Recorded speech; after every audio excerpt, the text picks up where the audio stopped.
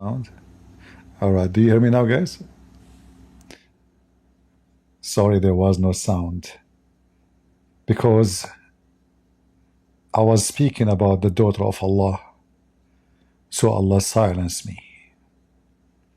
He said to me, "How dare you to speak about my beautiful, sexy daughter?" So let me introduce to you the daughter of Allah. She is so beautiful. In fact, she looked like Allah. I don't know actually who looked like who. Allah looked like her or she looked like Allah. However, both are so beautiful.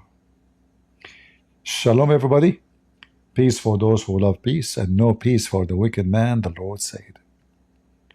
So this is a female woman. She claimed to be the daughter of Allah, the goddess, and she do miracles, and she is from India. This is a documentary done by the BBC. The BBC is a TV station in England, used to be sponsored by the kings of Saudi Arabia, because the British government is so corrupt and they were always looking for Muslims to pay for their dirt. So the BBC went all the way to India to introduce and to speak and to interview the daughter of Allah. So let us hear together the story of the daughter of Allah. Somebody asking about the Mahdi. This guy, the one David Wood, he made a video about him. This guy, he called me a couple of times. You remember? He called me a couple of times before, and I wiped the floor with him. He's mentally ill. Anyway, but even if you are mentally ill, you will find fans. Trust me. You know, this earth is a lot of garbage, and this is what we will show you today is a clear proof how a stupid idiot can make fun of you and can control your mind if you are a dummy.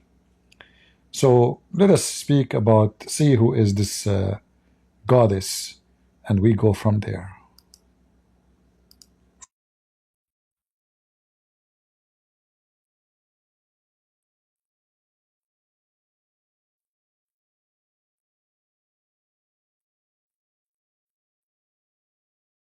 Look how she is. You know, hey Krishna, Krishna, Krishna, Krishna. I saw those group of white junkie Ukrainian. They are jumping in the streets, singing Krishna, Krishna, Krishna. I tried to talk to them. They would not talk to me. Krishna. I said, can we talk now? Krishna, Krishna, Krishna. And now look at those guys. They are, she's God's. She's God. And this is a guy dressed as a girl too.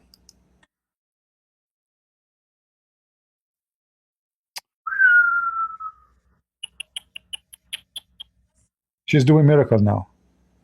And look at the rose in her hair. Man, man, how much gold. She's making a miracle right now. I do that, by the way, the same move she is doing when I cough. And the miracle I heard I do when I cough, they say that bacteria come from my mouth. Can you do that? Sure you cannot.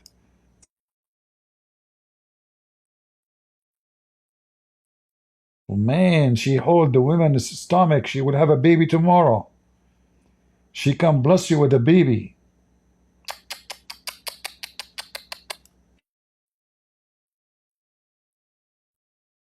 You have a sinking business?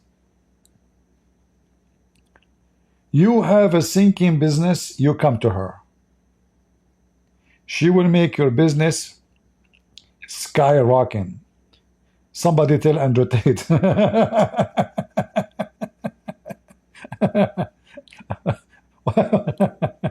This is the goddess, the daughter of Allah Al-Uzza. She can make your business flourish. What God have to do with business being flourish? What if this guy is a child molester? What if he's a pimp? What do you mean? Okay, continue. And look, those guys, the believers, look at them. So beautiful.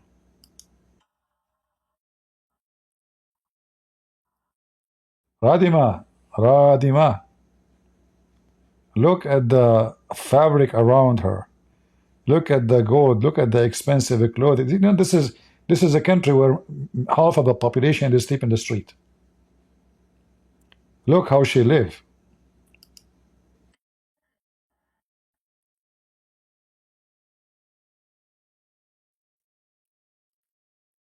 Blood came out from her mouth. She applied it as vermilion on me and said nothing bad will happen.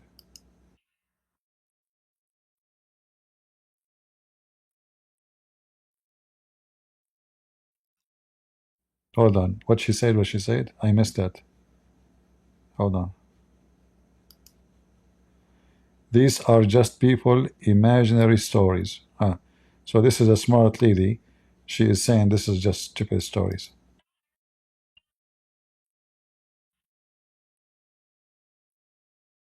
Man, she can't even walk. Look how the money is making her full of beef.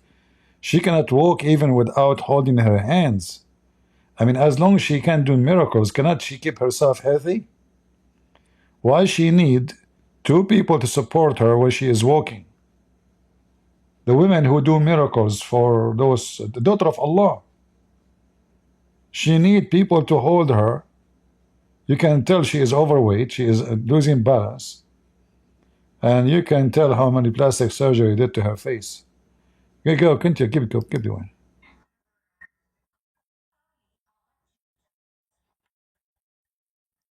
This is the family. They became so rich. The family becomes so rich. Rich are her biggest donors. Who is the one who donate for her? I mean, sure, what the poor person in India can give 10 rupees.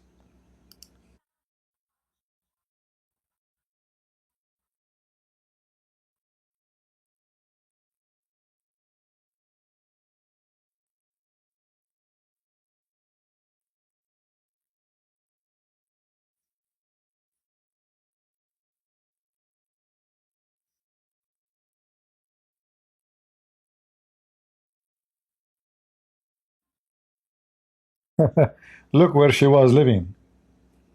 She is born in a very poor family house. Where she live now? Oh boy. Oh boy.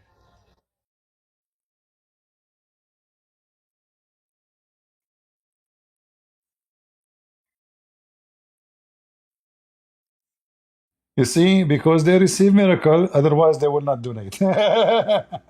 Now I know why nobody is donating to me, because I'm not doing miracles. We have to keep Patreon for free, otherwise all members will be gone. Or maybe 95% of them. Okay, so because you are doing miracles?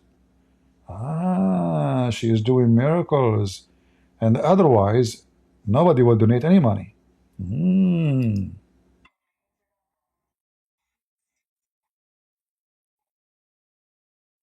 Look at the house of Radima. Look what the donation is doing. People sleep in the street in India, and she's God. You wanted to sleep in a normal house? God, what's wrong with you?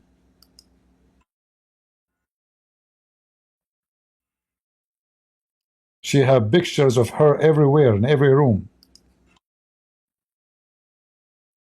Look at the bed. It sounds like a porn star. I cannot sleep. This is like a Dracula room. What is this? What the heck with this room? The floor is red, the bed is red, the chairs are red, the curtain is red. It looked like a porn.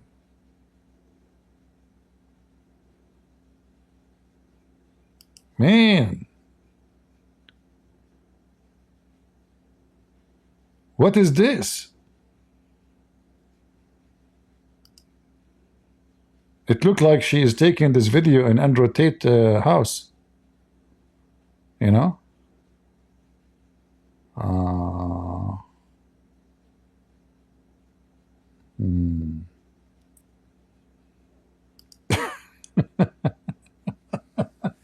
You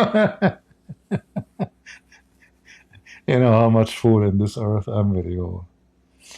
Oh boy, you can imagine how many maids she have, how many cook, how many servant, bodyguards, and she is coming from the slum, of on India.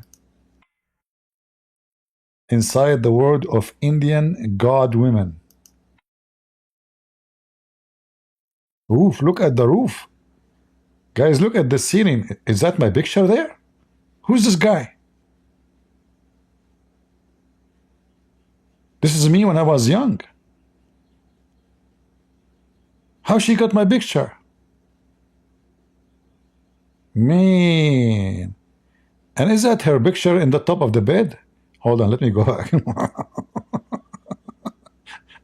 I'm sure now many of you will zoom in to see my picture. Shame on you. Very curiosity. Yeah, look. She have a statues of herself in the top of the bed.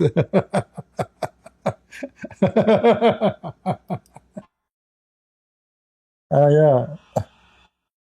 Yeah. What? No way. My head goes heavy. Let me remember. Who is the one who his head goes heavy when he receive inspiration from Allah? Who his? Let me remember. The first letter of his name is Muhammad. What his name? What his name? I just remember the first letter, Muhammad. My head goes heavy. Okay, why your goddess? Why your head go heavy? Hold on.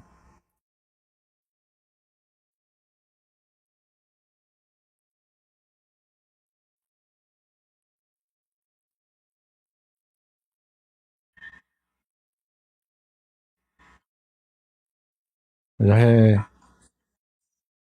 a light come into your eyes. Honest to God, this is what happened to me when I sneeze. Have you ever experienced this? When I sneeze, my sneeze is very very tough. Once I was not wearing my seatbelt in the car. My head hit the front, the windshield, the glass. Can you believe it? So I sneezed so hard. I mean, very very very hard. Like I jumped to the other side of the room if I am sitting in a couch. So light comes in my eyes. Man, I think I'm God too. Her name is Radhi Ma, self-styled Indian God woman.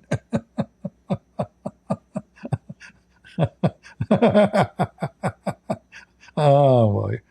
Okay. Tell us what happened. Sorry, I'm interrupting you. I'm just trying to study the situation, because I'm very good in studying situation stuff. I have a degree from Pakistan, uh, you know, and yeah.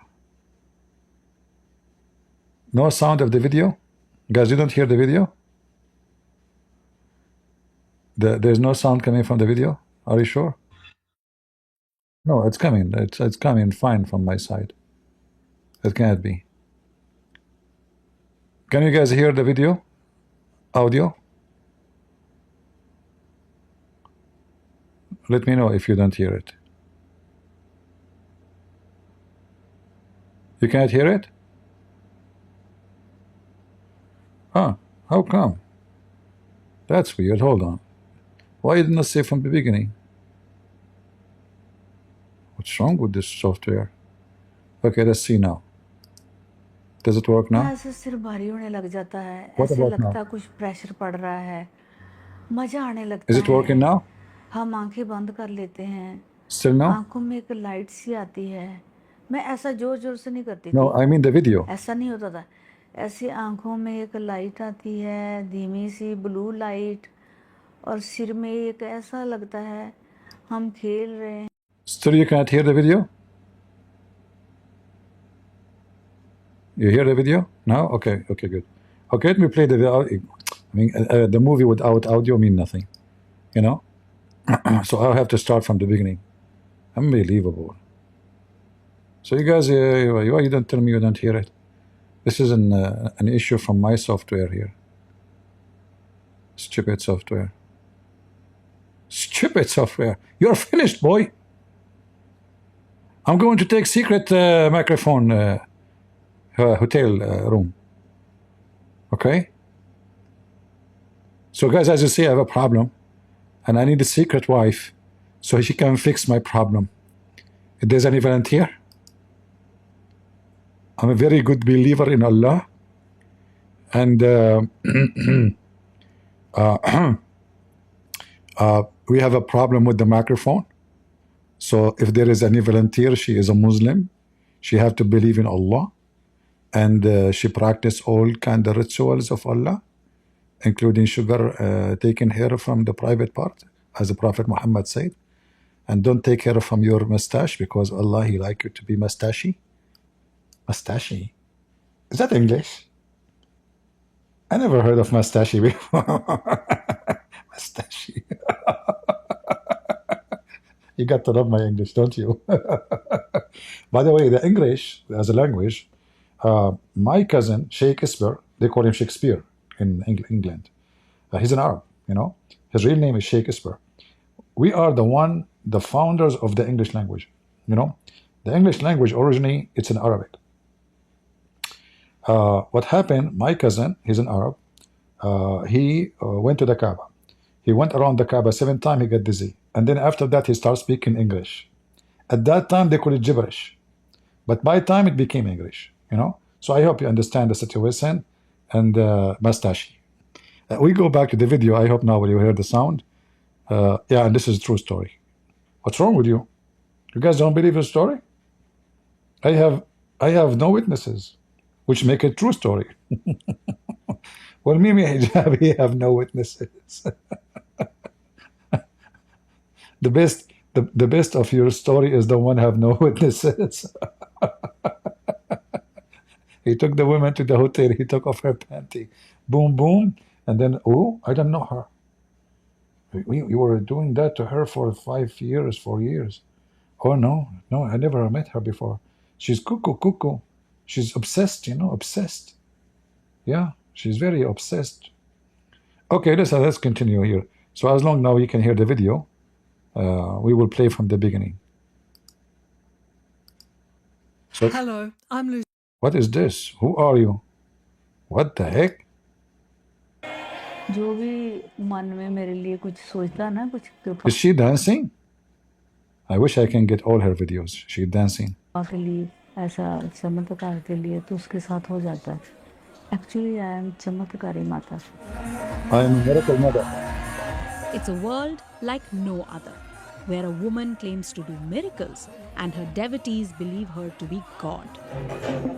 Her supposed powers, they say, include blessing childless couples with babies, curing the sick, and turning around sinking. The funny, she is blessing people with babies, but she don't have any. Oh boy. You remind me of Muhammad. He is like his father. His father don't have kids. And Muhammad don't have kids. So you bless people with babies, but you don't have babies? What's up? Businesses. This is the world of Radhima, the self-proclaimed miracle mother. उनके मकार मुंह से blood आया था, उन्होंने मेरी मांग भरी, कहते जा मोटो कुछ नहीं होएगा. To her followers, she is divine. लोगों की मनगढ़ंत कहानियां होती हैं, वो कुछ कर थोड़ी रही है. जय माता दी. To her critics, a sham. Her own family are her chief champions, and rich businessmen her biggest donors, catapulting her to become one of the few women in India's growing phenomenon of so-called godmen. पूरे दुनिया में केवल भारत में ये concept है कि इंसान खुद ही भगवान बन जाता है. बाबा के प्रिय लोगों में से मैं बाहर हो जाऊंगी, ये भी डर होता है. From humble beginnings. Look where she used to live. You know, I always, like, I don't want to claim to be God, but I want to claim to be a prophet. Like, I would have a big, nice, very beautiful palace. I will be invited by the most honorable people in the world, like the pervert Joe Biden and the Democratic Party. I will have followers like honorable followers like Andrew Tate's. They will be converting to my religion.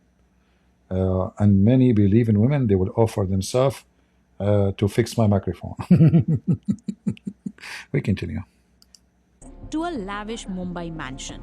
Her so-called miracles reap big rewards. और आपको तो बहुत चढ़ावा आता है हाँ मैं Look, she is sitting on a throne. Everybody sitting on the floor. On the floor. Like literally on the floor. And look what those people around her, what they are wearing. Look at this woman with the, you know, this is what, like, what kind of color? The light blue? Those are what? The assistant? What about this one with yellow? Those are the yellow bees. So she is sitting on a throne, and you can tell she is very, very heavy duty, overweight woman. Well, too much money and no work, you know. Yeah. Yes, I speak the truth, she said. सच बोलती हूँ, मैं नहीं परवाह करती, ये सच है, चमत्कार को नमस्कार है, अदरवाइज बंदा 1 रुपया भी किसी को नहीं चढ़ाता. Exactly. With exclusive access, we venture behind the scenes of Radhe Ma's life, where cameras rarely go, to uncover a world of faith and fear. Look at this. You know, you can tell that those people worship money. Anyone, at least, you know, he claimed to be special. The first thing is going to be special about you if you don't worship money and you care for money. But obviously, all those scammers, their target is money. You know, if you do not know, go check it right now. How Paul used to make living? Anyone knows? How Saint Paul, our brother, one of the elders of our churches, what he used to do for living to support himself. Did he have a mansion? Did he have palaces? Did he have a villa? He used to make tent. He worked in leather. Peter was a fisherman. So they started their life as fishermen and they die as fishermen. They never own a villa. They never own, not like the Pope now. You know, you see the Pope? They claim that he is Peter. Well, cannot be Peter. Peter, the one we know, is a very poor, humble man. Same as Paul. Very poor, humble man. They never care for money. They never live in palaces. They never had a bodyguard. They never have any of this luxury. All scammers, they live in luxury. You know, there's many rich people, by the way. They live in an apartment. There is the most rich person in Mexico. Originally, he is Lebanese, Christian. He live in an apartment. This guy who owned half the stock market of New York, all the telecommunication in Mexico, trains, phone companies, I mean, you name it. And then he have a very humble life. The reason those people, they have humble life, because even they are rich, but they are not coming from very poor family, not because they are religious. And so there's a reason. There's somebody who is humble because he is religious, he cares for God and only God. And there is people, they are born of certain money. So being rich is not a big deal. Being in a villa is not something they dream of. They grow their life, all their life, in a villa, in a palace. When somebody is poor and he got little rich, the first thing he tried to do, he tried to show off that he is rich. So he put 10 rings in his hand, a lot of gold in his neck. If you go back actually to see what she is wearing in her hands, where in the video she show, let's see.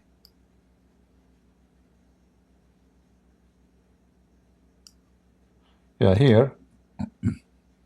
ही भगवान बन जाता। बाबा Let's के get प्रिय a लोगों में close से मैं picture बाहर of हो her. जाऊंगा, हो जाऊंगी, ये भी डर होता है। From humble beginnings to a lavish Mumbai mansion, her so-called miracles reap big rewards. और आपको तो बहुत चढ़ावा आता है। हाँ मैं सच बोलती हूँ, मैं नहीं परवाह करती। See see when you are coming from a very poor family, then jewelries, you have to cover yourself with jewelries. I mean, she can't even breathe. Look at the necklace at her neck. Is like, it's like suffocating it. And this necklace made of gold, full of jewelries, we do not know what the value of it. Even her clothes is have to have some kind of maybe I don't know what those things is in the clothes, because you never know. Many dresses are even covered by diamonds. People who get so rich. So trashy people who they are, always a dream to show off. Their dream in life is not to be rich only. To show off is the one who exposed their worth. That's why you see someone like Andrew Tate. He show you his cars. He show you his money, bag of full of money. He put in the table. He opened the camera. Why? Because he's coming from a trashy background. For him, this is what life is about. This is what make him, a successful person. A person who is coming, he is already successful, and like you will never see Elon Musk putting a bag full of money on the table. But who is rich really? I mean, who we can compare? Can we compare those to Elon Musk? No. This guy, he owned literally spaceship, tons of them, satellite, thousands of them, spaceship, a base, car manufacturer. I mean, you name it. But he don't talk about how much money he have, and he don't wear diamond and gold and silver around his neck, and he don't show his wealth. People who they have problem are those who try to show off. I understand if you have a business, and because of your business you have to dress and wear certain clothes. Like I know if you are a businessman, you have to meet with business people, you have to wear a suit. Your car should not be junky, because the nature of your business. I understand that. This is not about showing off. But most of people who they care very much for their look, and I'm talking about the accessories, not their face, is junky. Because they believe that the accessories will make them valuable. The gold in their hands, in their rings, in the diamonds, the necklace, the earring, the things they have, the dress, this is what makes them valuable. And this woman now, she is trying to present herself as God. Well, if she is God, she can do miracle. Can she make herself win the biggest lotto in the world? Why she even need donation? Is that correct? She can buy, I mean, she do miracles. She's God. Can you as God know which number will win the lotto? The lotto in America sometimes reach like 500 million, 600 million dollars, 700. You never know. So you win 2 lotto, you became, you own $1 trillion. You do not need a donation, right? Like those, scammers, I saw them in every country almost. Like in Korea, in Romania, in everywhere. There's people who work as a fortune teller. But the stupid people who believe in those people, shouldn't they ask themselves, if they can't tell you the fortune, why don't they have fortune without doing this? He's a fortune teller. So this woman, she fooled those poor people, like the same as Sadhguru. Sadhguru. Sadhguru, he don't go to places they are poor. All his conferences is for people who can afford the ticket, and the ticket is so expensive. So Sadhguru, he go to Hollywood. Why you don't go to the poor areas in Michigan, as an example, where people live in welfare? Why Sadhguru, he go to the actor and actress in Hollywood? Because after he finish his speech, the check will start coming like rain. His interest, Lotto is a sin CP. You know, you can say it's sin if you want, you can say it's not. You know, it's a form of gambling. It's a form of gambling, which is not right. But it depends what do you do. Like, you know, if you are obsessed with it, like if you buy it once, twice, you know, hoping that you will win, and if you win, maybe you can help and do something to the poor people. I cannot say it is like it's an evil, but it's a form of gambling for sure. And the danger about gambling, that if you became obsessed with it, that's it, you are destroyed.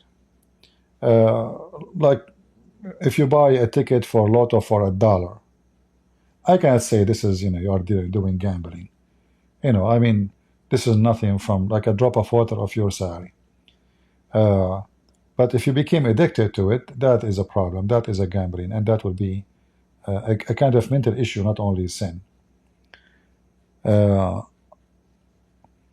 back to our topic, I used the example of the Lotto to prove that those people are false, because they claim that they can do miracles. You see, Muhammad in the Quran, he asked the Muslim to give him a loan. A loan, you give it to Allah. But if Muhammad sent by Allah, and Allah is God, why Allah need donation? Why he need money? Why he want to take a loan from the Muslims? And if this woman is God, can God provide himself? Why she need people to pay for her housing, for her jewelries? You're God. She is not claiming to be a prophet or someone sent by. She claimed to be God herself.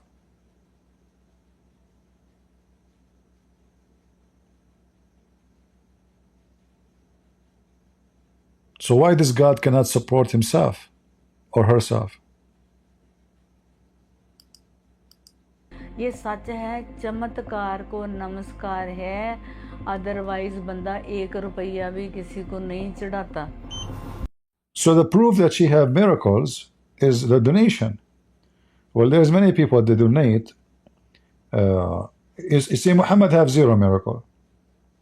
But the dummy Muslim, they believe that if they give money to Muhammad, Allah will give them something. People always, you know, have hope. People are weak. People, they are desperate. The sick, the needy. You know, everybody have his own weakness, and they have hope. So they give money to Muhammad, but Muhammad have 0 miracle. Muhammad himself, he died from illness. The guy who claimed to be the Messiah, Ahmad Mirza Ghulam in Pakistan, he died because of his shit, literally because of his diarrhea. So let us see how this woman will die, and then everybody of those people who worship her will notice that she is being scamming them, and they are a bunch of fools. बंदा 1 रुपया भी किसी को नहीं चढ़ाता. With exclusive access, we venture behind the scenes of Radhema's life, where cameras rarely go, to uncover a world of faith and fear. And you notice she have her picture in every room. Self-worshipped person. You see, I mentioned before that Jesus never said, make a picture of me. I remember Jesus, you know, in Israel, in the time of Jesus, the Roman is the one who dominate the land. And those Roman are obsessed with the statues and images and pictures. Like, you cannot even go to one house in Italy until now, even now, without saying tens of statues and images and pictures and granite, all kind of arts. They are literally obsessed. And the artists in those countries, because they are obsessed with art, they can make a copy of you. Literally, they can make a statues look like you, like if as a statue is going to talk.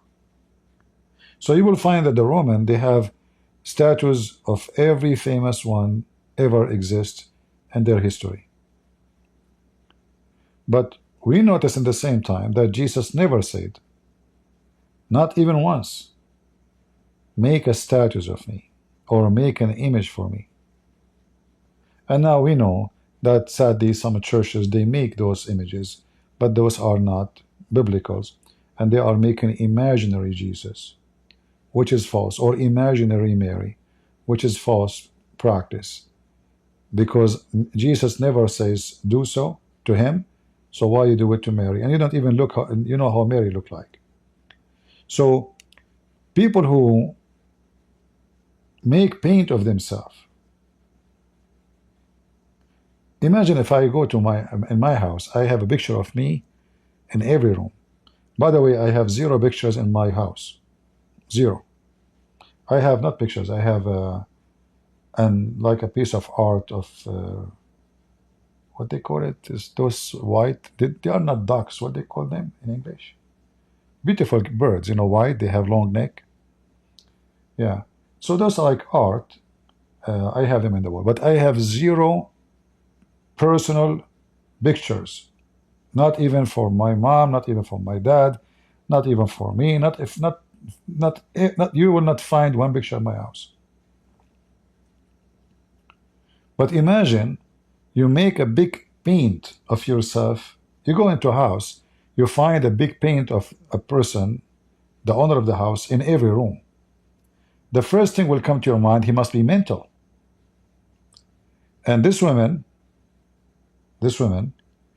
she is obviously obsessed with herself. She have a demon inside her. She have self-worship. Otherwise, why you put a picture of yourself in every room? Every room in the house. She have a statues of herself on the top of her bed. Look at this.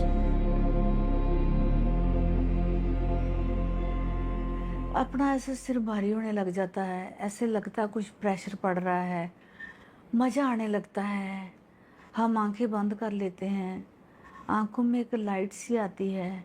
मैं ऐसा जोर जोर से नहीं करती थी, ऐसा नहीं होता था।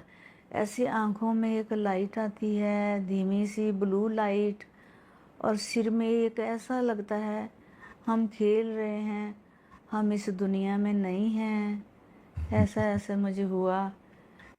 Here you see how the Arabic is mixed with the Indian language. She used the word dunya. Obviously you're a god. Okay, when this happened to me, and I placed my hand on someone's head, what happened? फिर मैंने जिस के सिर पे हाथ रखा, उस पे माता रानी की कृपा हुई, मैंने कुछ नहीं किया।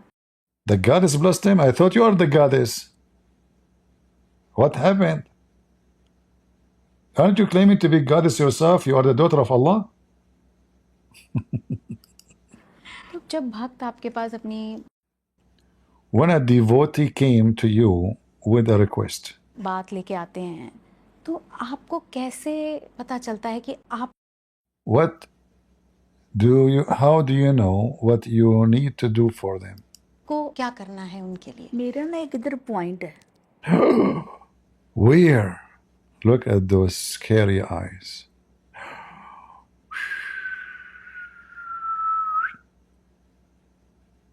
Thank God I'm still single. Do women really look like this? I hope not. Imagine you wake up in the morning, you see those eyes in front of you. And then you see that long red thing, you think, oh, my wife, somebody hit her with the hammer in her head. So what do you have? You have a point here? Really, you have one? Okay, what that point there? Is that a satellite? Tell us about the point. आपको क्या करना है उनके लिए? मेरा ना एक इधर पॉइंट है, इधर। Man. वहाँ ना tingling tingling tingling tingling Tingling, tingling, tingling. This is very classic Indian. Tingling, tingling, tingling, brother, tingling. So she have a point there, there, and it start tingling, tingling, tingling, tingling, tingling, brother. With a breath. First of all, I'm going to report to YouTube. Oh, why is that here? Because simply you're making fun of the Indian way they're talking. I'm not making fun. It's funny. I mean, tingling, tingling, tingling. What happened? What? Hold on. You have a point here, and then it tingling, tingling? No way. It must be from God. ये पता चलता है कि आपको क्या करना है उनके लिए। मेरा ना एक इधर पॉइंट है, Uh-huh. इधर वहाँ ना टिंगलिंग टिंगलिंग टिंगलिंग टिंगलिंग होती है। जब कोई भक्त आते हैं ना सारे, तो जो कोई श्रद्धा लेके आता है, सचमुच जिसको भावना हो जाती है कि राधे माँ मेरे लिए। Faith in Reda Ma power. Reda Ma is her. Reda Ma is her. She is Reda Ma, okay?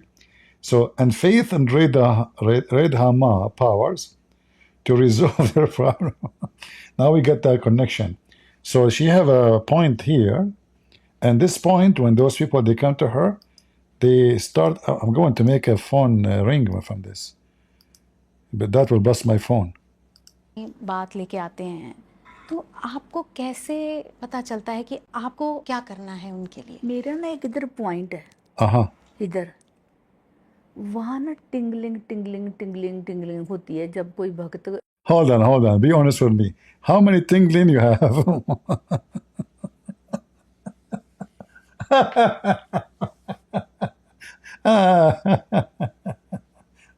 Lord have mercy.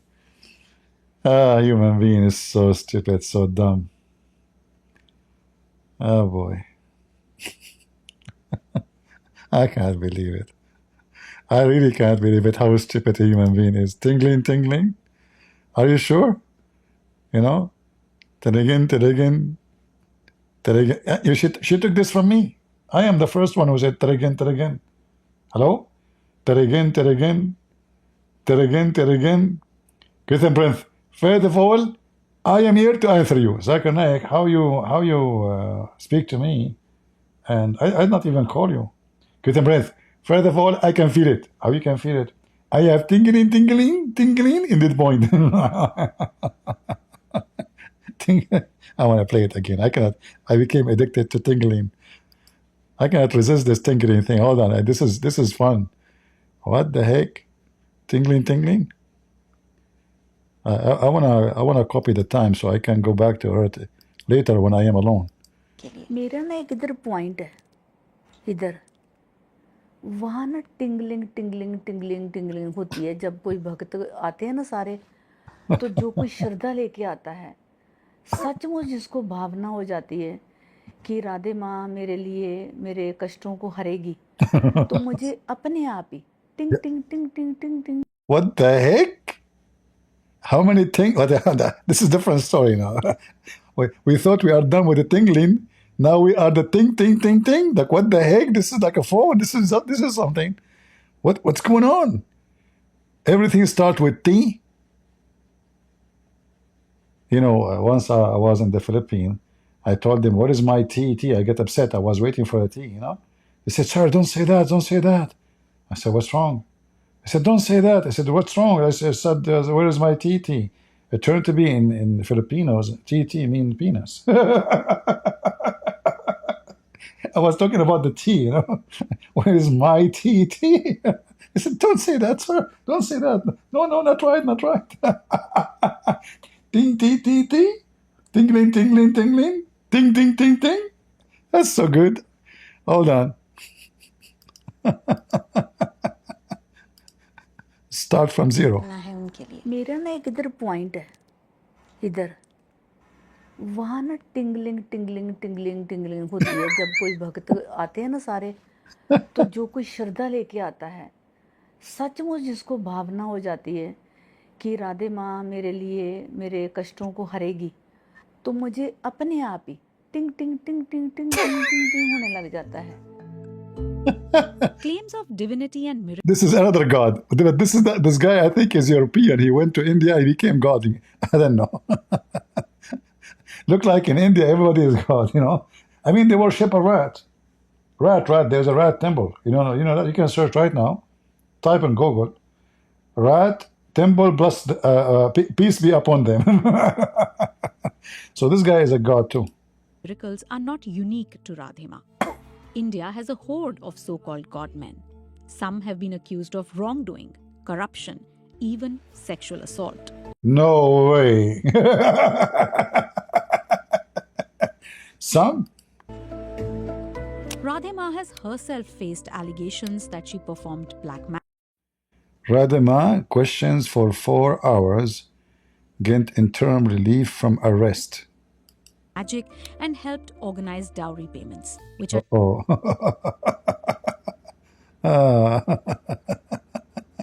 technically illegal in India. After the police investigated, the cases were dismissed. For sure, she paid a lot of money in such a country full of corruption. But thousands still. This is another god. Did you see this god in India? This is more convincing to be God. Look at the crowd. Look at this, guys. Look at this. Look. Man, the land of a scam. Poor people. Unbelievable. But thousands still flock to see godmen and women. Last year, a crush at one such gathering killed more than 120 devotees. Founder of India's leading anti-superstition organization, Professor Shyam Manav, calls this devotion to self-proclaimed living gods a uniquely Indian belief.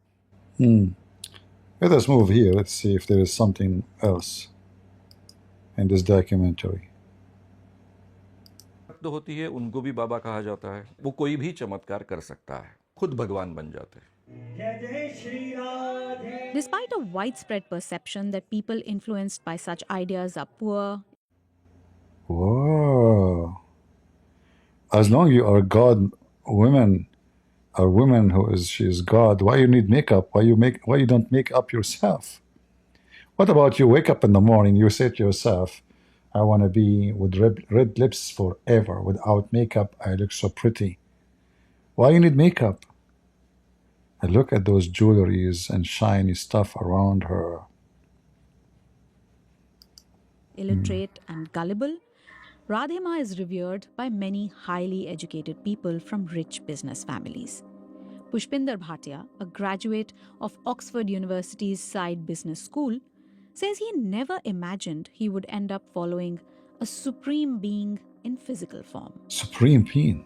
Yes, initially there were questions to say that, does God really come in a human form? Is this true? Does she really bless you in ways that can change your life? How does these miracles so-called happen? Mr. Bhatia came into contact with Radhima after a tragedy in his family. Though some might say he was vulnerable at the time, he felt she truly cared. I think my first...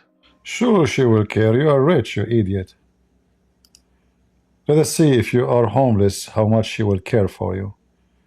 You're a very rich person, you know. Obviously, he is born of a rich family. He graduated from the most expensive schools in the world. Look at his villa, his palace. So sure she will care for you, you know. Let us see if you are a person who sleepy in the street, how much she will care for you. Man. Guys, I don't know. I feel like there's a tingling in my point here. Anyone feel that with me? Anyone feel Darshan, the tingling? I think I was pulled by the aura that she has. She have aura?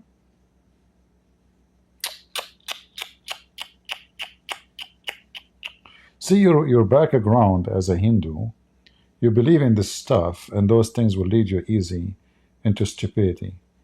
Aura, karma, you know, it does, you know, like it's a mix of philosophy And your background will make you ready to believe in this garbage. Otherwise, you need to ask yourself, why only those things happen, like the majority of those who accept such a thing are Hindus. Why the impact is in Hindus? Because simply they are ready to accept those things. Their false belief into Hinduism prepare them for such a thing. Like Krishna was a man. He had sex with his mother, right? So their fairy tale stories about gods, like gods fighting gods, and Krishna, the tribe of Krishna, they will fight other tribe, and then nobody can kill them unless he is like a god like them. And then one of the god, he died, and he left a bone. He threw it in the water. Then a demon, he get the or not demon, sorry. Like they are trying to copy, like it's an evil creature. He get that bone, he used it as an arrow, he throw it, he killed the Krishna. Because nobody can kill a Krishna unless he is from the same tribe of a Krishna. So legends and stories, so those people are ready to believe in anything. So now he went to her and he felt she had an aroma. How come we don't see the aroma? I see just a silly stupid woman. I see stupidity in every word she say. Even her face looks stupid. But why this guy, he saw the aroma, and he study abroad, he have degrees, he's a businessman, because already he have a background prepared. They said he have a tragedy in the family. So this guy spiritually already is broken. His heart is broken. So he's looking for a solution for his broken life. So he went there and he found that she have an aroma. Darshan ever. I think I was pulled by the aura that she Aura. has. Sorry, aura, not I aroma. think when you see through the body form, human form of who she is, you will have an immediate connect. The Look at the darshan aura of she being in have. the presence of Radhima. Look at the aura. She have a lot of aura. What she have in her hand, is that a gold? Or this is this thing, like, and what this have three things? What is that? Like what is that? Is that the thing like a candy you lick it? She have an aura. Unbelievable. Look at the dress she is wearing. Look at the roses in her dress. How she can sit with it.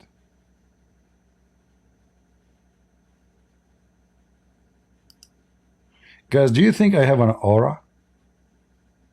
I will tell you, this is a true story, by the way. Once I was going in Africa, in Brazil. I went in the Nile River in Brazil, and then I was fishing for alligator in Alaska. So I stopped there in Alaska, in the top, like I was walking, and I found myself in the top of alligator. I did not notice in the beginning. He was so big. He was like 200 meter wide and 300 meter tall, This why I did not notice. I mean, like, it looked like a rock, But anyway, because Alaska is very hot in Brazil, and the alligator, when he looked at me, he turned his head. His head was so huge, but he felt like I have an aura. So he said to me, "Oh la la, aura, aura, oh la la." And this is why if you go to Brazil right now, in Alaska, you will find all alligator and those beasts. They sing the same song, "Oh la la, aura, aura, oh la la." This is why in the festival, which happened in Alaska, you see those women walk naked in the street in Alaska, Brazilian women, in Argentina, in the Mississippi. So anyway, they go and they sing the same song, "Aura, aura," and they notice because I have an aura.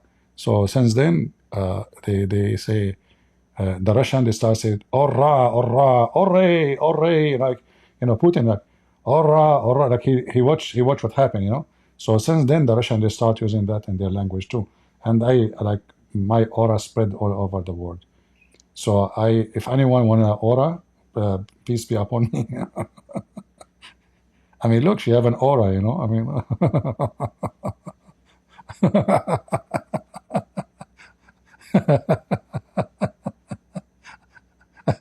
anyone want some aura?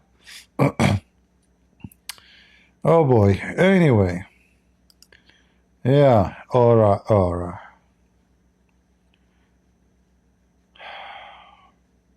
And Dikshu, close her eyes.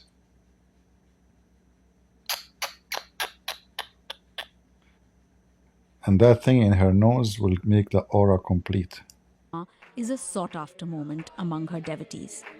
We were given access to one such darshan in Delhi. Among the hundreds attending were prominent businessmen and a very senior police officer's family who had flown in especially for her audience. I was there as a journalist to I don't like to use the word fat, but she is fat. Which is not healthy. I'm talking about being healthy. I mean, nothing wrong with you if you are overweight, but if you are a goddess and you do miracle, well, do miracle and lose weight so you can stay healthy. If you are overweight, you have a heart attack, you have cholesterol, you have a lot of diseases. Overweight will cause you tons of problems. Tons of problems. It's not only not healthy, it's a major reason for death. Look at her. And look at the couch she is sitting in. Look at the furniture. Look at people bowing in front of her, to observe and report, but was told to take her blessings first. Pushed right in front of a long queue. Then instructions about how to pray and a warning of harm coming to my family if I did not follow them. Harm will come to your family if you don't follow them? Hold on. Pushed right in front of a long queue. Then instructions about how to pray and a warning of harm coming to my family if I did not follow them. Man. Faith was being coerced by fear.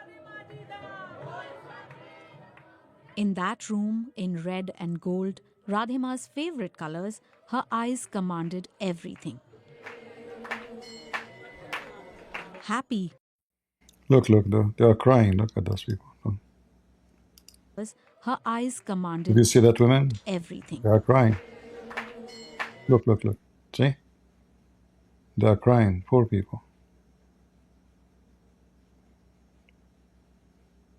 I cry all the time.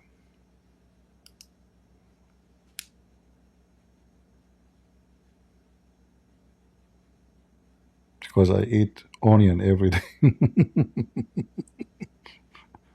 They are crying. The goddess, we are in front of the goddess. Yeah. Let us continue. Lord have mercy. If any one of you would like to donate to her and receive some blessing from her God, she is God. So, you can search her image and, oh, I have a better idea. Guys, listen carefully. I'm going to open an institute. It's called Secret Wife Institute. We need your support. We are going to help women who they are desperately for husbands. All right? So we are going to take them to hotels free of charge. We do plumbing, oil change, all requirement for those poor women, Muslim women, who need help for the sake of Allah. All right? Just for the sake of Allah. Plumbing, oil change, I mean everything, you name it, without counting everything. I mean, you know everything. You're dirty-minded, I know you. You see, you're dirty. I know, I'm talking about something else, and you people thinking about something else. Dirty people, dirty, I'm telling you. Not like me. I don't think about those things. I was talking about real oil. You know, like, look, okay, if you go back here in the video, look at her face. You will see how much oily it is. What happened to this video? The circle of death? Did I lose internet? My internet company, again, they send me a warning. They will charge me $10 for every 50 gigabyte I go over. What happened? है उनके लिए मेरा ना एक इधर point है, Point इधर A. वहाँ ना टिंगलिंग टिंगलिंग टिंगलिंग टिंगलिंग होती है जब कोई भक्त आते हैं ना सारे, तो जो कोई श्रद्धा लेके आता है, सचमुच जिसको भावना हो जाती है कि राधे माँ मेरे लिए मेरे कष्टों को हरेगी, तो मुझे अपने आप ही टिंग टिंग टिंग टिंग टिंग टिंग टिंग टिंग होने लग जाता है। Claims of divinity and miracles are not unique to Radha. Yeah, it is skipped where we missed, where we left. Yeah, this is the businessman who saw her aura. I'm sure she gave them his name to and maybe they are partner in the crime together, you never know. The presence of Radhima is a sought-after moment among her devotees. We were given access to one such darshan in Delhi. Among the hundreds attending were prominent businessmen and a very senior police officer's family who had flown in especially for her audience. I was there as a journalist to observe and report, but was told to take her blessings first, pushed right in front of a long queue. Then instructions about how to pray and a warning of harm coming to my family if I did not follow them. Faith was being coerced by fear. In that room, in red and gold, Radhima's favorite colors, her eyes commanded everything. Happy one moment, angry in another. Oh, she's angry now. Oh, did you see how she shake her head? Now she's angry. Look how many rings she have in her hands. Look at the bracelet. Look at this. Aman, Rabbi, Aman.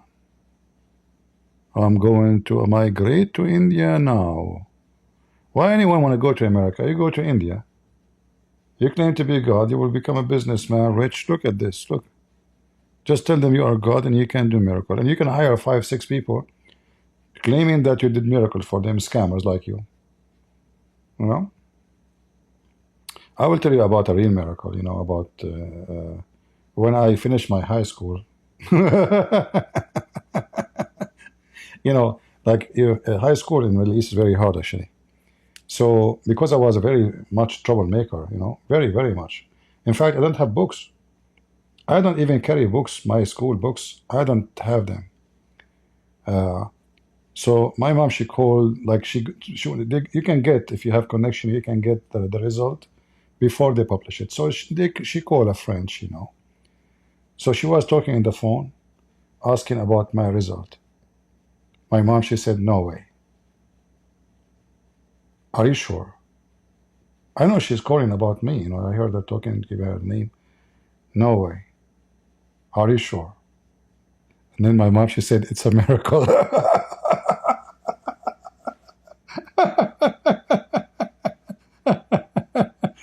Her son graduated with high grade. Said, how you do it? You don't even go to school. You don't have books. How you can do it? It's a miracle. Oh boy.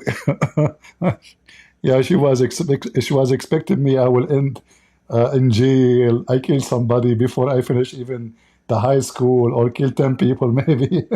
Always I have guns with me, no books. I don't carry books with me to school. I leave they gave us the books. I read them in school. In the school, there's like a, you know what they call it? You know, the desk for the student. There's a, like a, you know, you lift it up, you put the the books inside. I have all my books there. I don't take them home. I don't like to carry stuff. Like even now when I travel, I carry nothing with me. So she's talking to the.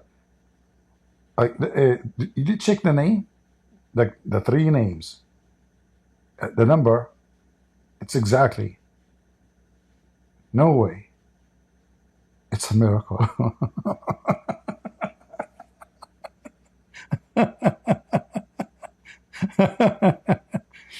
We have a subject. It's about philosophy and logic. I never even read the book for one day. I got 100 from 100. Honest to God, I did not even read the book. I don't even have the book. I never bought the book. I went to the exam. I did the exam. I get 100 from 100. Anyway, so I can go to India now. I have the aura, the aura, and a lot of miracles happen to me. And I have the tingling, ting, ting, ting, ting. I have those things too.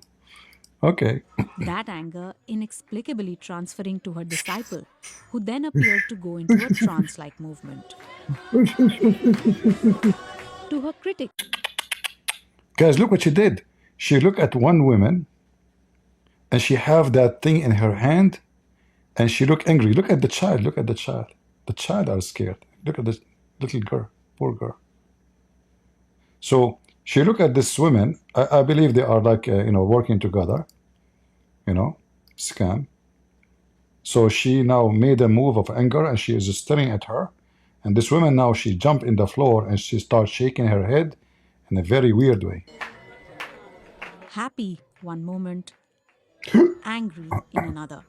That anger inexplicably transferring to her disciple, who then appeared to go into a trance like movement. Oh boy. To her critics, she's a charlatan, defrauding people by pretending to have direct access to gods and goddesses. But Radhima claims the donations she receives are proof of her powers.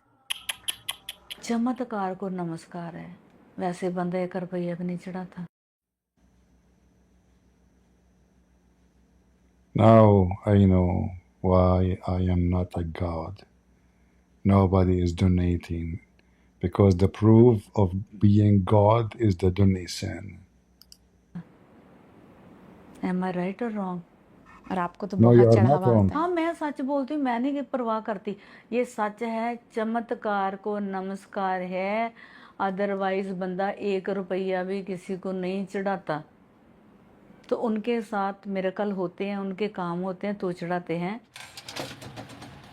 No one knows how much is earned in donations. The money is managed by her family, who live with her here in this mansion in Mumbai, built by her 2 Look at her family. sons who are entrepreneurs and married into business families, who, in extension, form the closest set of Radhima's disciples. The elder daughter-in-law handles all Radhima's public appearances.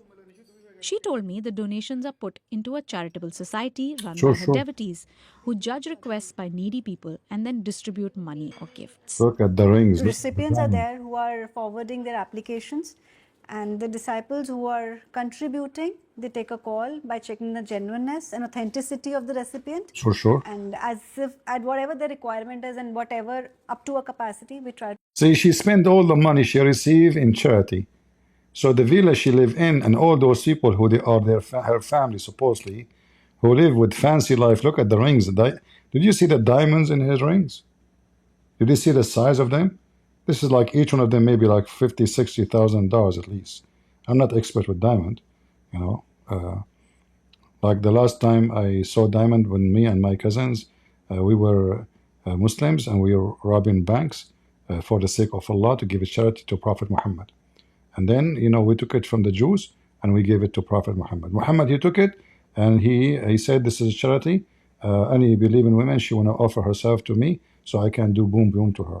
And since then, I did not see the diamond no more. This is why I cannot claim to be a diamond expert. And this is summary of my career. Okay, let us continue. To fulfill it to the best. You're welcome to Radhimaji's palace. Look at the gold. This is Demaji's Mandir, Radhimaji's Mandir. and where she offers her Look at prayers the and her daily crystal. rituals. Look at the When crystal. she's giving her darshan, she has that long attire, and when she's in a comfort zone, we have a small comfort dresses. Look how short the dress. See through. We will see her butt if she wear them. That will be interesting. I never saw a goddess naked. I would like to see that. Yes, we call it as cholas. all the dress have the same color. You know, if I like few colors only. I don't use too many. So if you see me today, you see me tomorrow, you see me the day after, you will think I did not change my t-shirt. Because what I do, if I like a t-shirt, I buy like 6, 7 of them, and usually maybe 2 colors only. So I change every day, but you will think I'm wearing the same thing. So look like we have things to share. She wear every day the same color, the same dress forever. I mean, did you see the hangers? All of them, they are the same. Long attire, and when she's in a comfort zone, we have a small comfort dresses. Yes, we call it as cholas. See through. So when we talk of saintly figures, we assume that they would have If. This is her daughter-in-law. She is kissing the bed and bowing down to her because her feet and her ass was in this bed. Scammers, Yeah. She is doing now in front of the TV. Why you are doing this to the bed? She is not even there. So what you would do if she's in the bed? given up worldly things. They would have no attachments to anyone, no belongings. And of course, as we can see, there's a lot of worldly possessions. It's a very well-to-do family. How does that coexist? She's not living with us. We are blessed to be living in her Sharan with her Kripa. She's far apart this sense of attachment to the materialistic and worldly things. She does enjoy like dressing up and being a certain person though. We enjoy dressing her up and seeing her in that attire. We enjoy that kind of worldly pleasure. You'll always go and fetch a dress which suits best for your idol. So why not for the living God? Why not? Why not? Megha is not the only one serving Radhima. This so-called god woman has a husband, Mohan Singh, known to followers as Daddy. What the heck? The husband is God too? She is a goddess. He's a god too, and he's a daddy. She is the mama. Her husband is God Daddy. He's built a temple in her name in his hometown Mukeria in Punjab. A small one-room temple that also has Radhima's living quarters for when she visits. It's run by Radhima's sister. बच्चे जैसे बोल देते हैं मैं pilot बनूंगा, मैं वो बनूंगा, मैं डॉक्टर बनूंगा, तो देमा जी बोलते थे मैं कौन हूँ। उनको किसी ने बताया कि यहाँ 130-35 साल के गुरुजी हैं। पिताजी 135 old guru. There's a guru. He's 135 old man. Sound like those Elon Musk. He found him in the Social Security benefit. Okay, my father took her there. तो उन्होंने बोला ये कोई नॉर्मल नहीं है। She is not normal. I assure you that too. The guru is 135 years old. The guru. True story. ये Hold on. Let me ask Mr. AI.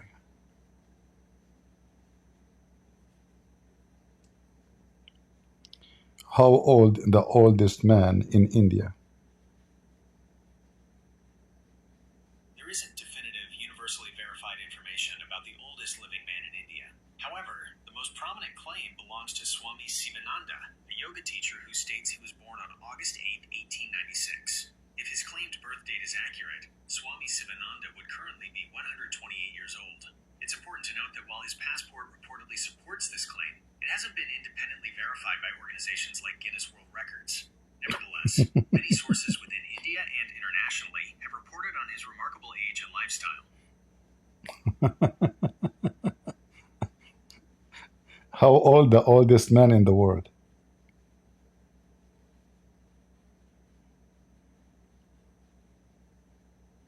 As of today,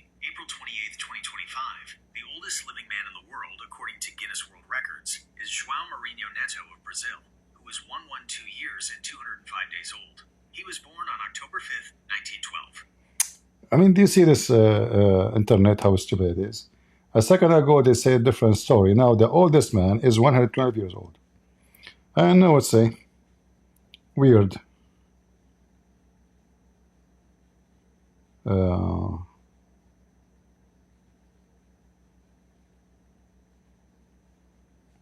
Yeah. Okay, she is a human form of God. She is a human form of God. So God, he could not look, he could not find a better form. I mean, imagine God, he come in my look. That would be horrible. The whole world will become atheist. Anyway, so she is a human form of God. बच्ची एकदम भगवती का स्वरूप है. तो उन्होंने जब मंत्र दिया, ये मंत्र जब मैंने जपा तो मेरे को माता रानी का दर्शन हुआ. दिखी आपको? Yes, of course. Sure. मैं सो रही थी, मुझे विराट दर्शन हुए. सपने मेरा मुंह लाल हो गया और माता रानी आई और माता रानी ने ढेर सारे पैसे पकड़ के ना मुझे ऐसे दिए. तो फिर इसके She gave her a bundle of money. The mother God, she is the daughter of God. You know, she is the daughter of Allah, remember. So the mother God, she appeared to her and her face become red. And then the mother God, she dropped on her a bundle of money. Why those things doesn't happen to me? Unbelievable. I mean, I order a plant online. It's taken a week. They did not drop it on me yet. This is the luck here. Look at this, you know, shit. Yeah, I can tell. I believe you. The mother goddess came and she was asleep. आई और माता रानी ने ढेर सारे पैसे पकड़ के ना मुझे ऐसे दिए. तो फिर इसके बाद जब मैं बाहर निकली तो लोगों में शोर मच गया. आगे तो ऐसे ऐसे करके मेरी प्रसिद्धि हो गई. My divine power became famous. ये राधे माँ का मोहल्ला किधर होगा? It's a fantastical tale, repeated many times, as I discovered in the village where Radhe Ma was born. उनके जो पापा थे ना, वो एक ऑफिसर थे, तो उनको जो भी पॉकेट मनी मिलती थी ना, वो सब वो बच्चों को बांट देती थी. There were people who vouched for her, but also many who refrained from talking about her or seemed afraid to speak. इधर आइए, राधे माँ वाला पूछन दिया. ये आगे डर गए लोग. You get scared. It's clear the power of Radhe Ma's influence spreads far and wide. All we hear is a careful retelling of her miracles, especially by those who are given monthly pensions by her. इनको attack हुआ था, वो भी आज मैं सुहाग भुगत रही हूँ ना, वो देवी माँ की देन है.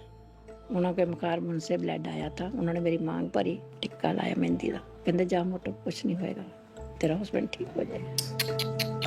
True story. ਅਸੀਂ ਉਹਨਾਂ ਬਾਰੇ ਕੁਝ ਨਹੀਂ ਬੋਲ ਸਕਦੇ ਕਿਉਂਕਿ ਮੇਰਾ ਨੁਕਸਾਨ ਹੋਏਗਾ. ਮੈਂ ਜੋਤ ਨਾ ਜਗਾਵਾਂ, ਮੇਰਾ ਨੁਕਸਾਨ ਹੁੰਦਾ, ਮੈਂ ਬਿਮਾਰ ਹੋ ਜੰਨੀ ਆ. These expressions of faith ran a clear thread of fear, of being seen as unfaithful or not worthy. Excuse me, guys. I'm not going to make fun of the look of somebody, but she looked like a turkey with a lot of red feather. I mean, turkey don't have red feather. She's a very fat turkey, you know, and looked like it's a Thanksgiving day. Did you see how she danced? What the heck is that? Dance, dance again, dance again. You look so beautiful. ਜੋਤ ਨਾ ਜਗਾਵਾਂ, ਮੇਰਾ ਨੁਕਸਾਨ ਹੁੰਦਾ, ਮੈਂ ਬਿਮਾਰ ਹੋ ਜੰਨੀ ਆ. Within these expressions of faith ran a clear thread of fear, of being seen as unfaithful or not worthy enough. According to Professor Manav, it's a tactic God-men. What is that?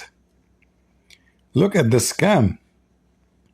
This is the heaven of Allah. Look, there's two. There's a guy and a female in a swing, and the swing is decorated in red, and they have green branches like this is in heaven. Do you see this? Do you see the swing? Do you see those people? Do you see them? You see them? Huh? Who admins, my admins, we need to volunteer. You make a swing like this in your home. You open the camera, and that will make more people come and join us here, okay? Do we have any volunteer? Like you and your husband, I will give you $5 for each hour. All right? You put the same decoration. We want the same decoration, red. Everything is red. And you put like branches on the rope. All right? Attach it to your roof. And by the way, you do not. We need to make people think that this is a miracle. So nobody is pushing you. So what? How you can make it move then? You fart. Make it silence fart. And that will push the swing like. Don't worry, people will not smell it because it's a camera thing, Until now, there's no technology to smell through internet. So you can make it work, and that will bring more people to believe that I have an aura, a lot of aura. And maybe people then will start making donation. Yeah. What this purpose of this swing? This is telling you how naive those people there. What the heck is this? Continue. I like the swing thing. Okay. Faithful or not worthy enough. According to Professor Manav, it's a tactic godmen and women use to their advantage. Look at this. Law probability के कारण जो prediction सच होते हैं उसका credit बाबा को मिलता है और जो सच नहीं होते हैं उसका डिसक्रेडिट बाबा तक नहीं जाता। सेल्फ ब्लेम में आता है, हमारी भक्ति में कमी रहेगी, इसमें आता है मेरी श्रद्धा कम हो गई, या फिर मेरा नसीब ही ऐसा है, बाबा का हाथ सर से चला जाएगा, बाबा के प्रिय लोगों में से मैं बाहर हो जाऊंगा। Oh boy. Look at the flower they throw at her, roses, unbelievable. And in fact caused harm. They did not want to be identified or share their personal experience of loss and hurt on record. But I did speak to some people who shared their disbelief in her claims. ये सिर्फ लोगों की मनगढ़ंत कहानियां होती हैं कि किसी person को ऐसा उठा देते हैं कि हाँ भाई वो राधे माँ है, वो कुछ कर थोड़ी रही है, सिर्फ नॉर्मल है वो। ये है कि सिर्फ उन्होंने मेकअप ज्यादा कर लिया है या कपड़े अच्छे पहन रही हैं। It only heightened my curiosity about her devotees, and one evening I was shocked when I saw Radhima ask her inner circle of followers, who were seated on the ground, to make animal sounds for her, and they obliged. To make what? We met the core group of her followers, including you. She was able to ask them to do so many things. Act like an animal, once like dogs or like monkeys, like those were things I had never seen. So she's somebody who's restrained herself in a room.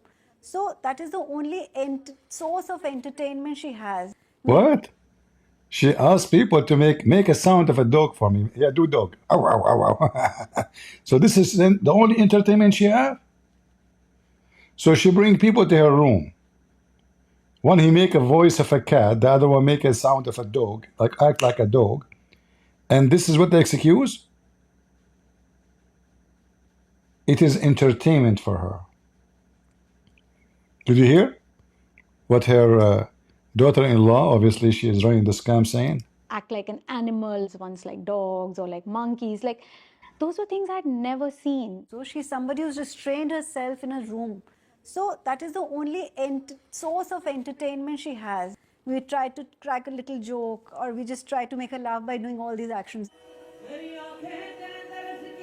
From observation, I've seen that any spiritual guru, once they get established a dedicated follower relationship with someone, there is a certain subservience also that gets established in that relationship. So does that suspend your rational self? There's a word that I think sometimes Demaji says, when you come to me, come with an open heart and a belief. And I've seen it when people, new or old, when they come with that thought process, she does miracles for them. And if you go there to test her, you will not be part of that Sangat anymore. She has her followers, but she also has a lot of people who don't believe in her, or who don't believe in the possibility of a human being performing miracles. And they say this is superstition or coincidence. Because they haven't experienced it yet. She never goes and forces anybody to come and follow her. People who haven't experienced yet, they have a right to say anything. And people who have come and experienced, I'm sure they know what they have gone through. What about you show us the people who they experience? You know, we have hospitals are full of sick people. What about she go one day, just one day, to a hospital in India. There's like 10,000 people inside the hospital. She gave her blessing to everybody, and everybody will walk out of the hospital healthy and jumping like a monkey. As simple as that. You know, when the Bible speaks about the miracle of Jesus, there's a video of what his name, Mufti Ming. If somebody can find the video, I cannot find it. He said that Jesus, tens of thousands of people, they will gather to see him. And how he healed them, he just waved his hands to them. Everybody is healed. Even the enemy of Jesus witnessed that Jesus can heal millions. Not one, not two. The Bible says it clearly that if we want to write the miracle of Jesus, no books can be enough to contain his miracles or to describe his miracles. So all those scammers, is very easy to expose them. You see, some scammers, even some they claim to be Christians, they can do scam too. They will bring somebody, he is fraud, he's working with them. Somebody acting like he cannot walk. Somebody acting like he is sick with something in a disabled chair. And then, you know, suddenly the guy is standing. Now, I'm not saying that all miracles is false, no. But it's very possible there's a lot of scammers in order to convince the crowd so they can get the money. The easiest way always to suspect a scam is the money. There's a guy, actually, he is originally from so-called Palestine. He considers himself Palestinian. What's his name? Hen something? Anyone remember the name? What's his name? The guy, he changed his suit every 2 seconds. What's his name, guys? Hen something, I forgot his name. He have a lot of TV show before he was very famous. I forgot his name. Benny Hinn, yeah. Benny Hinn, all right. Yeah. You know, you can tell easy how those scams work. The crowd, 99.9 of them, they are decent. They are good people. They are naive, you know, and they have faith in the Bible. But this guy, he used them, or people like those people, they use the crowd so they make them believe that he is really making miracles. So there's a lot of scams can be done of a claiming to do miracle. Never believe in those things unless you examine it. Like somebody, he's born all his life, he cannot walk, and he was, by the power of God, he made him walk. Okay, then that must be something, you know. You cannot do that. You cannot make a person all his life is disabled to walk. You cannot make a blind see, who is born blind, you know. But if a person, he came in the stage and he's acting like he is blind, and nobody know this guy, nobody saw him before, nobody know where he is coming from, and then this supposedly preacher, or you know, he put his hand on his head, and suddenly the guy, he can see. How in the world we know that this is not a scam? So don't be a fool and don't let people fool you. And this woman, she can do the same. She can hire people, pay them, claim that they are healed, and money make miracles. Right? Money make a lot of miracles. You can make people witness for you in the court that you did not kill, even though you killed many people. You can money can make the most hooker in the world the most honorable. When you are poor, is the opposite. If a rich person, he is in trouble, he will hire 100 lawyers to get him out, and mostly they will get him out. If you are poor, you die in jail, nobody cares for you. Right? Money bring money. And now she is rich.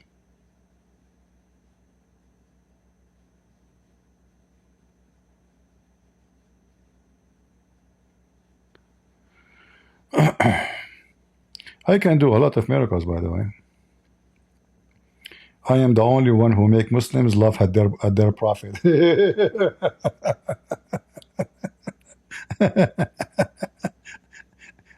Am I wrong? And you witnessed that many times, you know. How in the world I can make a Muslim laugh at his religion? That is a miracle. Look at this guy. He keeps saying, Jesus was a hippie Jew. This guy, he's here for the last hour, and he keep posting, Jesus was a hippie Jew. Jesus was a hippie Jew. Jesus was a... I mean, you are just a stupid idiot. I mean, we saw it first time. We saw it second time. We saw it third time. I mean, are you a donkey? Are you? You must be a donkey monkey. Your mom, she gave birth to you from her butt, not from her vagina. So do you think really that you heard Jesus now because you said Jesus was a hippie Jew? You're so cute. You made us so angry. Stupid idiot. You stupid donkey, son of Muta. You see, when you say Jesus was a hippie, do you know what the hippie believe? The hippie believe they can sleep your mama and your dada in the same time, and they if you in the same night. This is what the hippie believe. So you stupid donkey, when you say hippie mean they want to live like animals. Jesus is all about being a human. So if you fornicate with your eye, you better unblock your eye. Block it, take it off. If your hand will make you sin, cut it off. So you stupid donkey, how you say Jesus was a hippie? I mean, do you see how stupid you are? By the way, if your wife, she is a hippie, tell her to contact Mimi Hijab. He is doing da'wah for hippies. He will take her to Secret Hotel, California.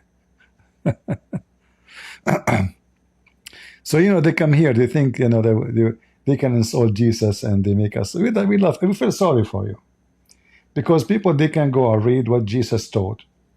And we know what the hippies taught. Hippies, that you grab your penis and you put it in any hole you want.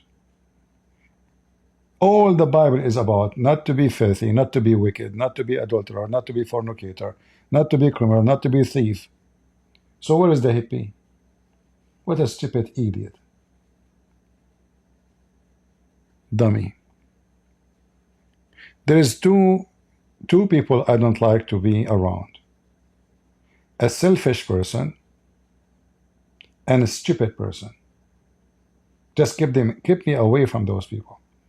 A selfish person will never love, will never be good, is evil, a wicked. A selfish person is always wicked. You cannot fix him. Because when he is selfish, he don't think about what will happen to others. He don't care if he hurt you for the sake of his selfishness. This is exactly what wicked is about. Wicked people, they don't care how they can be happy. Happy for them is being a thief, stealing your money, scamming you, hurting you, raping you, robbing you. They are wicked. So they think about themselves only, how we can take this. So they like to own it in the wrong way. Not by hard work, not by being decent, not by doing the same as you did to get what you have. No, they are wicked. So all the teaching of Jesus, not only he was good, and God is good, never commit sin, all the life of Christ in this earth, and before even he came to this earth, is about how to fight wickedness. Not to be hippie. Hippie is a form of wickedness. You are wicked, even though they claim that they don't want to hurt anybody. But living as a hippie is the biggest hurt to society. Because the major base cell of society is a family. And while you are hippie, there's no family. The second the family disappear, the human race disappear. They became animals. Hippies, they don't have a family, they don't have a value of family. They are animals. Open sex. Any woman, she like to sleep with you, she sleep with you. Sleep with the other. There's nothing called husband, wife. the society is a very lousy, sick society.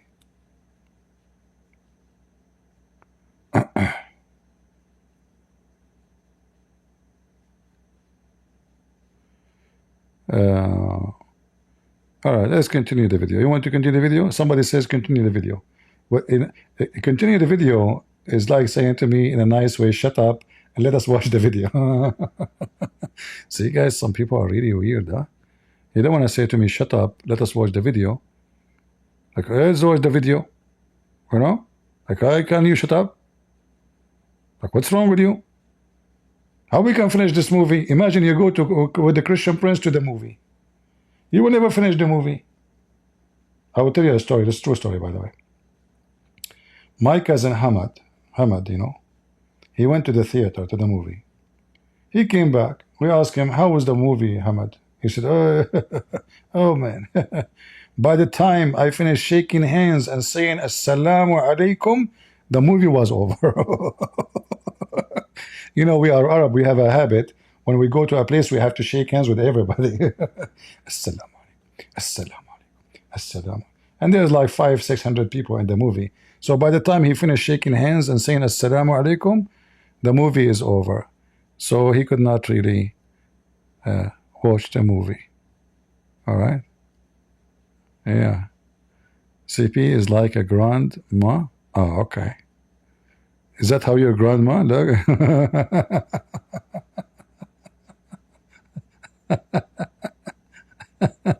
Anyway, let's continue the movie. Assalamu alaikum. He's a very nice person. What they were telling me was that faith demanded complete surrender of all reason in the pursuit of God. यानी हमको कहा जाता है कि उसी को भगवान की प्राप्ति हो सकती है जो अपने गुरु पर अढळ श्रद्धा रखता है। जो भी डाउट करेगा, शंका लेगा, जांचने की कोशिश करेगा, वो अपनी श्रद्धा गवा बैठेगा और ये श्रद्धा प्रक्रिया में ही हम अंधविश्वासी बन जाते हैं। विशाल आ जरा। Be it superstition or faith, the controversial phenomenon of God men and women in India is She have an illness, what it's called? When your hands, they start shaking. Did you guys notice her hands? Their hands are, her hands is not evident. What do you call it? When your hand is shaking, they keep shaking. Let me go back in the video. Focus in this here, in this point. विशाल आ जरा। Be it superstition or faith, See, controversial see? phenomenon See? of God men and women See in her India hands? is booming. ऐसे तो हैं ही। Guys, did you notice or not? Let me play it again. Here. Be it superstition or faith, the controversial phenomenon. Did you see it?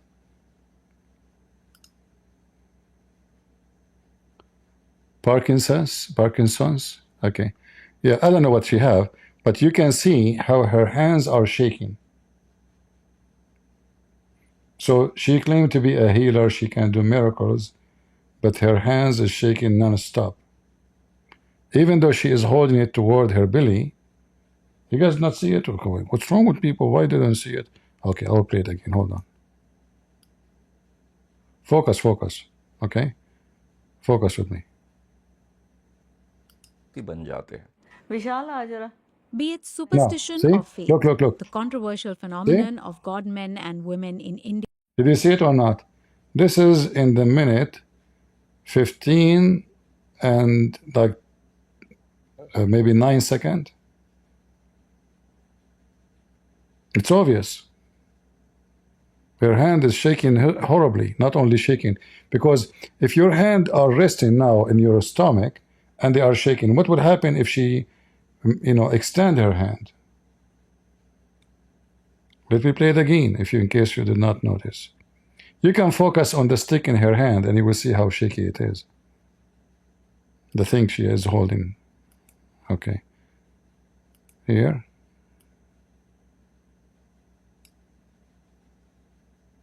अंधविश्वासी बन जाते हैं। विशाल आ जरा।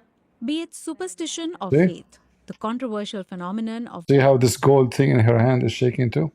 God men and women in India Look, is look. booming. This guy, ऐसे तो हैं ही। this guy, he kissed her shoes. Did you see this idiot kissing her shoes?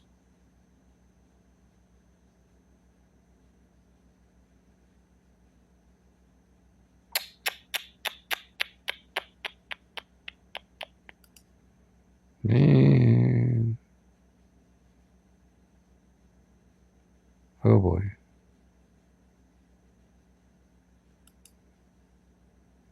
Yeah, he's kissing her shoes. Look. What a stupid people. अंधविश्वासी बन जाते हैं. विशाल आ जरा. Be it superstition or faith, the controversial phenomenon of god men and women in India is booming. ऐसे तो हैं ही ये सारे. भगवान आपका सच्चा प्यार है. And Radhima believes her followers are here to stay. बहुत सारे लोग हैं जो आपके भक्त हैं और बहुत सारे लोग हैं जो आप जैसे कहते हैं कि आपकी परीक्षा लेते हैं या इस चीज़ को क्वेश्चन करते हैं जो आपकी पावर्स हैं. कुछ कहना चाहेंगी आप उन्हें? मैं सोचती नहीं. पहले सोचती थी कभी, अब नहीं. अब मैं कहती हूँ आई डोंट केयर. वो है ना साथ नीली छत वाला देख रहा है ना सब. All right. The end of the movie. Oh boy. I wanna announce myself to be a Muslim prophet. I mean, what Islam will lose? Allah sent 124,000 messenger. Okay, make them 124,001. What do you think about Buddha and Buddhism? It's the same garbage. Legends, fictions. The only benefit of Buddha that it makes people like fat people. So if you are fat, you know, you will feel better because Buddha was fat too. Otherwise, the idea itself is just a dummy. You know, if you check countries who have Buddhism, you will find that the ethic there is totally different from other countries. Like in Thailand, because it's a Buddhist country, hookers are not considered as bad business. They are like you know, they are helping. They are good women. Like you will never see a Buddhist priest schooling a woman she work in prostitution business, saying to her, repent and leave, because this is not wrong. So you know, Buddhism is a very it's the same as Islam. Like it's a religion made for by the man for the man. Like what is the duty of a woman in Islam? Sex. What is the duty of a woman in Buddhism? Sex. If you go in the Old Testament, you will read a story about the women who stand in the front of the Palestinian temple, which means the pagans. And those women, they wear burqa, they dress with burqa, and they offer themselves to anyone who enter the temple for sex. They keep themselves covered because simply this is a charity act. So she bring comfort for those tired men. So she offer herself to the temple of God, and her duty is to comfort men who they are stressed. So the man have sex with her, and this is how she donate charity. The same as Buddhism. It doesn't sound like something where ethic is taught to be part of the religion, as much it is the interest is how women, they can entertain men, and their job, like if you go to Japan, they have a penis festival. This is, you know, Buddhist priests, they participate in that. That's why in Japan actually there's a lot of pervert. A lot of pervert. Because the culture promote that. If you watch any video in Japan, like people walking in the street, you will see girls wearing like a clothes like she is a Barbie. Did you ask yourself why?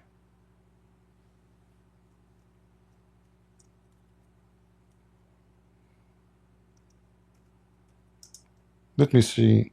I cannot play videos, you know, because they can be copyrighted.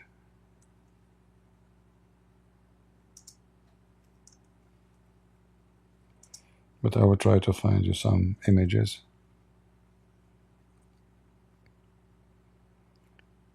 They stand in the street looking for customers.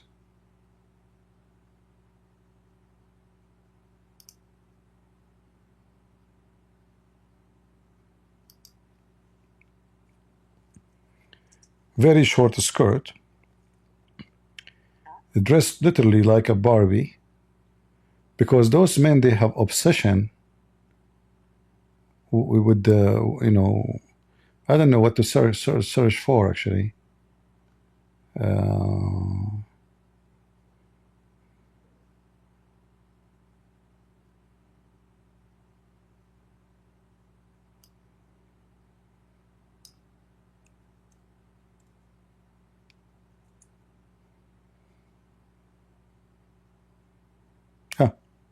But this is video on YouTube. I can't play it, you know.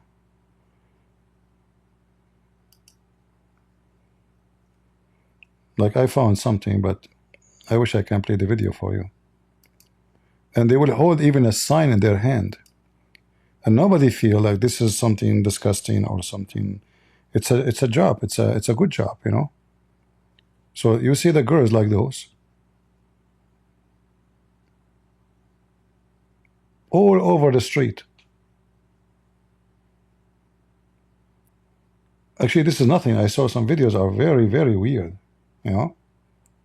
Obviously, they're dressed in such a way because the men who like women, I mean, you have to look always at the customer. Who is the customer? Why the customer would like to see a woman dressed in such a way, like if I'm coming from Disneyland. So those pervert men, they have a fantasy. They are looking for fantasy girl, not just sex. So those women, they dress in certain way to bring the fantasy for those pervert.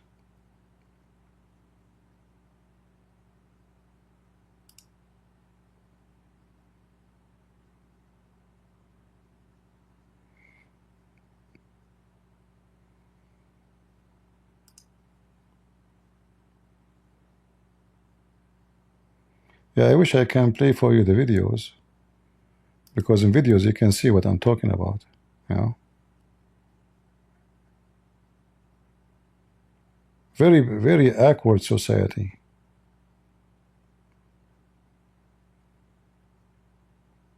And you know, you ask yourself, how in the world they have tens of thousands of people, they walk behind the penis.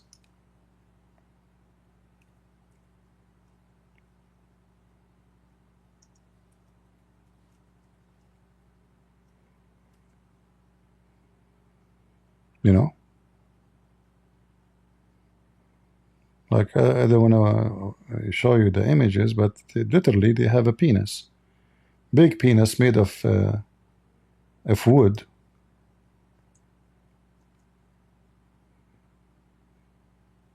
Very, very disgusting society.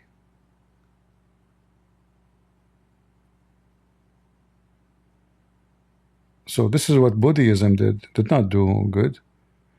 And Buddhism brought a lot of crimes too. Like, you know, the most crimes done, like if you go and see what the Japanese Buddhists did to the Korean or to the Filipinos, you will see how aggressive criminals they are. All of this is by, you know, this is the Buddhist teaching. They say to you, Buddha is you know, teach peace, and this garbage. Martial art is the Buddhist art. The monk, why the monk they are learning martial art? You know, what is the point of this?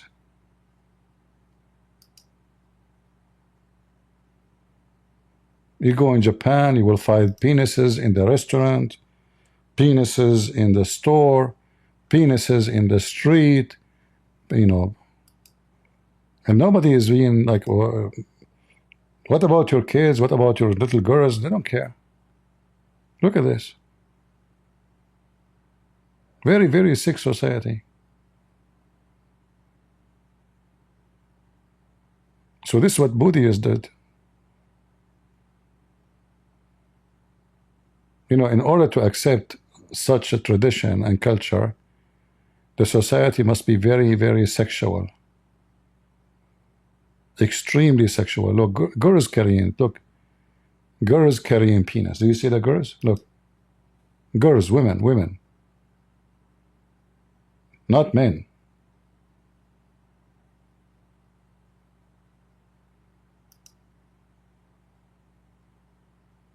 Very sick. Look at this, look. No shame.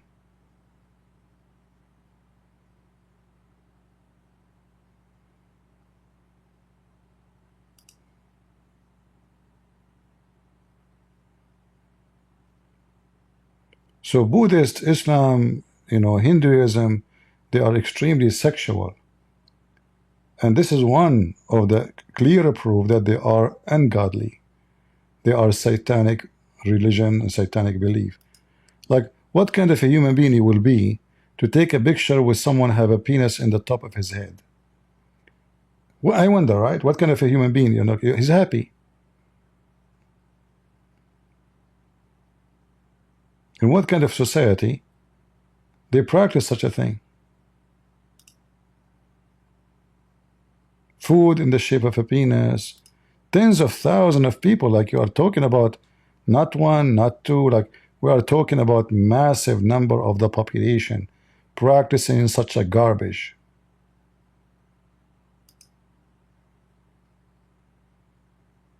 Then you need to ask yourself, what is exactly the religion of those people? They are the same as Muslim. That's why I believe Japanese is very close to Islam, actually, because they have the same garbage like Muhammad.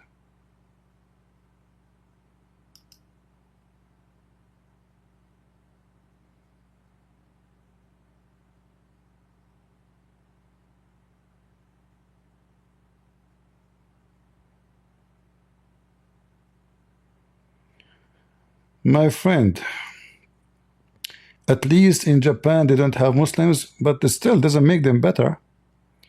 And many will convert to Islam. Just wait, because the society obviously is filthy. They will like the idea, you go to heaven, you will find your penis will be endless.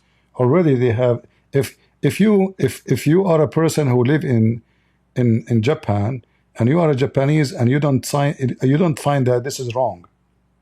This is telling you how bad and disgusting the society is.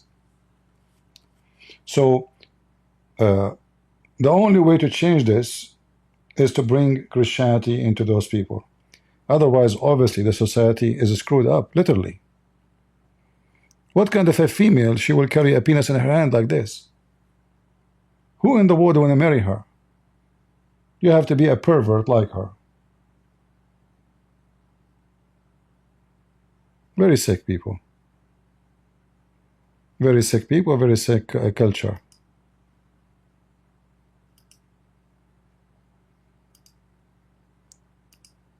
See, those who claim to be godly, they have to give their audience what they are looking for. So, and the most attractive product is sex. Sex. If I say to you now, we are going to go to church tomorrow, and we are going to go after that and help a bunch of old people in their houses, how many people will volunteer? But if I say right now, we have a party, sex party, women there are naked, there's 1,000 of them. If I say that and publish this in the internet, and it's true, I have that, how many people will come and join? Millions. If it's true, hundreds of millions would wish to come. But how many of the 100 million would like to come and cut the grass of an old woman? Or clean her kitchen, or woman she can't go to the bathroom, clean her sheet, clean her house. Who's going to do that? Always garbage is attractive to fly. And bees goes to the flower. And those who follow Jesus, they go to the flower. And those who follow Buddhism, Hinduism, Islam, they go to shit. As simple as that. That's why the Lord, he says, from their fruits you shall know them. So you don't tell me about your society, how good it is. Show me your fruit. You know, long time ago, I used to think about Japan. They have technology. They have like, you know, but then slowly, I noticed that this Japanese culture is very, very awkward, backward, wicked. They have a lot of wickedness in their life, extreme wickedness. Always wickedness will appear in two things: sex and money. For all wicked people, they have only two targets in life: sex and money. And money means sex, and sex means money.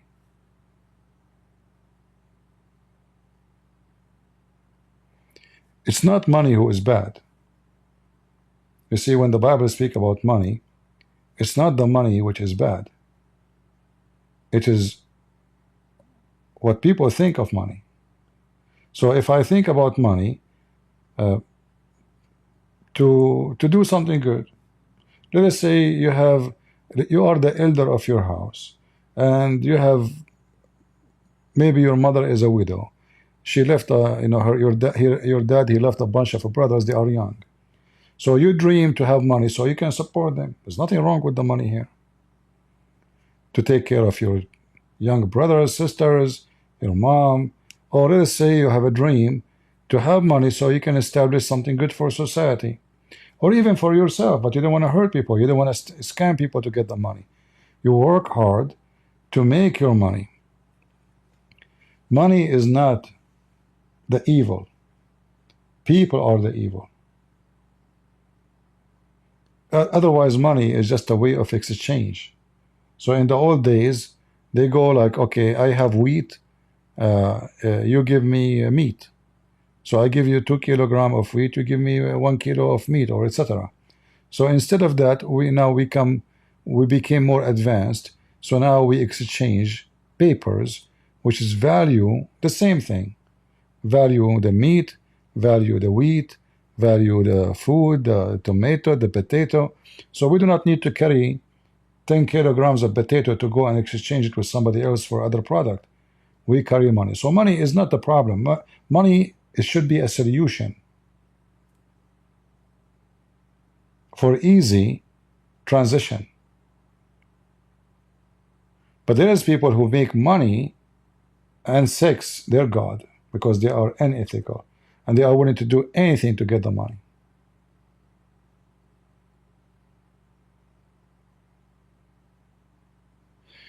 Will you soon expose the guy called himself the Mahdi? My friend, this guy, he called me many times. You forgot? You search for it, you will find it. He called me many times. I got him busted. He's a mentally ill. He called me at least 20 times. This guy, he called him Mahdi. Once he called me and the camera open, he was dressing like the Pharaoh in Egypt. You remember him? Potato, I mean, this is an idiot. But even this guy, you see, he will find followers, trust me. He will find followers. There's a lot of donkeys. The earth is full of donkeys.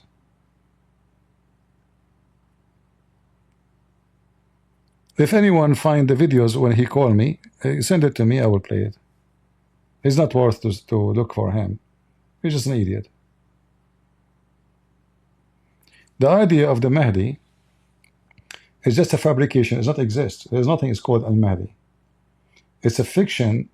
Like, if you go and read in the Islamic history, who is Al-Mahdi? They don't even know. So they say that Al-Mahdi is born from his mother's thigh, not from her vagina. For sure, he's a Mahdi.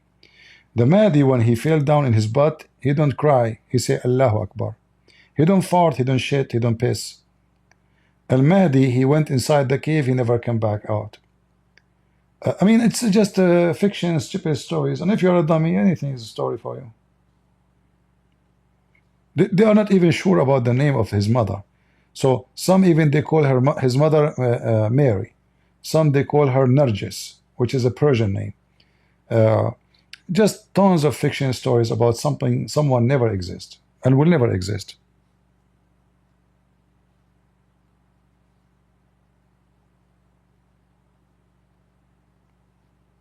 And you know, in these days in the internet,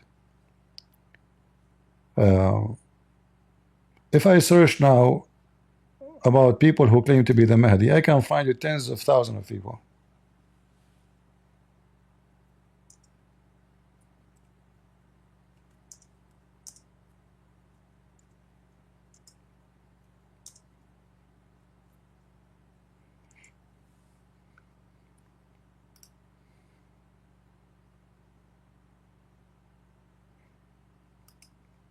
Yeah, this guy, he called even this guy, what his name, Learn Turn.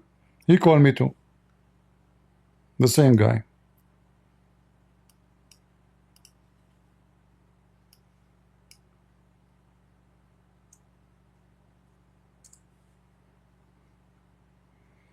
You see him? This potato, we went to his channel, he ran away. The same guy, he called me. As I told you, he dressed like the Pharaoh. You know, he called me, holding this thing in his hand. Mental. This guy, he claimed to be the Mahdi. Here we go. This guy, he claimed to be the Mahdi. This is the same guy. Mahdi, all of them, they are Mahdi.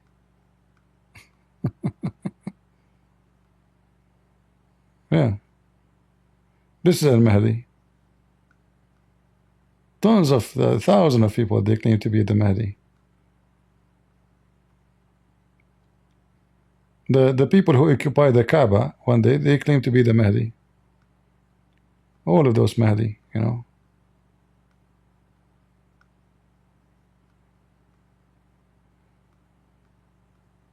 Mahdi, police be upon him. Yeah, this guy, the one here with the weird hair, is the one who occupied the Kaaba. All of those, they claim to be Mahdi here in the pictures. You see them? This guy, this guy, this guy, this guy. I mean, this guy, he looked like a Mahdi, the one with yellow. He looks seriously like a Mahdi, yeah. Unbelievable. All of those are Mahdis. What you can say? Yeah, fiction stories, and you know, people are stupid. When you are a donkey, you're a donkey. What we can say? I mean, if this woman, she claimed to be God, who's left?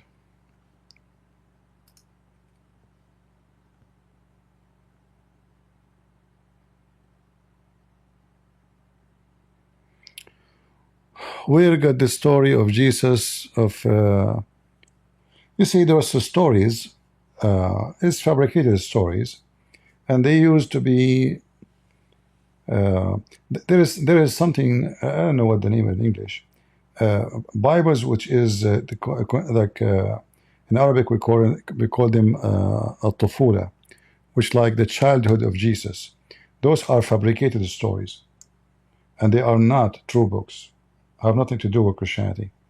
So Muhammad, obviously, he took from those books tons of stories, and one of them is Jesus creating from the mud the bird.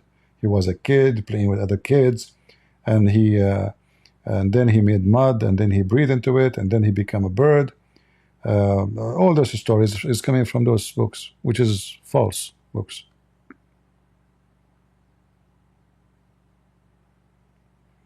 All right. Anything else?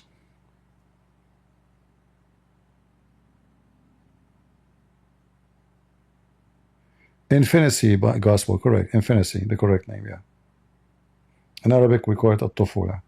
Those are false books. We don't, you know, they are not considered fiction stories.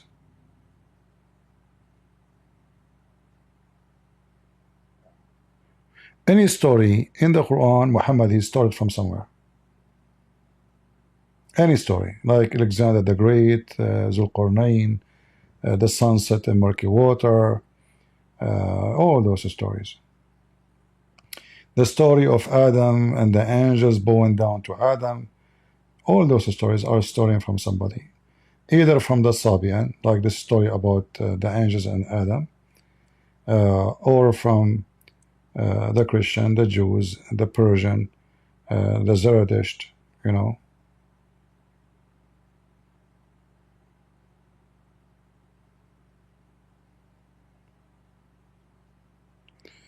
All right, anything else?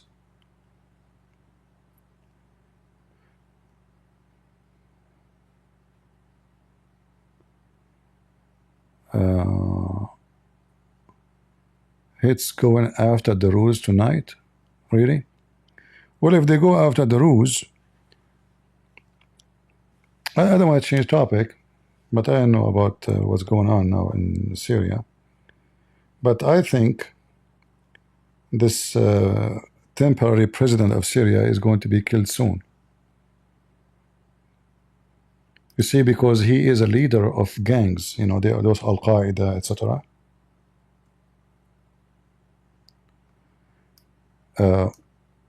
This guy,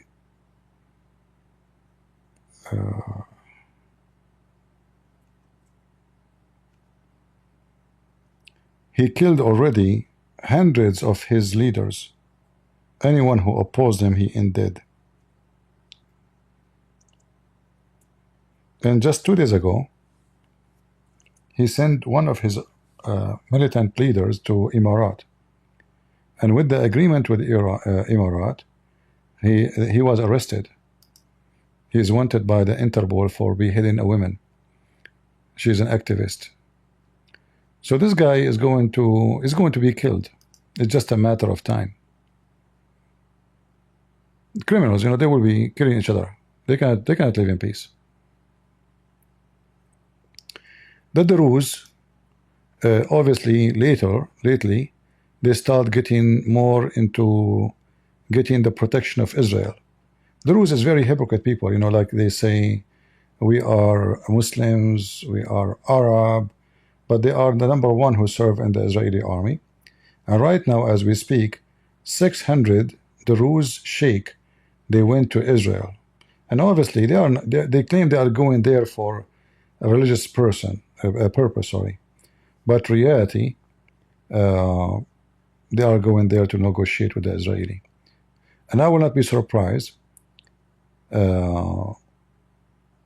if the Druze, they ask Israel to occupy their area.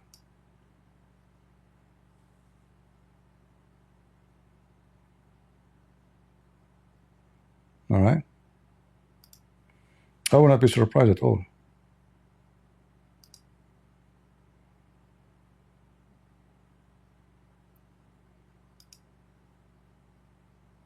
Yeah. And I will not blame them. I mean, those people, they will go with the winner. So when the Assad is the winner, they are kissing his butt. The Assad is gone, they kiss the other butt.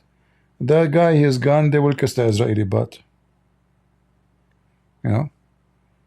They are a minority, and they cannot fight the Muslim Sunni alone. So they need protection, and the only protection they have now is Israel. And the Israeli, because they have a good number of Druze in their army, in the IDF, they will be willing to support those Druze because it's giving them benefit anyway.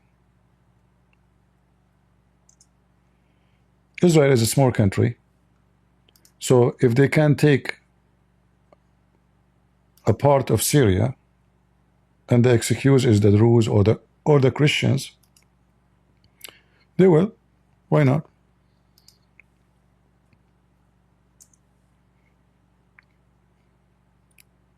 This is the map of Syria,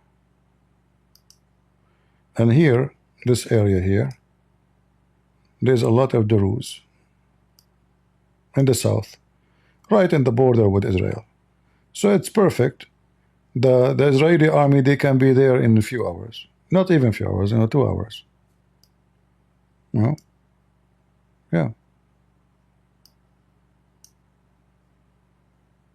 And they will take all this area here. This is Suwaida. This is where there's Druze, majority of them. So if you check the distance between them and Israel, you will see nothing.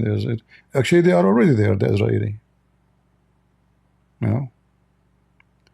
And the Israeli will be happy to take all over this area. Big territory. In fact, I heard that the Alawi in the coast of Syria, they are asking the Israeli to occupy them. Look, I mean, look how a few months can change everything. A few months ago, the Alawi, they want to fight Israel. They want to support Hezbollah. A few months after, the Alawi is kissing the ass of Hezbollah, sorry, of Israel. Because the Sunnis are killing them, raping their girls. You know, just yesterday I heard the news. The Muslim Sunni, they kidnapped 13 young men, Alawi. 3 of them killed by torture. The rest, they shot them. They killed them all. But some, they killed them by torture. So this Syria will never have a future. That's it. because now the Islamists, they are in control. So the one in north of Syria, the Kurdish and the Christians in the north of Syria, they have a conference, and they make it clear they will not accept any constitution, new constitution, if this constitution did not agree that the north will have a federal, local governing, and they will not be religious. They don't want Islam. Those are the Kurdish and the Christian in the north. The Druze are the same. They claim they want to be part of Syria, but in reality, they want to be self-governed. They will not trust the Muslim Sunni to take control of them. The same as the coast where the Alawi and the Christians are. So this country is screwed up, you know. The only way to fix this is to get rid of the Islamists and get a secular government, which is make the country not a religious country in the meaning of Islam.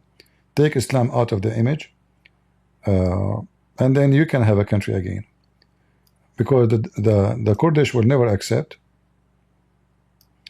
The Kurdish, they sign agreement with the terrorist government in Syria, because Trump he told them, we know that Trump, even the last time he was a president, he was going to withdraw from north of Syria, and now he is withdrawing. Actually, I think now there is only maybe 600, 700 American soldiers. That's it, you know. So soon the Kurdish will be by themselves, alone.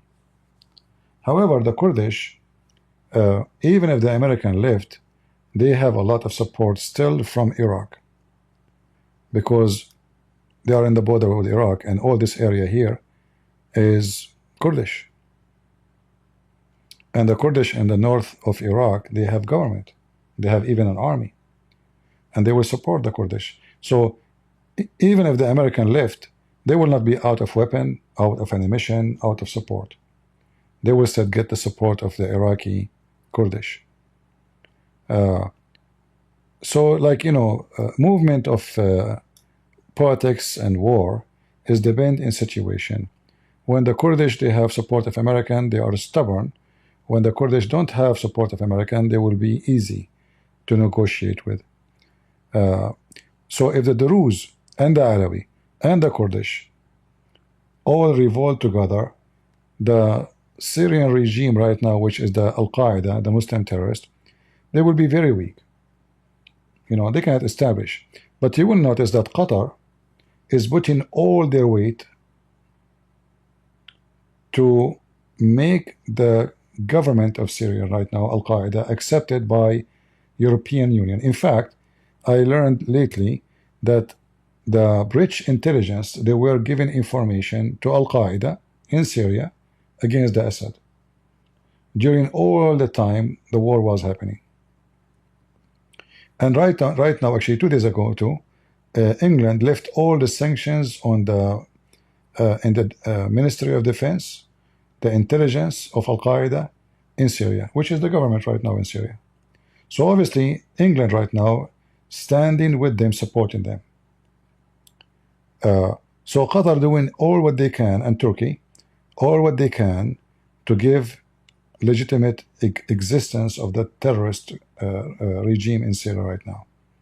However, this is not how things will work, because at the end of the day, the only one who can say how things will work is Israel. If Israel want, they can occupy Damascus in less than half hour. There's no army now. I mean, they have, those are militant.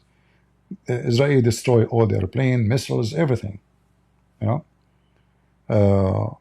So Israel, they are the only one who can change things, and this is why the Druze, they are doing their best.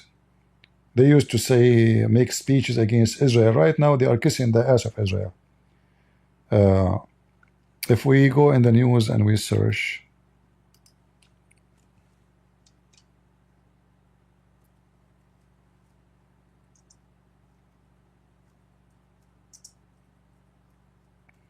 In fact, Israel announced that any Durzi from Syria, he can come to Israel to work without papers.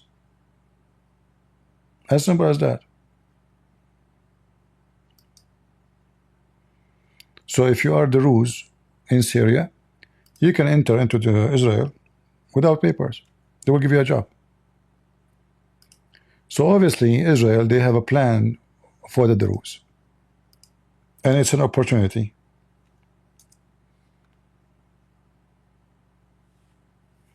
See, 650 Druze cleric, not just 650, 650 sheikhs.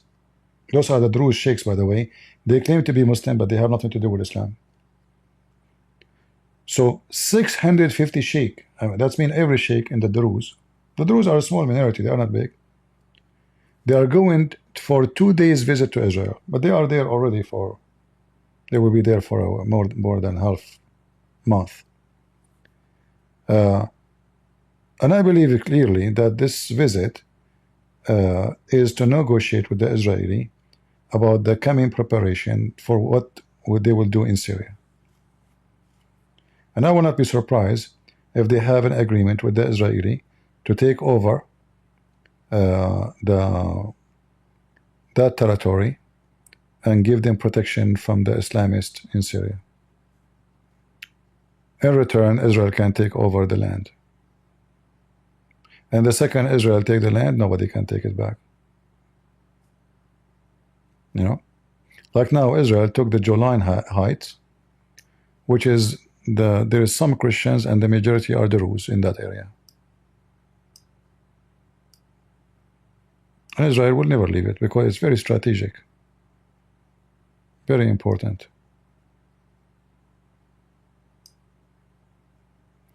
From the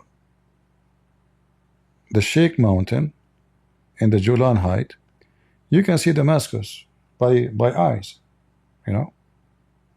So it's a very extremely, you know, strategic point. You see here?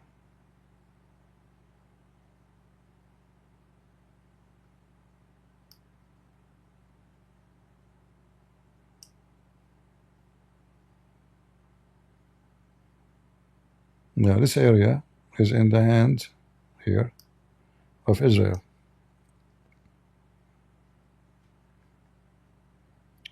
In fact, as I know now, Israel is about only 30 kilometers away from Damascus, the capital. But I don't know exactly which point in this map here they are talking about. But they are very close to Damascus. They can take it in a few hours. Very easy.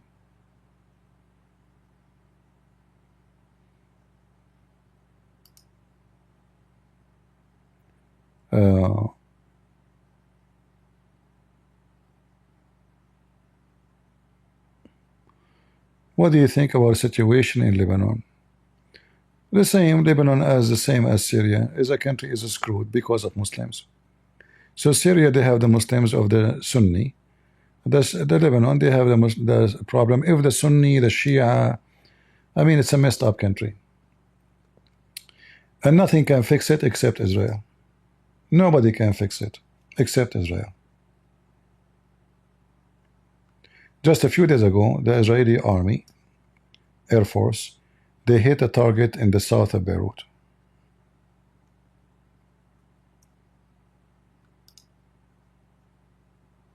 I think yesterday. Let me check.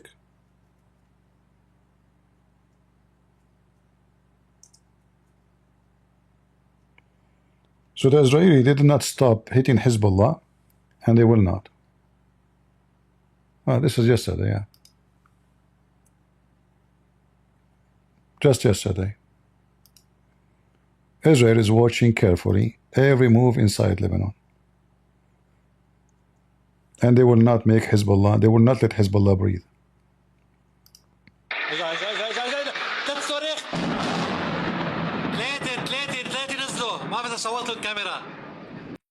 See? This is when? 1 day ago. See it? This is 1 day ago. They made Allah fly.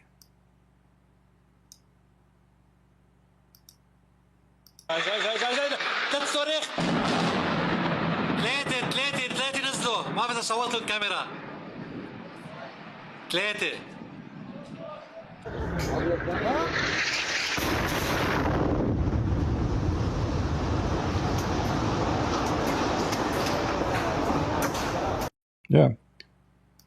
So the only one who can fix this Middle East, messed up Middle East, is Israel.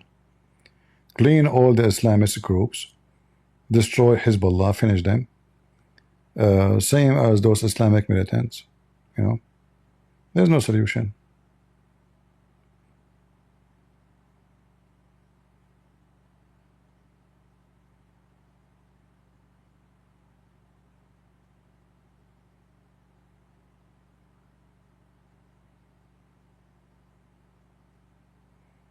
Look at this. This is supposedly a storage for missile fuels.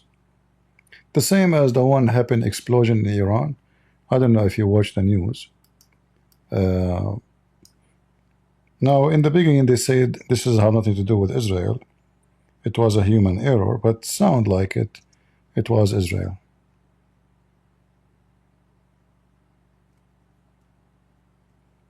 It's the same kind of explosion happened in Lebanon before. It was done by ammonia, which is used for missiles and explosions.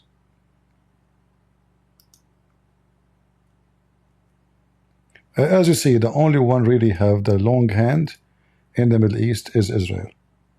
The rest is potatoes. So whoever is friend to Israel, he is the winner. Who is the enemy of Israel, he will be smashed. This is the Iranian explosion. Started, and then boom, burn everything. And you see the color of the smoke will tell you what is the material is burning.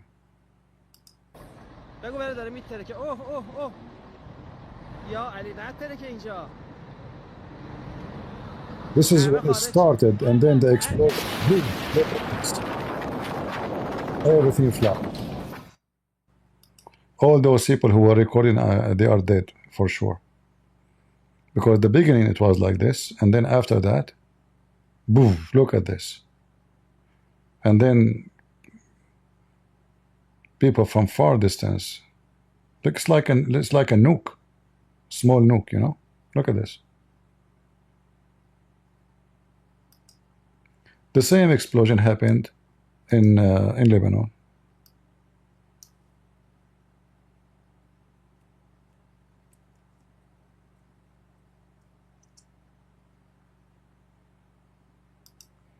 A few years ago. The filthy Hezbollah is storing ammonia in the port, and thus they use them for weapon.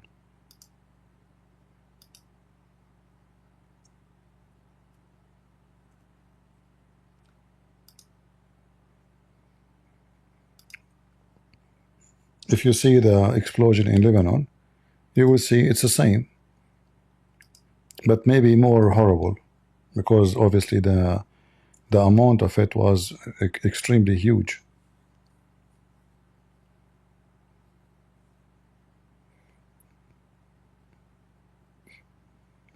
Yeah, like this is a woman. She's a Muslim. She is doing her wedding in Beirut, and look, the explosion happened. They fly, all of them. They get killed. Look at this. Look at this. It's like nuke, literally like a nuke. Buildings was wiped out of, you know. The same exactly happened in Iran. If you go and look at the Iranian explosion, you will find a few kilometers, they are totally wiped out of existence. This is the same in Lebanon.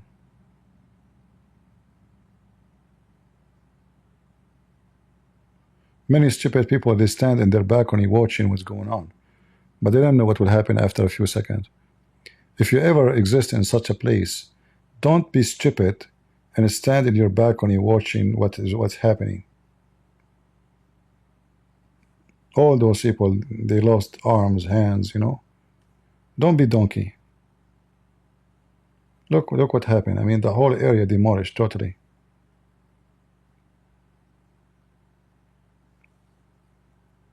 Those are Christians, they got killed. This is inside the church. Look.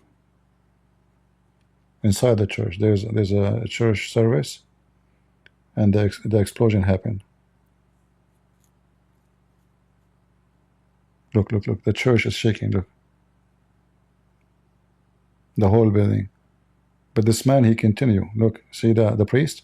He continue in the service until the whole thing collapsed.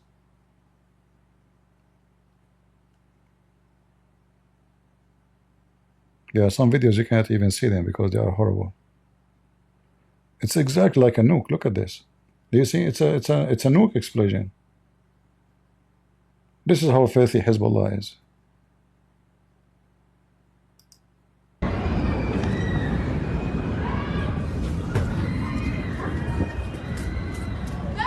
I'm good, I'm good. Come, what is it?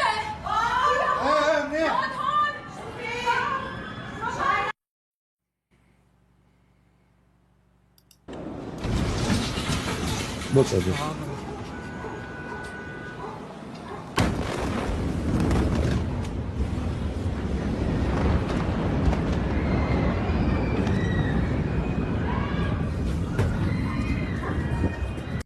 Yeah.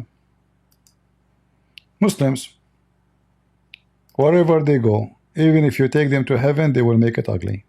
It's a fact. Prove me wrong.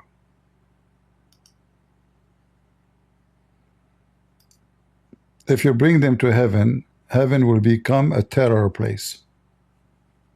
They cannot live in peace with themselves, with their neighbor, with their families. They have to be fighting somebody. Everybody killing everybody.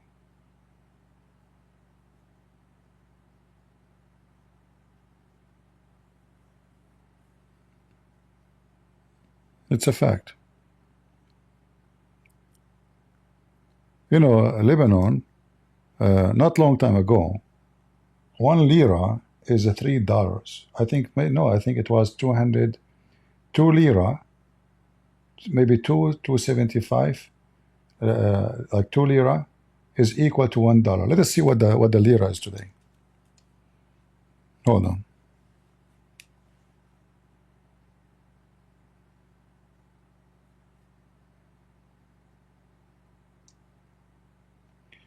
Convert $1 US to Lebanese lira. As of Monday, April 28th, 2025, at 10:02 p.m. Central Daylight Saving Time, $1 United States dollar (USD) is approximately equal to 89,218.19 Lebanese lira (LBP). It's important to note that the exchange rate Can you believe it? 80,000, 89. $1 is 89,000 lira.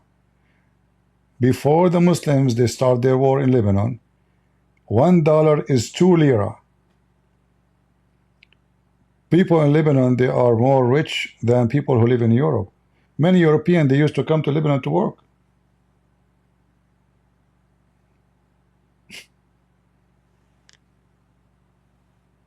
Lebanon was the Swiss land of the Middle East. Banks, etc., you know. The Muslims came, that's it. Say bye-bye. Iran, Hezbollah, and the garbage, and jihad, kidnapping, ransom, filth, you name it. What you expect?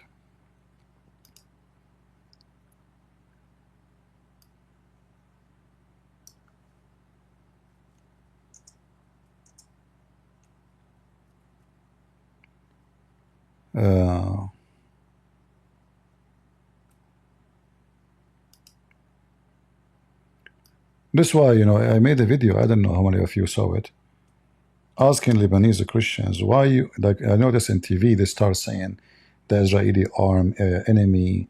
So I say, why you are saying the Israeli enemy? In fact, you should be very grateful for the Israeli. They are the one, because all the missiles of Hezbollah, if they don't use it against Israel, they will use it against you. As simple as that. Just 2 years ago, the filthy leader of Hezbollah, He threatened the Christians in Lebanon with 100,000 fighters. Yeah, the video is there. I can play it for you.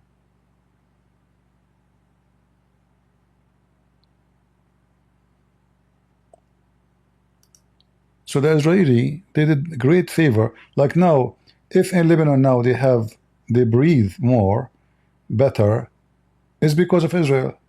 Otherwise, Hezbollah, like now, Israel, they broke the wings of Hezbollah. They don't let them even move. As you see, just yesterday they hit them again. Almost every day they hit them.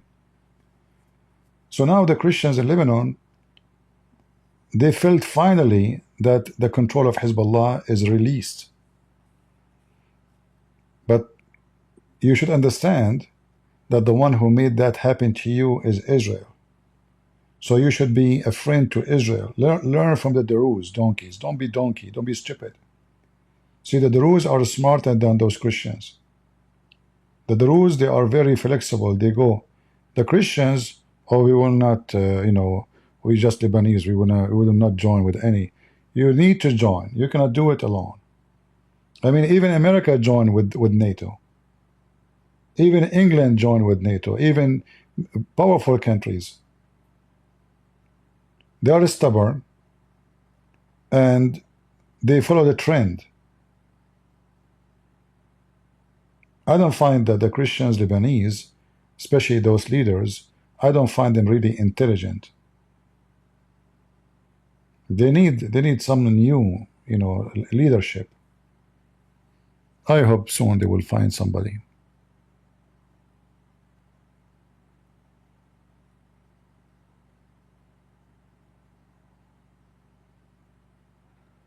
Yeah, if not Israel, Hezbollah will be, Hezbollah control the airport, control the customs, control the borders, control the police, control the intelligence, control the army, control everything. The Christians, by name, the president is a Christian. But the one who controls things in the ground is Hezbollah. The parliament, Hezbollah, they shut down the parliament for the last 2 years. Because they don't want the Christian to have a president. Because the parliament have to join together and elect the president. And the head of the parliament is a Shia. So he will not invite the parliament, because this is a duty, he have to do it. So they can elect the president. And why do they want the president to exist? Because if he exists, the Christian will have authority.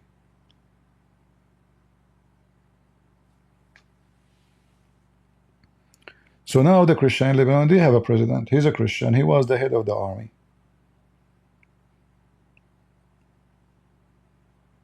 And now this guy, he feel more strong because Hezbollah is more weak. So I hope he will be able to do something. But I'm not too much positive about it, because I believe all of this will happen only if this president in Lebanon cooperate with Israel. For the only one who can stand with the Lebanese army to destroy Hezbollah is Israel. The Lebanese army cannot do it alone. They cannot. They don't have the weapon.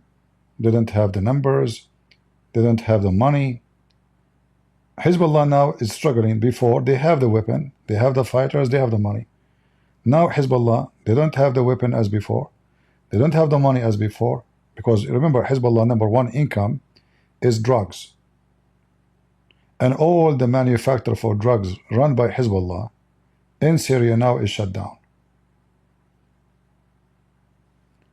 Number one market for the drugs of Hezbollah was Saudi Arabia, Emirat, Bahrain, Qatar.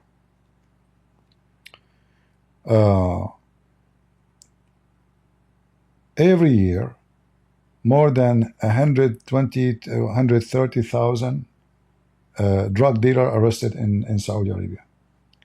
Most of the drugs, the massive amount, is coming from Hezbollah. Number two, from Pakistan. But Hezbollah is the one really in control of the business.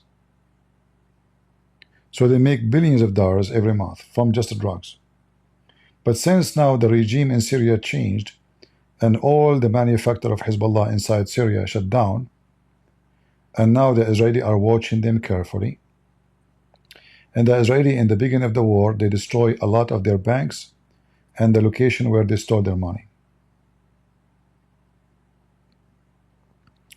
So Hezbollah now is a very weak compared to before. We can't compare. The stupid leader of Hezbollah, you remember before, guys, I told you the only way for Israel to, before they invade Lebanon, I was upset because the Israelis are not hitting Hezbollah in Lebanon. Because this is the only language those people they understand. If you don't hit them, they will say you are weak. They will think that you are weak. That's why you don't hit them. Not because you are nice. No, no. It's about you being weak and they are being strong.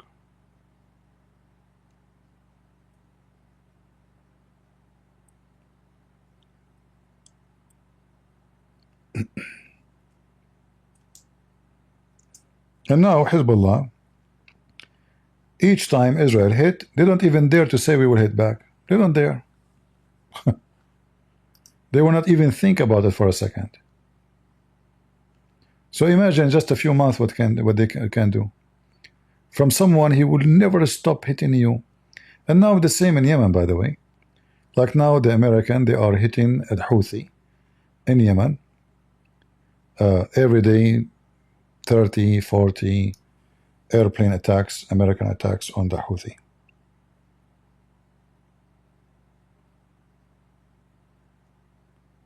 And I believe that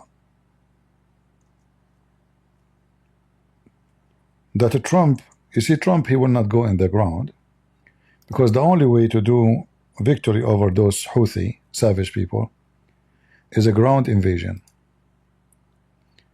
And I believe a ground invasion will happen.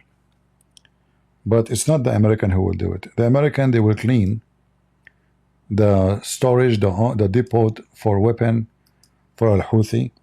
They will destroy their missiles ability, their communication systems. And then when the American finish their strikes over the Houthi area here, the Muslim Sunni in this side of Yemen, this area, they will start a ground invasion to take Sana'a and all those cities all the way until they arrive to this area. This area before was occupied by Yemen, but by Emirat, but the filthy Obama, he stood against Emirat and he forced them to withdraw because he supports Iran, as we know. You remember Obama is the one who gave Iran $650 billion. They claim this is their money, and then he is the one who left all sanctions on them, and he is the one who signed the agreement for the nukes, and that make Iran flourish. It was Obama, the Muslim, the Shia. So when Emirat occupy this area, which can secure this sea, this is the problem now. Any ship when I enter in this area here, the Houthi, they are very close. This is very narrow area. They can shoot it easy. So Emirat, they occupy this area. The filthy Obama, he forced Emirat to withdraw, and then the Shia, they took over it again. And this is how Iran controlled this the Red Sea. It was all because of Obama. So now the American, I believe this is what they are trying to do. They are hitting all the storages, the warehouse, the missiles, the ammunition, drones, everything they have, preparing for a ground invasion will be done by the Muslim Sunni from this area, which is controlled by the Muslim Sunni. All this area here is controlled by the Muslim Sunni. They will invade this area and they will take over it. But they are waiting for the time or the point or the day where America say to them, go. We made them totally exhausted.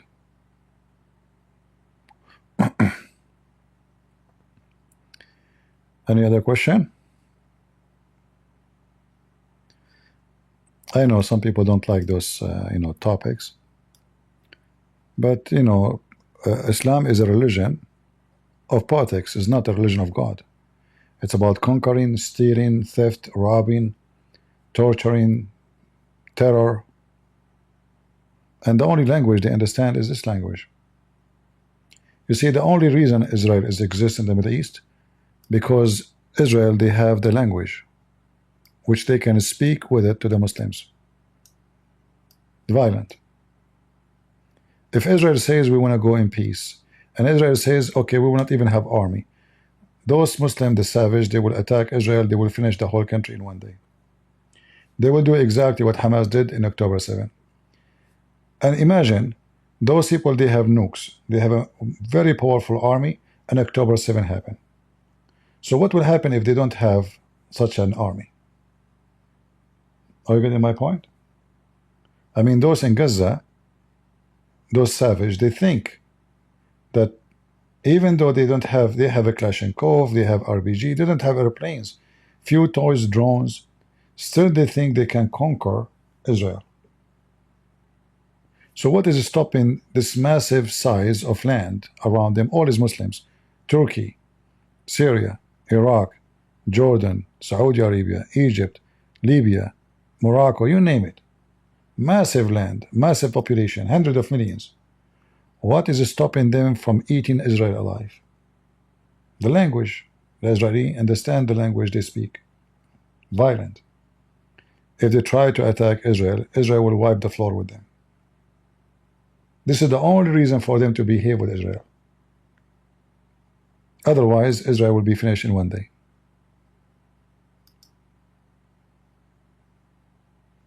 All right? When I was in the Middle East, I noticed that if you are a nice person, never have weapon, you don't have a reputation that you are a troublemaker, everybody want to fight with you. You see, Middle Eastern are very, very aggressive and evil people. And I know some of you are here Middle Eastern would be upset, but I'm from there. If you walk in the street, expect a fight. For any reason. If you are a nice person, somebody will beat you. Like you walk in the street, you have to look down on the ground so nobody will make a fight with you. To avoid them. Or you call them sir. Salute them, praise them. Very evil. If you are a troublemaker, the same I said about you being nice will happen to the evil one. The evil one will become the nice one to you. The wicked one, he's wicked with everybody. But because you are more wicked, or more troublemaker, or more armed, or more violent maybe, suddenly the wicked will be so friendly and nice and peaceful. So to live in the Middle East, you have to be a hyena between wolves. It's not enough to be a wolf. You have to be the hyena. Hyena is more powerful than wolves. Because they understand one language, violent, who is strong, who is weak.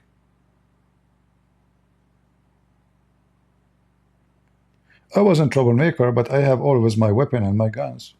They know me, they don't dare to get close to me. I never get involved in a fight, it's about me. I get involved in a fight to defend somebody. Once I saw two guys beating a guy, I jumped in the fight. I don't know the guy. After the fight is over, he says, the guy who I was defending him, he said, do I know you? I said, no. He says, why you join? I said, because you are short. He's short, he's a short guy. And there are two men bigger than him, older than him, stronger than him, beating him. I felt it's my duty to support this guy. I don't know him. I never met him before. I have no idea who's he, So I jump in the fight. Yeah, I never have a fight because of me.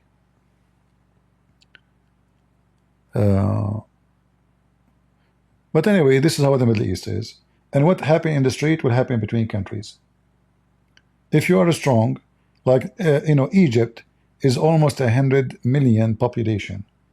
So if they throw rocks at Israel, they can destroy the Jews. But they tried first time, second time, third time, and they eat shish kebab. Israel made them shish kebab. So they learned their lesson that our big population is not really a strength. In fact, it is a weakness, because they have big population, the government is bankrupt. They don't have enough money to support the population. They keep making babies. So in Egypt, they have oil, they have gas, but it's not enough. It's not even for the population they have. I think actually even Egypt have more oil than or gas than Qatar. But because their population is so big, the money does not make a difference. Qatar is a small, tiny population, very small, tiny. So if they make $1 billion a day, I mean, how they can spend it? It's a lot of money for a small population. So all those Arab countries, they learned that there is a red line. Israel is not the one to play with. And nobody knows really what kind of weapon Israel have. Like, they have more than 100 nukes in the 70. We do not know now what they have. You know, nitrogen, hydrogen, whatever names of bombs. So the nukes became like an old-fashioned toy. So the one will go at war with Israel. You know, Israel will literally will destroy the whole country. Any country, doesn't matter which country.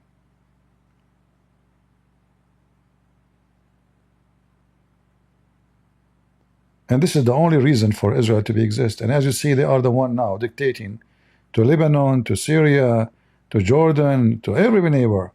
They are the one who say, you can do this, you cannot do that. Everybody fear them. Muslim don't respect you. Muslim can fear you, yes, but respect you, no. Love you, no.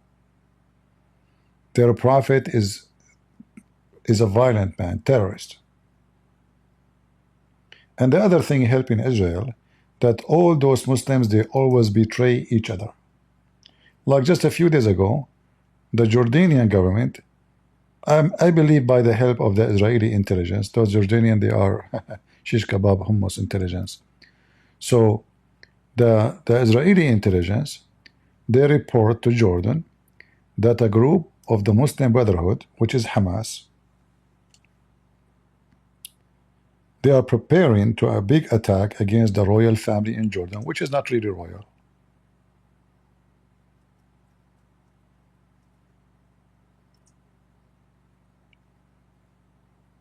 They are making, they build the manufacturer to make locally weapon, and the purpose of it is to attack the so-called the king family, kill them, and take over the country. And remember, so-called Palestinian in Jordan is more than 80% of the population. So they can take over the country so easy.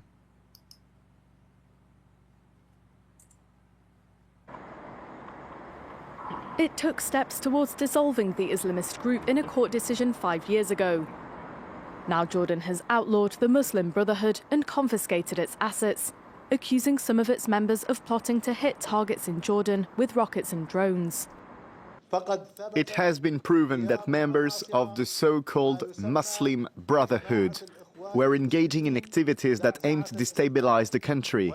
The explosives and weapons that were discovered were being moved between Jordanian cities and stored in residential neighborhoods. The group has denied any links to the alleged plot, but it did acknowledge that members may have been involved in an individual capacity in arms smuggling to Palestinians in the occupied. You know, the funny is that Muslim Brotherhood are considered as a terrorist organization almost in every Islamic country, except in West, in America, in Europe, in England. Until now, the potato Trump, he did not even designate him as a terrorist. He will not do that. Trump, there is something fishy about him when it's come to the Muslim Brotherhood and Turkey and Qatar. Like you notice, he put tariff on Israel, but not in Turkey. Why? Which one is more important to Trump? Israel or Turkey? How you put 17% of tariff on Israel, but you have 0 tariff in Turkey? He put tariff on everybody except Turkey.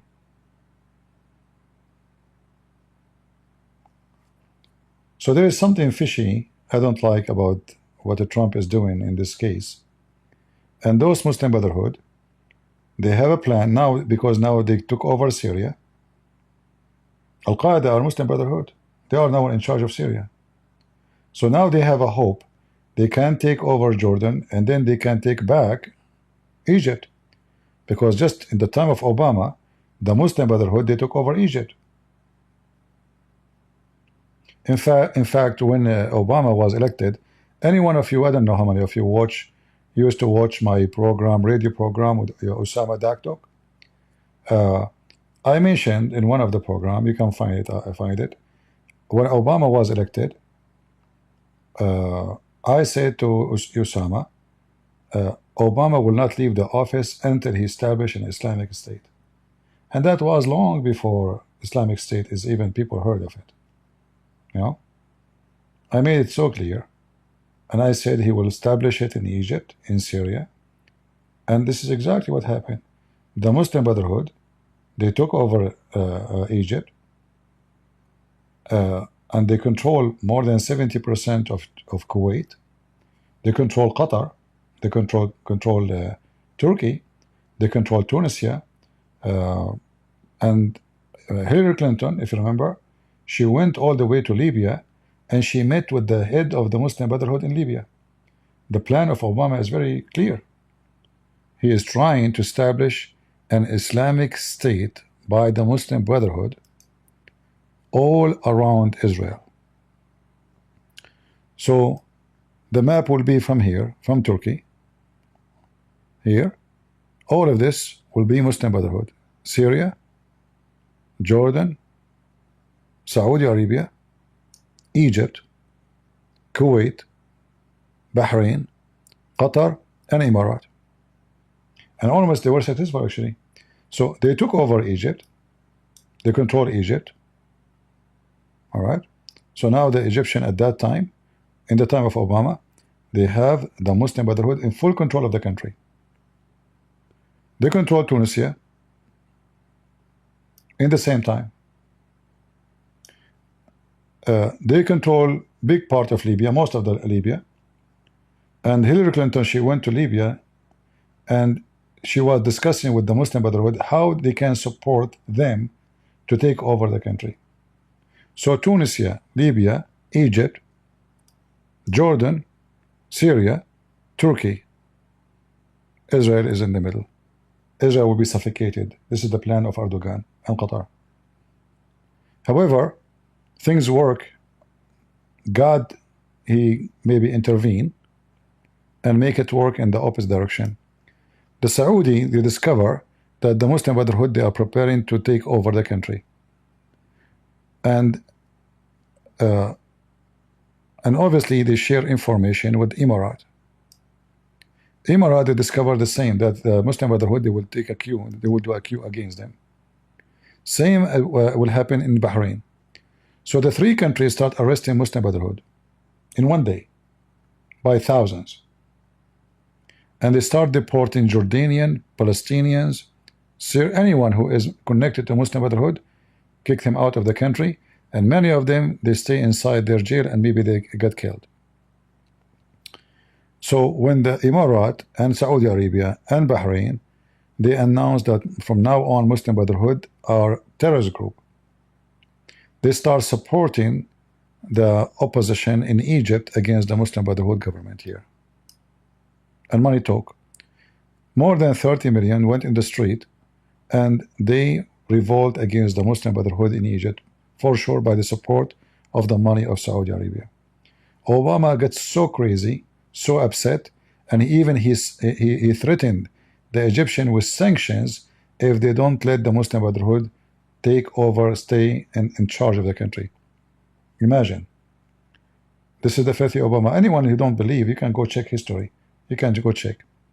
So when the Egyptian revolt against the Muslim Brotherhood government, Obama right away, he placed sanctions and he threat of more sanctions if they don't let the so-called elected Muslim Brotherhood stay on charge.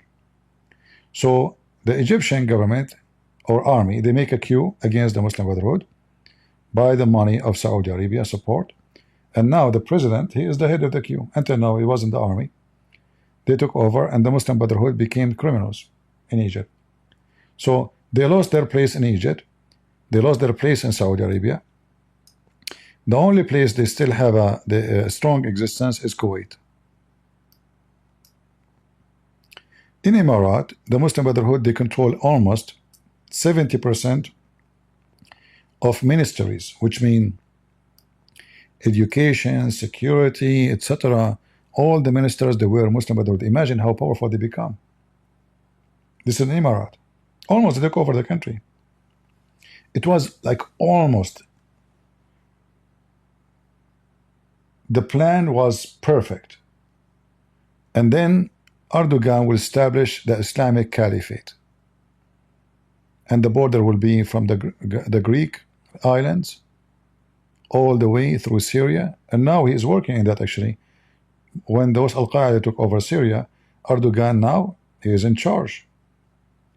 The only thing is stopping him from getting close to Israel is Israel. You will notice that Erdogan is not coming to visit Damascus until now, which is very weird. You know, this guy, he should be presenting himself that he is the caliphate, and now Damascus is open, but he's afraid to come to Damascus. That's a lot of security risk. So the Muslim Brotherhood continue trying to take over Jordan, and now because they got the help of Damascus of Syria, and even Hezbollah is helping them. You know, the enemy of my enemy is my friend.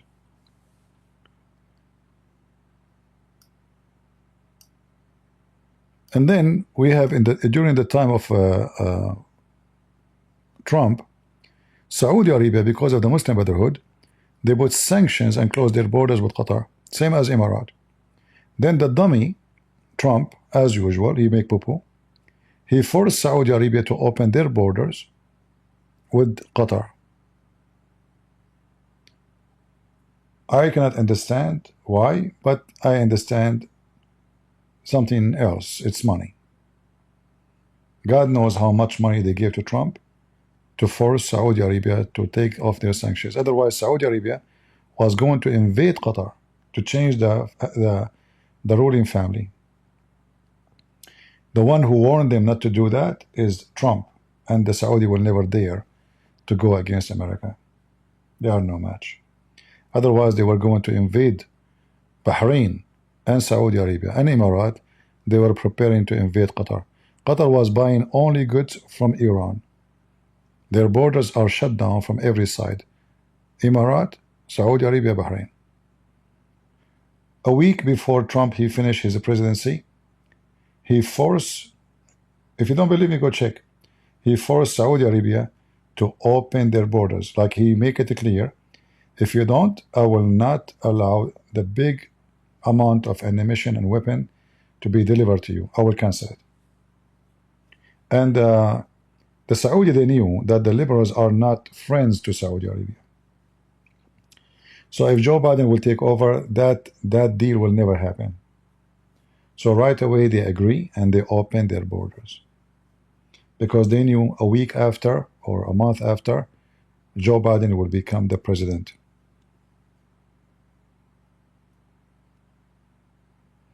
And you see, we criticize Trump, and this is how you can be truthful. Like we vote for Trump. I was so happy to elect Trump, but not because he is you know a good person, but he is the best between the other choices. Either you have this Kamala and the garbage of Kamala and Biden, the pervert, and their woke and their wickedness, or someone at least against their wicked woke sexuality. Otherwise, Trump, there's many fishy stuff about him when it's come to politics, with Turkey, with Qatar specifically.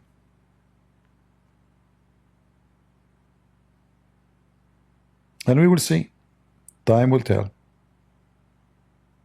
All right? Always we say, from their fruits, you shall know them.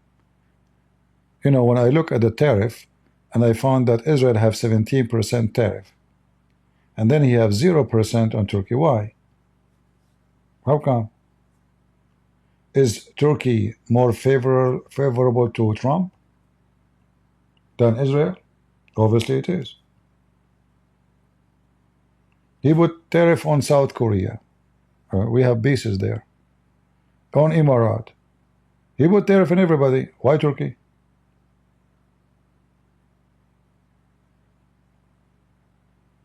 Something not right.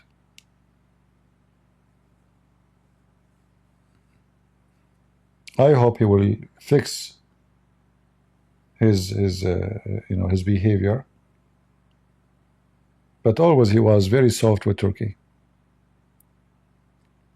How is India and Pakistan? As I heard, I spoke to someone from India today. He is from the party of Modi. He was upset from me, by the way, about what I said about Modi.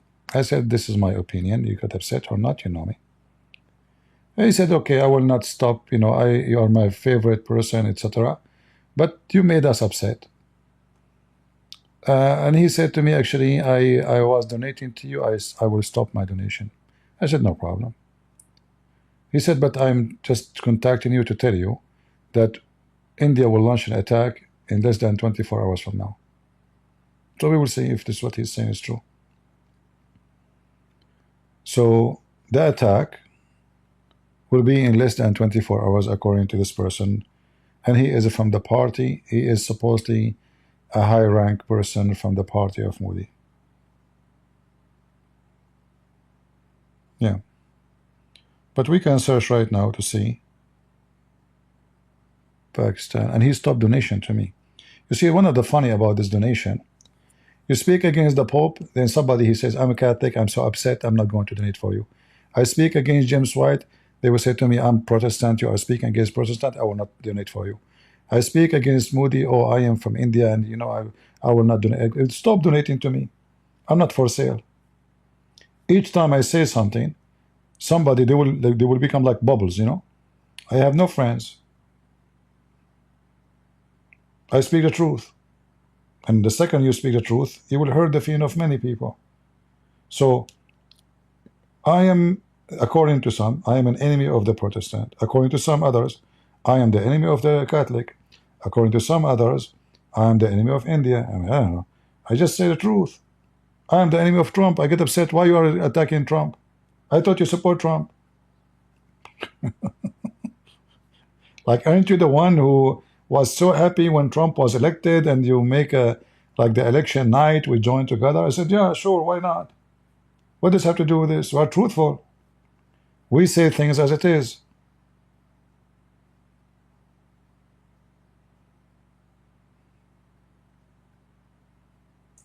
If someone is a Catholic, he make poo-poo, I will shower him with poo-poo. Same as if he's a Protestant. So what if he's a Pope or a priest? I don't care. I'm not a hypocrite person. I don't side with the wrong. I side with the right, whatever it is. So if we look at the news now,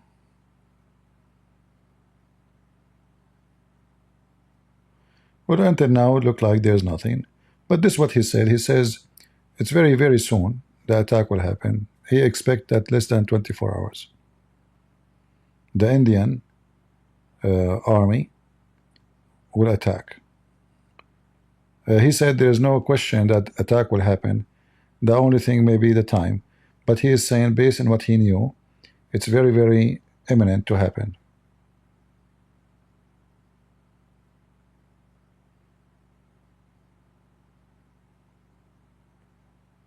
Yeah, but the one who upset from you is those Christians, or supposedly those people who support you. What do you like me to be, a hypocrite? You give me a donation, then I will say what you like to hear. I'm not. You can go, there's, without mentioning names, go to those channels, super chat channels, and whatever you say, they will, as long as you are making donation, they will never offend you. Right? Like, I saw somebody posting that he have a debate with somebody. Go and buy your ticket. Why people need to buy a ticket to watch a debate? The money going to whom? For the one. This debate is a business. So they bring two guys. They says, okay, you will debate, and we will sell the ticket, let us say, for $100. You both, we will give you 50%, and we organize the event, we take 50%. Business. It's not about God.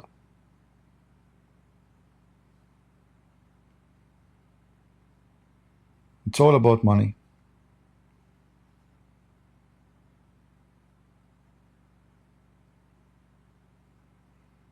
If I show you how many emails I receive from people upsetting from me, you will laugh.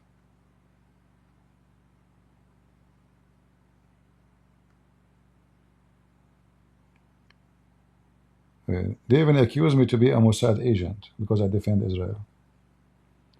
A Jew, he accused me I am against Israel because I speak against Netanyahu. I don't know what I am, you know. So if I support Israel, I am a Mossad agent. If I speak against Netanyahu, I hate his Jews.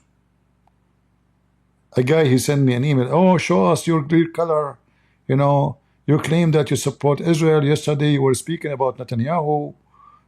You know, okay, show the truth about yourself. Finally the truth appear. What the heck?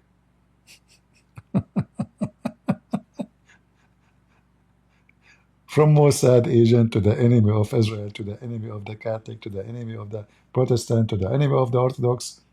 And then they gang against me. So you will see that guy, he is a Catholic, and the other guy is a Orthodox, and they gang against Christian Prince. So this Christian Prince, you have no authority to speak, to speak. What authority? Like somebody told you I'm performing marriage, or even baptism. What authority? What exactly might that mean? Like the two guys who are speaking against me, you have authority yourself? Dummies, you know, a bunch of mental. What you can say? So here in the internet, you will, you know, the only way to survive, if you are making business, you have to be a politician. You don't make your donors upset. Another way, you have to be a hypocrite and a liar. The more you lie, the more you are successful. The more truthful, the more painful. So everybody will hate you. The Protestant will not like you. The Catholic, they will be upset from you. The Orthodox, they are so angry from you. The Jews, they are so, you know, I mean, so I don't know.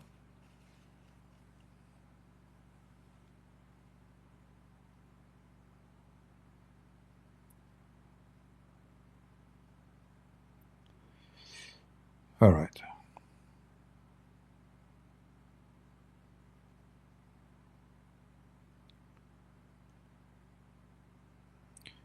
Yeah, but you know, anyone who know me very well, I mean, if you listen to me for many, many years, I don't sugarcoat things. I say it as it is. I don't know, maybe this is good, maybe this is bad, but this is how I am. Don't ask me to be something else I'm not. I cannot. My friend, I saw. You keep saying about Zechariah. I saw it, and I know the verses. Thank you very much for repeating that. There's no need to keep repeating the same thing. Zechariah. I got it.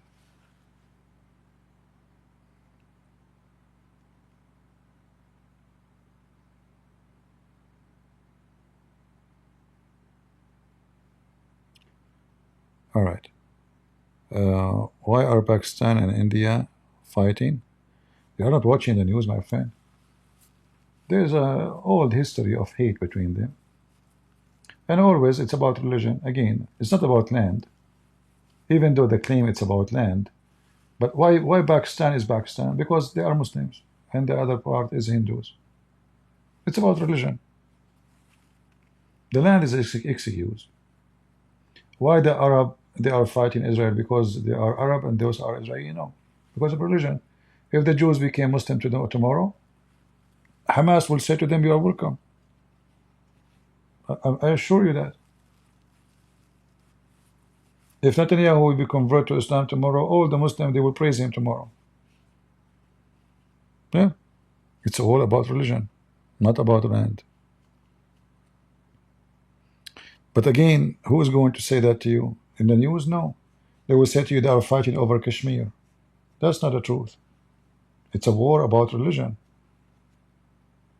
Islam versus Hindus.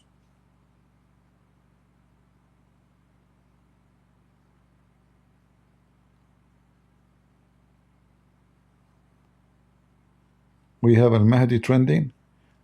He will be trending for a week, too, and then the same as every fart. In the beginning, have a strong smell, and then after that, the smell will go.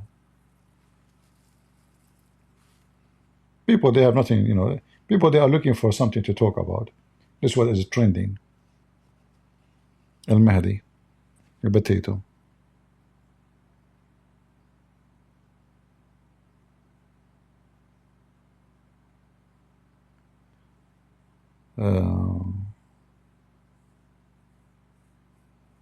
No, seriously, this is what the trending is about. Like, it became a little bit in trend.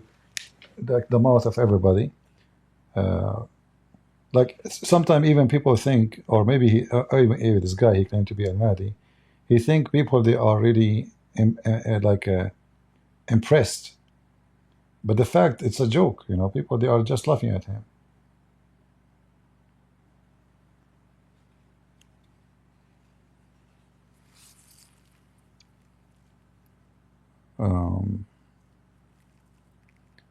Thinking, thinking.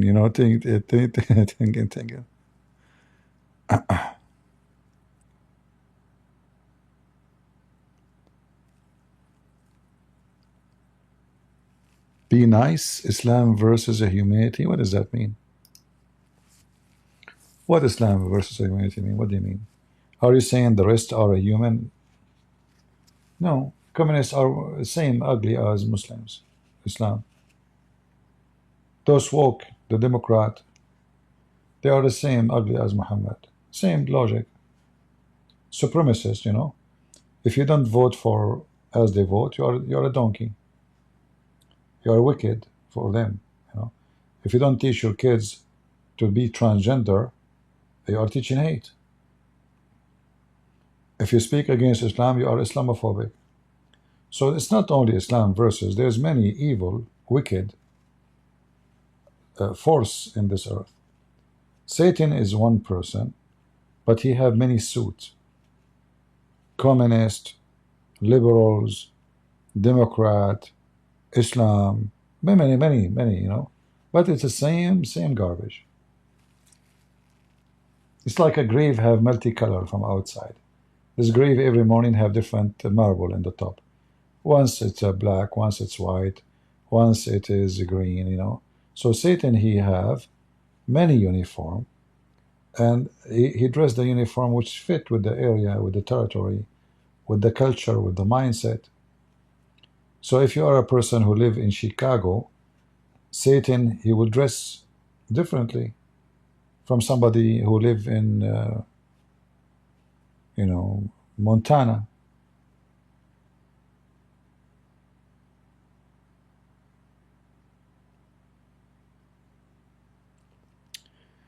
Why the Muslim falsely claim Mecca is in the Bible?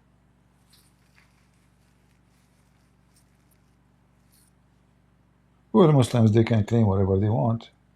But we know that the Bible, as long as they take the Bible says that a Jew cannot take a king or a prophet. He is not a Jew. Is that correct? So the Muslims, you always need to be ready and learn how to silence them. Don't expect the Muslim to be a truthful person when he speaks. It's your duty.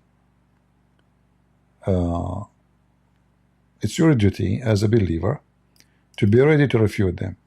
So when they say anything, this is about Mecca, this is about Muhammad, what about you go to Deuteronomy chapter 17, and it says clearly that the ruler and the prophet, they have to be always from Israel, not a foreigner. Not a foreigner. A foreigner cannot rule over the Jews. Good?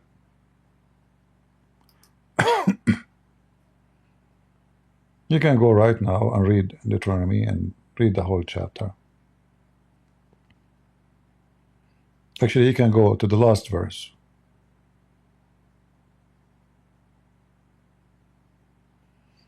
Let me open it. Hold on.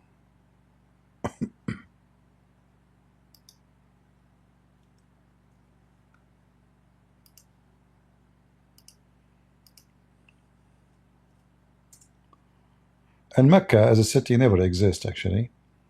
The real city is the one is in Yemen. All right?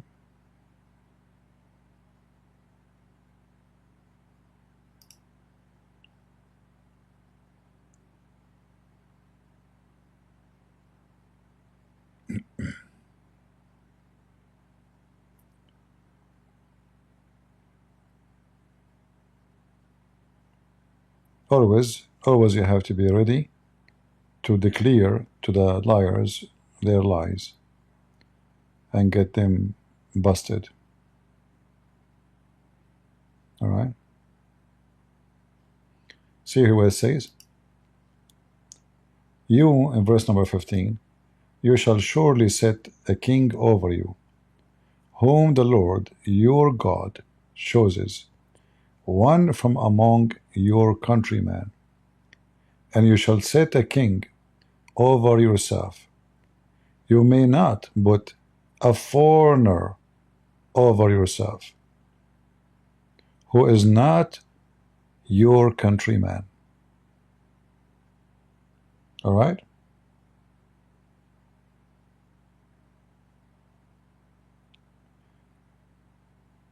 So the Bible is so clear. As long as they believe in the Bible, Muhammad cannot be a leader for the Jews and cannot be accepted even as a prophet, because here the king is considered as a prophet too, chosen by God.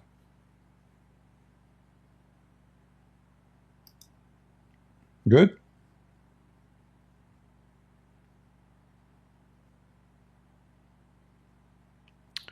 Who are the Ahmadiyya sect? Ahmadiyya sect is the one who follow Ahmad Mirza Ghulam.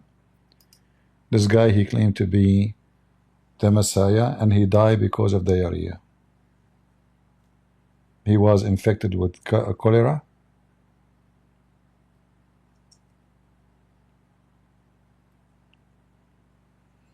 and then he died because of his shit.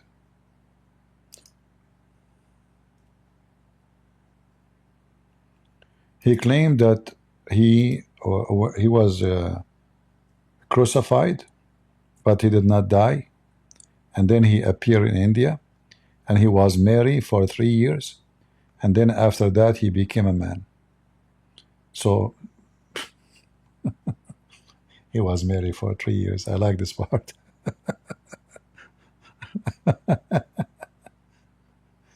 You know, all of this is the work of the British intelligence. The British people at that time, Her Majesty the Queen, they need to recruit fighters for the British Army from India. How they can control this empire? They need local.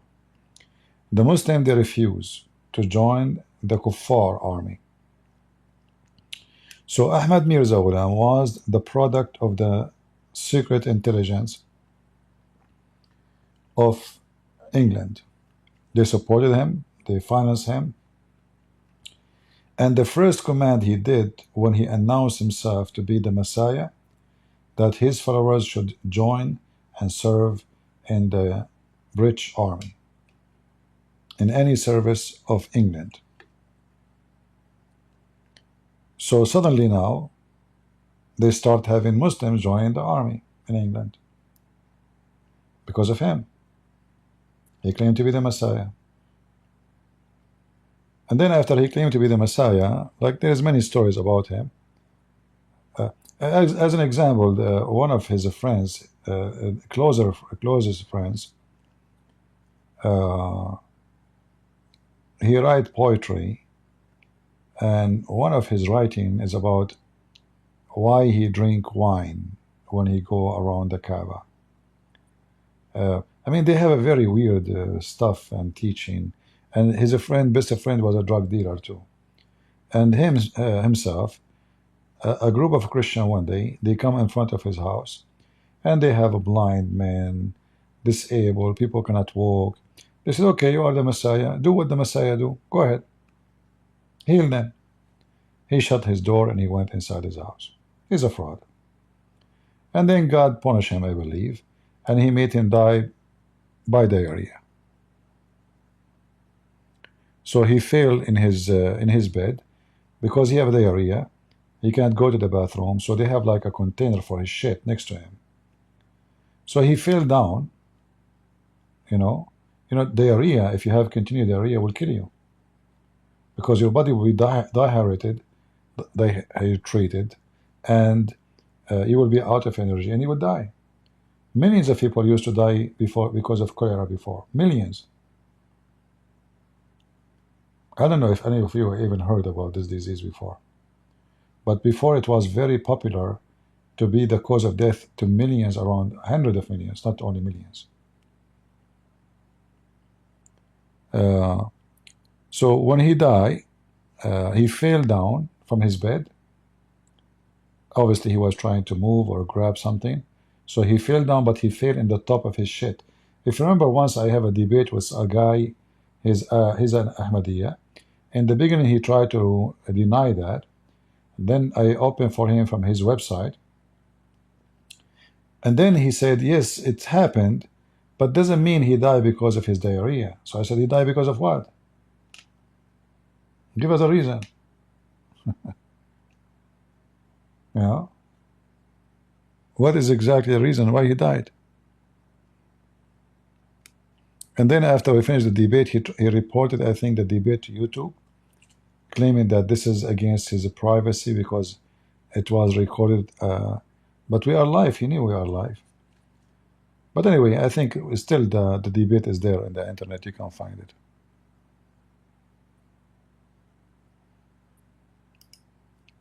So he claimed to be the Messiah, and then he died and he fall over his shit. Same, all those scammers. Like this woman, her hands are shaking, and she looked like a overweighted chicken. Jewelries and gold, and those poor people.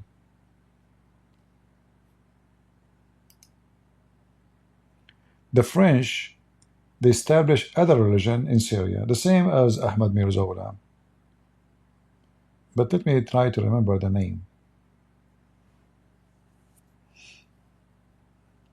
You see, because there's information I did not read about it for a long, long time.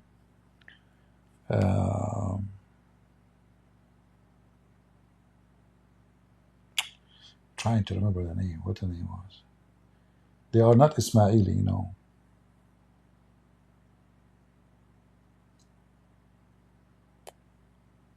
I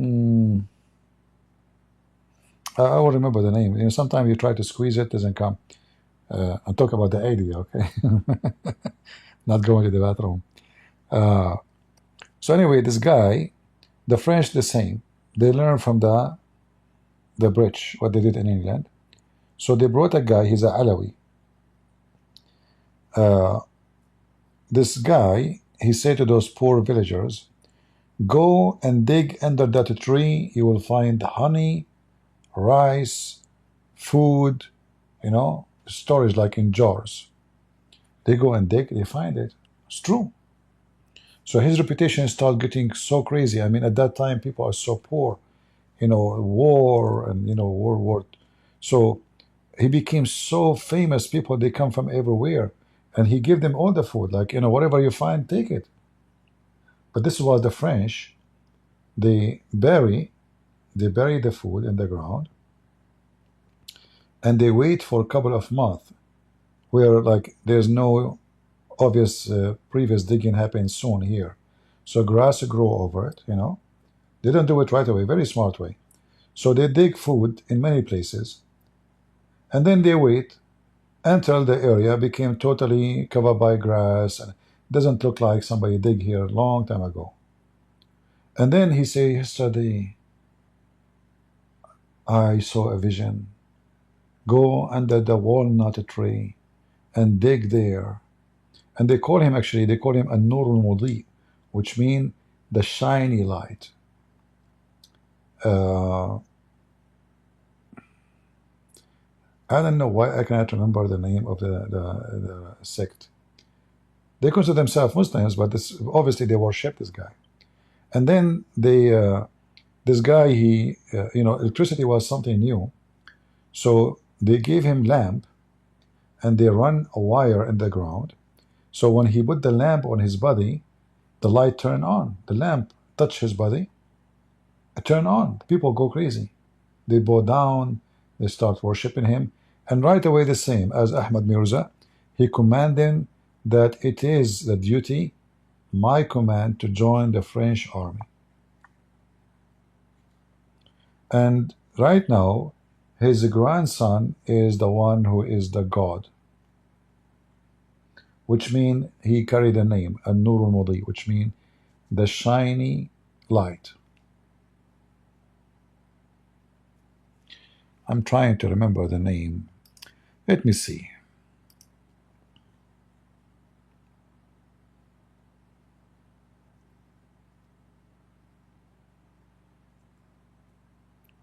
I'm sure I will remember it, but when?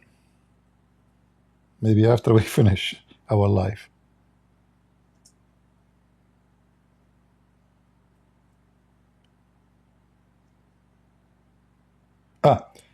Okay, now I remember. See? Thank God, I still have a sharp memory. They call them Murshidiyin. Murshidiyin. Murshid means like, when somebody report to you, report something like, usually it's used for police, like if you put a mole between a bunch of people to report about them, a spy, this is called Murshid. However, this guy is called Murshid not because of that, but because he tell them where to find food. All right? So let me see if I can find in English.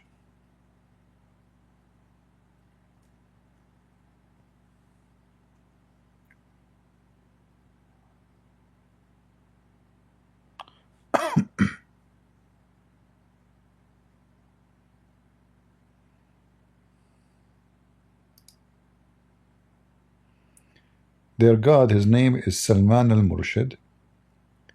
He was born 1907. He died in 1946. But I'm trying to find something for you in English. Let us see.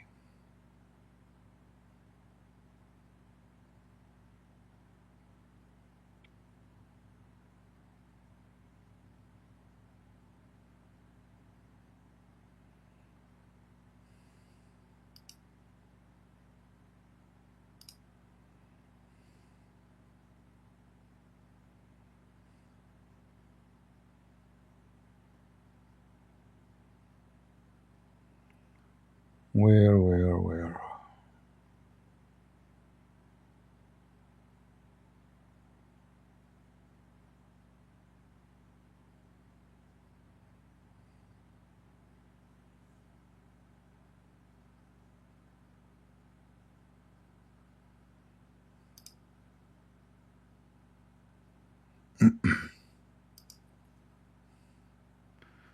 Am I giving you a headache?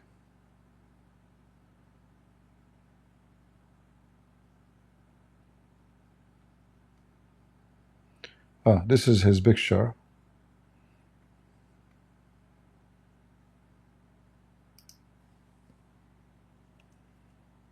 This is the picture of this guy who became their god, Salman al-Murshid.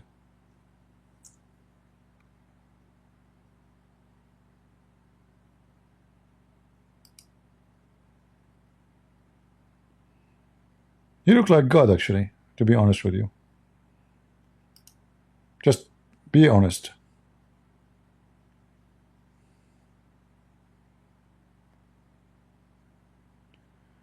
We got you. Do what you want when you want. Your followers are interested in something trending. It is wise to discuss it with them and give them more input. First of all, my friend Paige, I don't have followers. What followers? I'm nobody. I know what you mean. I mean followers as internet, but I'm nobody. I mean, this is what is missing. I have followers too. I mean, we're speaking the whole day about scammers who claim to be God. So don't use the word followers with me. Sounds suspicious. But anyway, this is their God, Salman al-Murshid. As you see, he dresses suit in the time where nobody can afford to have a suit. And nobody dresses suit, actually. But all of this is thanks to the French, you know. Yeah.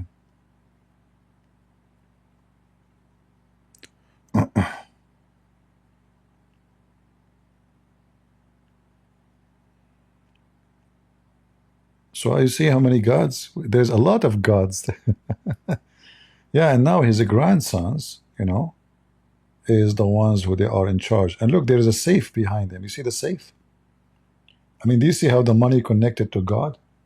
Right away behind him, there is a safe. I mean, at that time, who have a safe? You know, like, you know, we are talking about long time ago. Safe right away behind him. He's very godly man. He's God. For sure, God have a safe, you know. Otherwise, God, he might be afraid they will steal his money. Put yourself in his shoes, you know. Right? I mean, if I want to share with you all the garbage in the Middle East, we will spend 10th century to tell you stories about what kind of madness they have there. Like the Alawi, they have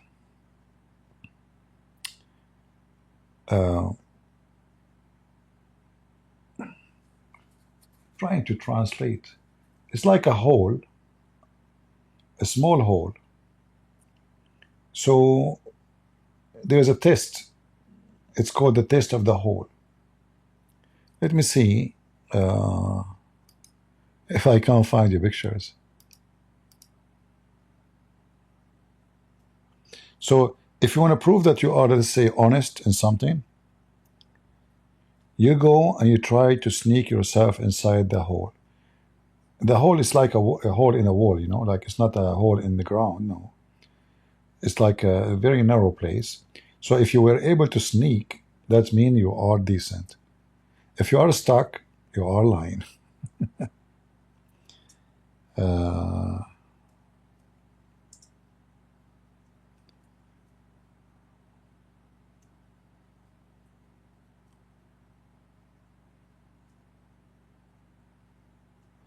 I'm trying to remember.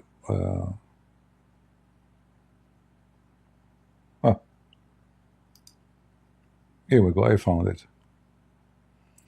I guess shouldn't you have enough? I mean, I should not share with you all this information. You want to see the hole? Who want to see the hole? You guys are taking advantage of me, aren't you? Poor me. I wish I can finish. I wish I can wipe all the information in my head and live like everybody. Happy, I know nothing. Ignorant. So here you see how he is trying to get out of the hole, you see? You see it?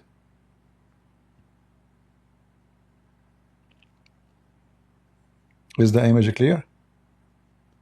So they are trying to pull him out and they could not because he's a liar.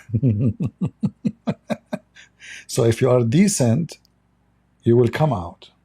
Not because you are skinny. You know, human being, what you can, yeah, stupidity is amazing. Yeah. See? Any one of you lying to me, I will force you to go inside that hole. If you pass, that means you are being truthful. If you don't, all right, you are in trouble. So this is the entrance. You enter from here, and then you try to get out from the hole in the wall. Let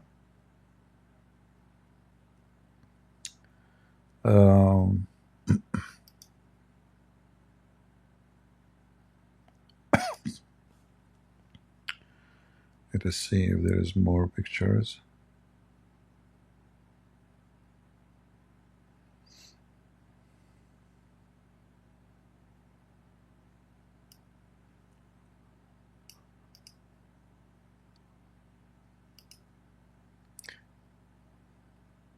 Imagine if we have such a hole in USA. Liars will stuck. Man, that would be a good practice. I wonder how many millions will stuck in the hole. Especially our beloved Congress and senators and Democratic Party, even Republican.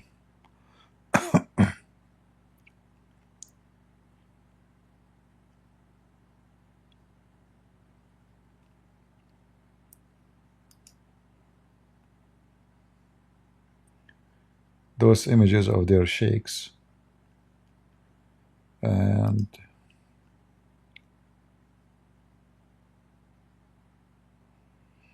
this is the hole. Look how small it is actually.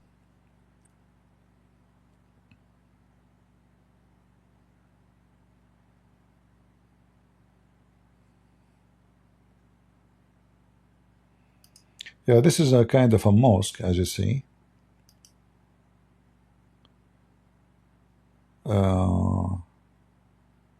It says this is supposedly like a place where the sheikh of maybe grave too, Sheikh Yusuf Rabah. His name is Yusuf Rabah, and here maybe he is the one who come with this method. If somebody look here what the Alawi are saying, Allah made him holy. Allah made his spirit holy. Allah he made. May Allah make your spirit holy, and give us your blessing. So this guy is dead now, but those are the Alawi, you know. This is the comment of the Alawi, obviously.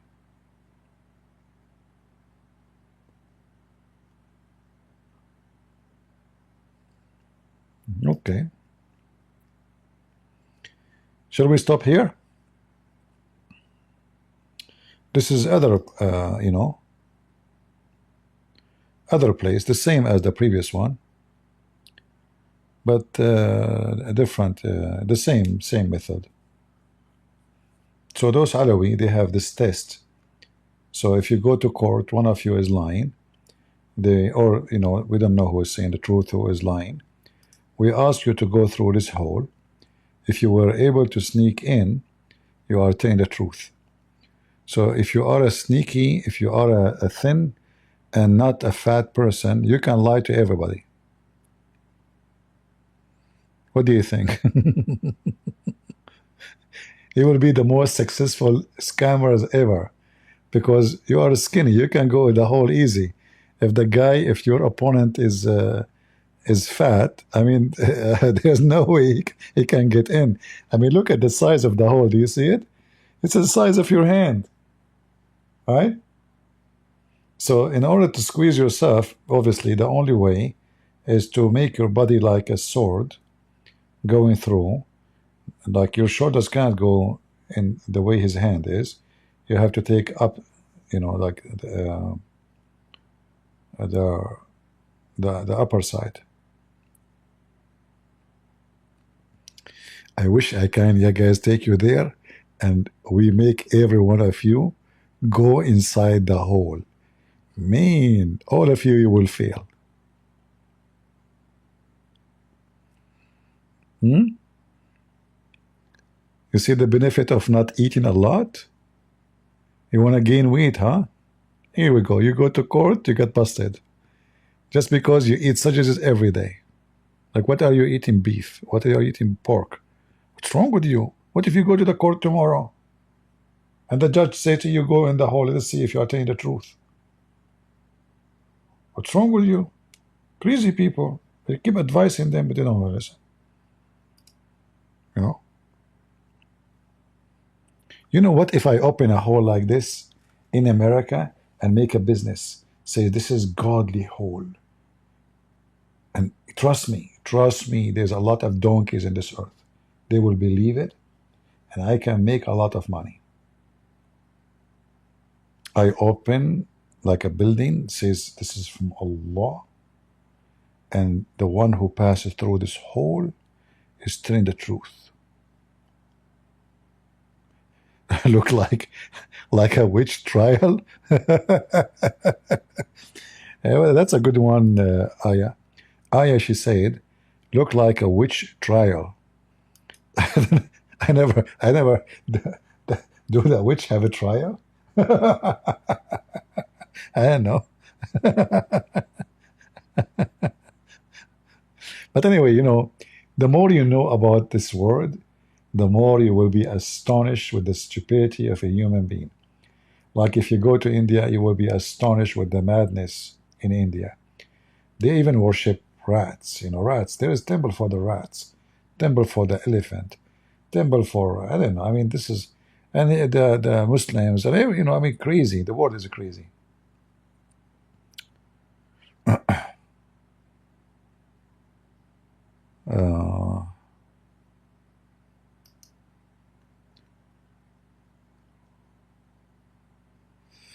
CP is the only one who will pass the hole. Are you sure, Orban? And trust me, I don't. My shoulders are not that small, my friend. I need to make my shoulders. Maybe I need to lose half of them. I will never pass this hole. Yeah, but I think the other hole is easier to pass it. I don't know, maybe this one, because this one is not square actually. If we go back to the one here, hold on, where is, if we try to compare between this one and that one,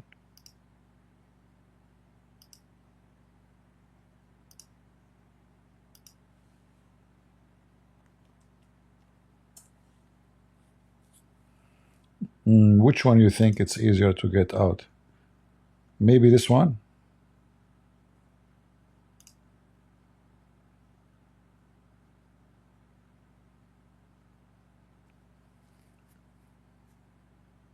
You see this poor guy, he's stuck.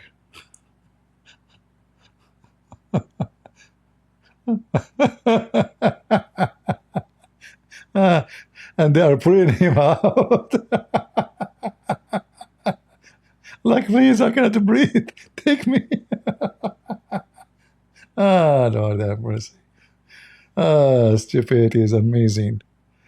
Oh boy. Yeah, Ali, how are you doing? Ali, he is calling me Nasrani.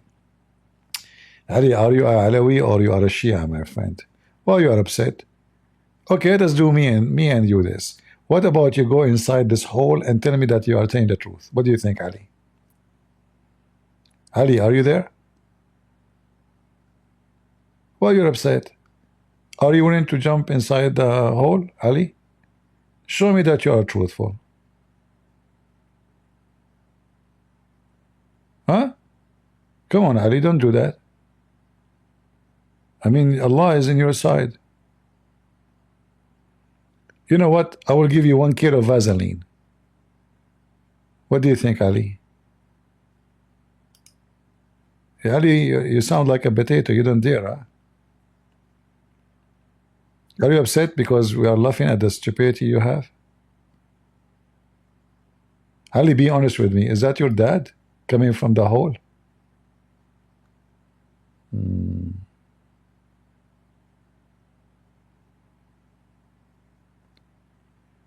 Sunni and Sunni? Really into Sunni? Ah, Guys, Ali is a Sunni, is not a Shia, is not a Alawi. That's deep. Oh, so you are Sunni who eat the shit of the camel of Aisha. Is that correct? Is that true that the Sunni, they eat the shit of the camel of Aisha? Don't tell me I'm lying. Please don't say that.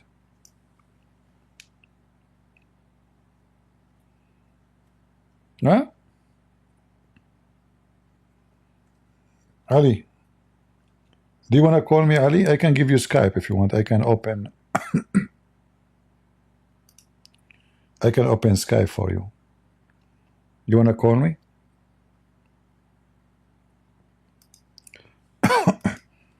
Look, Ali, you are Sunni, right? So this is your movie. This is a movie made by you, Muslims. This is you Muslims fighting over the shit of the camel of Aisha.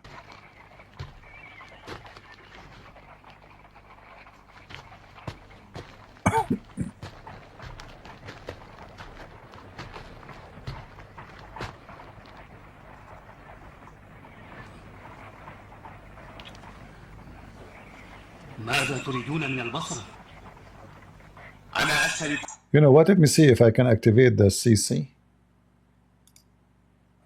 The CC is only in Arabic. We cannot make it in English. Auto translate.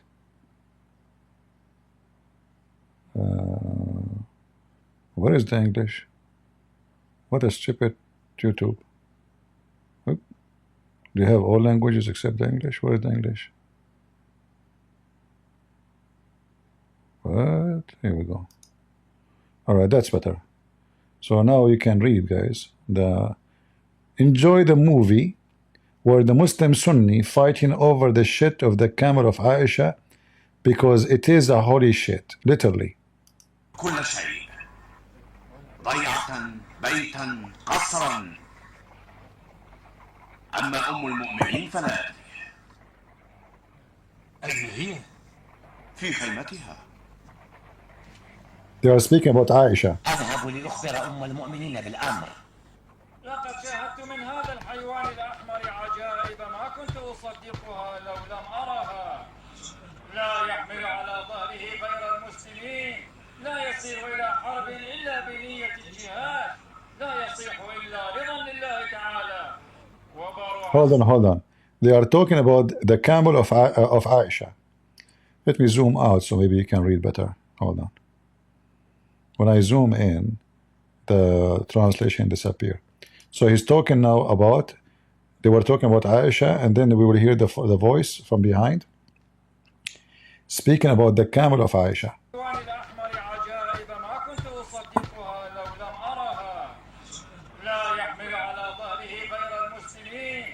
This camel, he carry only Muslims in his back. Unbelievable. It's a miracle. He don't go except for jihad. He don't go for journeys, trip, business, no. This camel go only for jihad.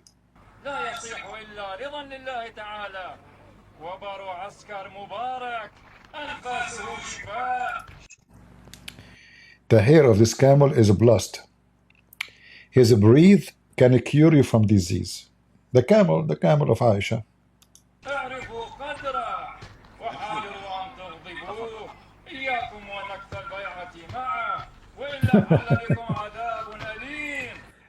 Be aware not to break your pledge with him. With who? With the camel. Otherwise, a horrible pain will be cursed upon you. See the camel, the Muslim Sunni?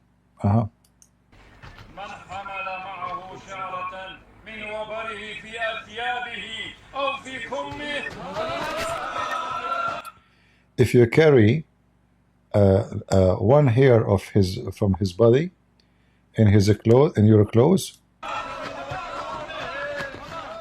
and now they are fighting over his poo-poo. The camel, he started doing poo-poo. All right, and the Muslim Sunni, they are fighting over the poo-poo of the camel of Aisha.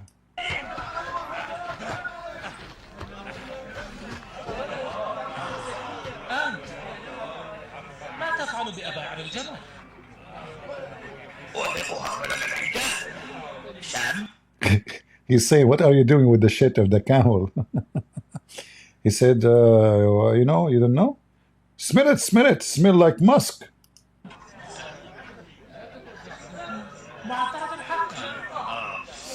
Oh,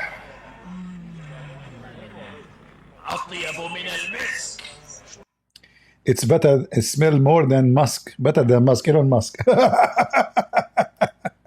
So Ali, are you there? Are you there, Ali? شو اخبارك علي؟ شلونك؟ شلونك عيني شلونك؟ What happened to Ali? Is he like, maybe he's looking for the poo-poo of the camel now? Ali, he disappeared. We better stop here.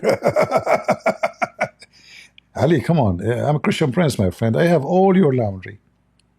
Every laundry you can imagine. I will tell you a secret between me and you. Do you know the lice used to live in the underwear of your prophet, the bikini? She wrote a book about everything happened there, and she gave it to me. You want to challenge me? You can call me, and I can read for you page number 1. Or any page of your choice, number 50. Or I have to skip page number 49, sorry. Or page number 69, that is very dirty. But if you insist, I can read it for you. Alhamdulillah, أعطيه التليجرام. ما عندك سكايب? He don't have a Skype, he have Telegram. I don't have Telegram. You download the Skype, Ali, come on. It's easy. Easy cheesy. Don't you know that Skype converted to Islam? Don't you know that? AI converted to Islam. Ask Lady J.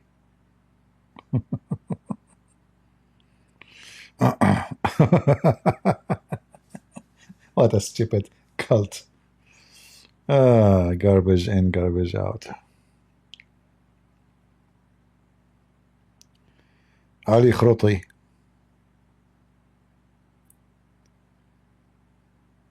Any Abdul? Anyone knows what a Khruti mean? Oh, this guy is going to download the Skype for real. That will be fun. Okay, let me open Skype. I did not open my Skype for a century. So guys, Ali is downloading Skype, so he will call me. This guy is being serious now. All right, even though I'm losing my voice, here we go. I am in Skype. And you will find my Skype in the info. Good?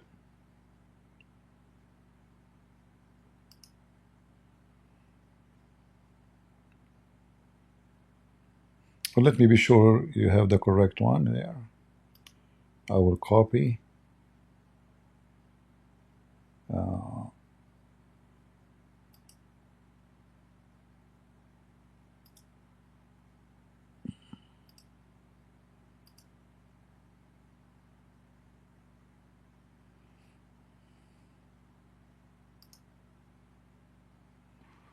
What is this?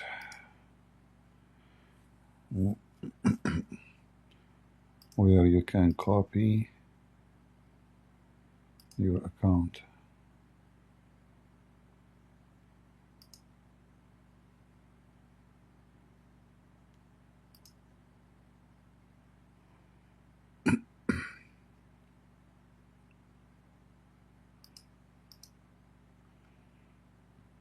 Did they change the way Skype is? I'm trying to copy my... Okay, setting.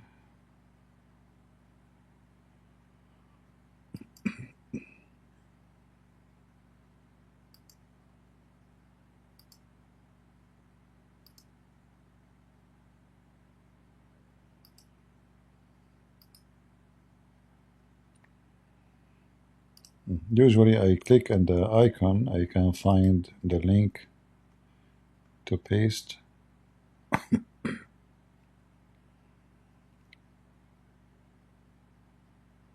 You cannot show it, I cannot see anything.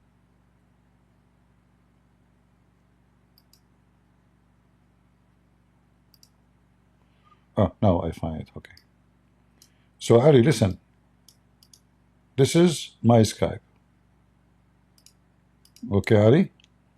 You click in it, text me, and I will call you.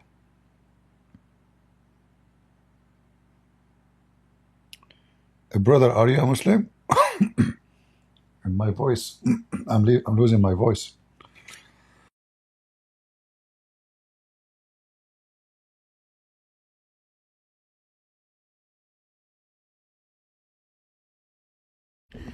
I drank too much coffee today.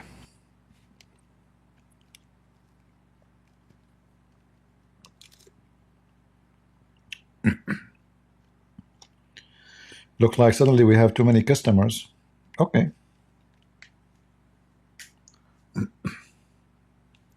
Invite your friends, guys. We have many Muslims. We have a brother. We have Ali. All of them, they want to debate me. And I'm not ready. You know? I feel weak today, actually. Ali, can we delay it for next, like 6 months from now? So I can get ready and study, you know?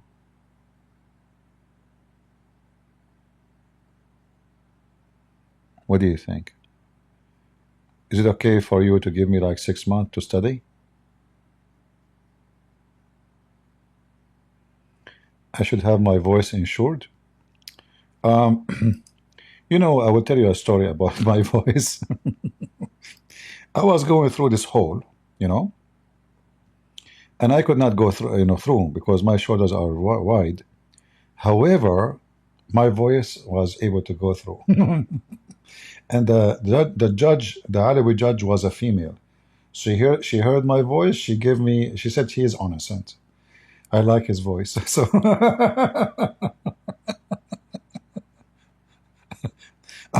I bribed her with my voice. What happened, Ali? Okay, you want my account? Here we go. This is my account. All right, Ali? Call me. Text me first.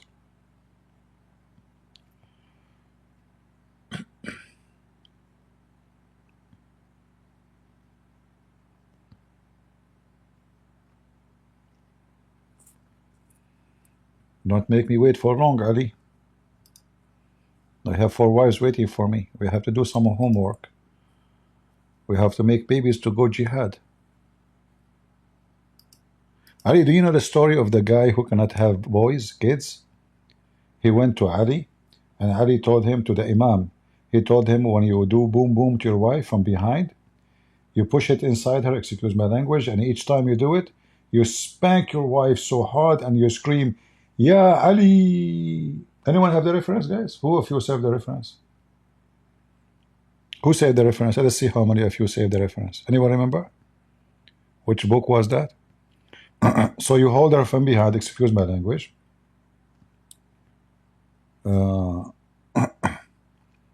then each time you push it inside her, excuse my language again, you spank her so hard. And the same time, be careful, you have to do it all in the same time. You push it, you spank, you speak. Ya Ali.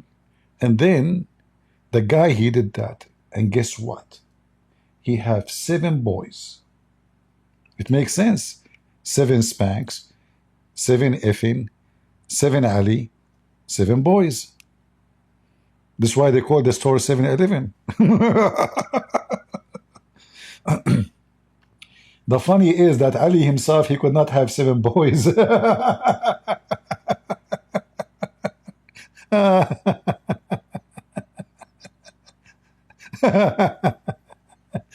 Hey, Muslims, how many boys Ali himself he have? How the guy, he spanked his wife 7 times and he's screaming at Ali. He got 7 boys and Ali himself cannot have 7 boys. What happened, Ali? I'm waiting for you. You lied, huh? You said you are coming, but you are not. Oh, here we go. Ali, he's just texted me. Okay. Let us call Ali.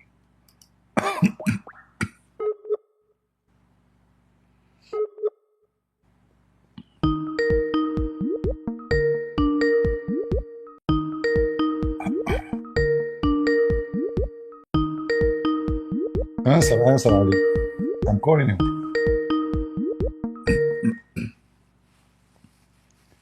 Hello. Hello. How are you, Mr. Ali? How are you doing? Alhamdulillah. What Alhamdulillah mean? Alhamdulillah. What does that mean? يعني نشكر الله على كل حال. What does that mean? What? Okay, who is the one who says first time Alhamdulillah? Speaking Arabic. Are you don't speak English now? I can't now. Why you cannot? هذه لغة كفار. This is the language of the kuffar? You just told me I cannot. I spoke the language of the kuffar already. Too late. Okay, as long as you don't speak the language of the kuffar, I want to ask you, is the word istabrak is a kuffar language or it's an Arab language? What do you mean? Istabrak. Is that a kuffar language or it's an Arabic language? Wait. My Skype is like have a lag. What? Don't tell me your Skype is not working. It's working fine. Don't play deaf now. I have a lag. What? What? Wait. I have a lag. You have what? Yes. Oh my God. You said you don't want to speak English because this is the language of the kuffar, and you say, "Oh my God." But wait. You should say, "Oh my Allah." My Skype has a lag. My ping is high. You are using the internet of the neighbors, same as all Muslims. I will end the call and the call. Be honest. Why you are using the internet of the neighbors, Ali? Huh? Wait. I will send message now. Wait. Wait, what? Wait, no, wait, what? That was a good call. Wait, I cannot speak the language of the kuffar. Like, what the heck? And then he says to me, "Oh my God, I thought you cannot speak the language." So now not only you spoke the language of the kuffar, you call your God Allah, English word, God. Oh my God. This is what happened to the secret wife of Muhammad Hijab.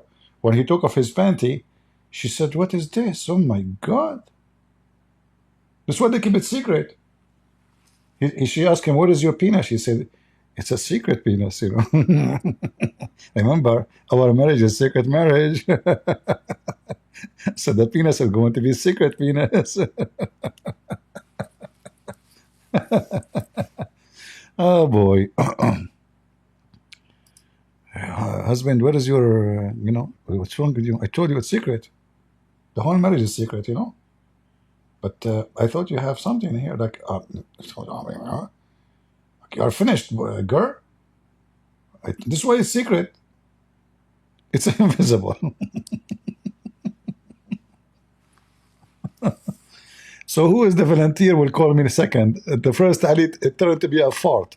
We thought he is a poo-poo, it turned to be a fart only.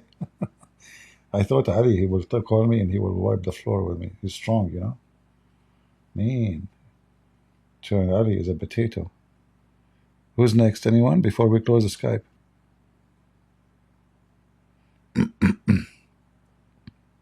Anyone? Yeah, Ali. The most stupid religion. You know, Muslims, if you debate me, trust me, you go and debate someone else. You want to debate me, you will go through this hole. Trust me, I will squeeze you. I mean, any word you use is going to be used. Like, even the word assalamu alaikum, even hello, even alhamdulillah, anything you say, I will torture you. This guy, he have no idea he's talking to who. That's why he regret.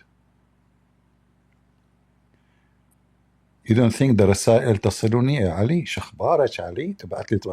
تبعت لي رسائل أنت؟ شنو هذا؟ Guys, Ali is sending me messages. He's saying he don't think that the message is arriving to me. Even your message is not working, Ali? Man, Ali, everything about you is broken. No wonder your name is Ali.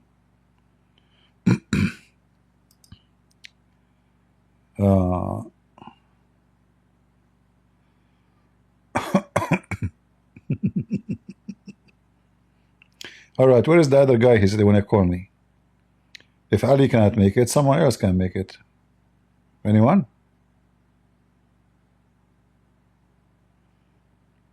No?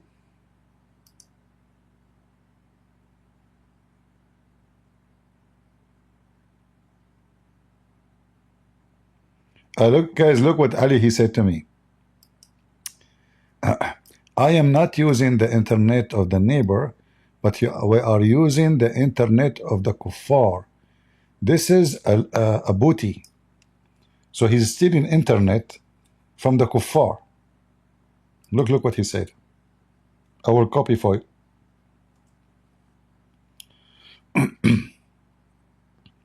I don't know if in the chat you can translate still, I'm not sure.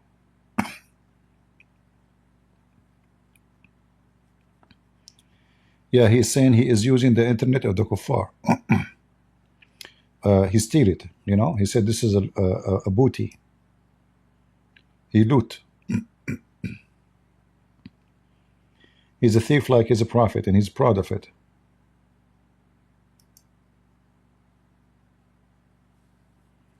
No, Ali, he called me. He thought he can do, but he noticed right away that he is no match. So he decided to take a hike. Anyone else want to take the place of Ali? Any Muhammadan? Mayday, Mayday.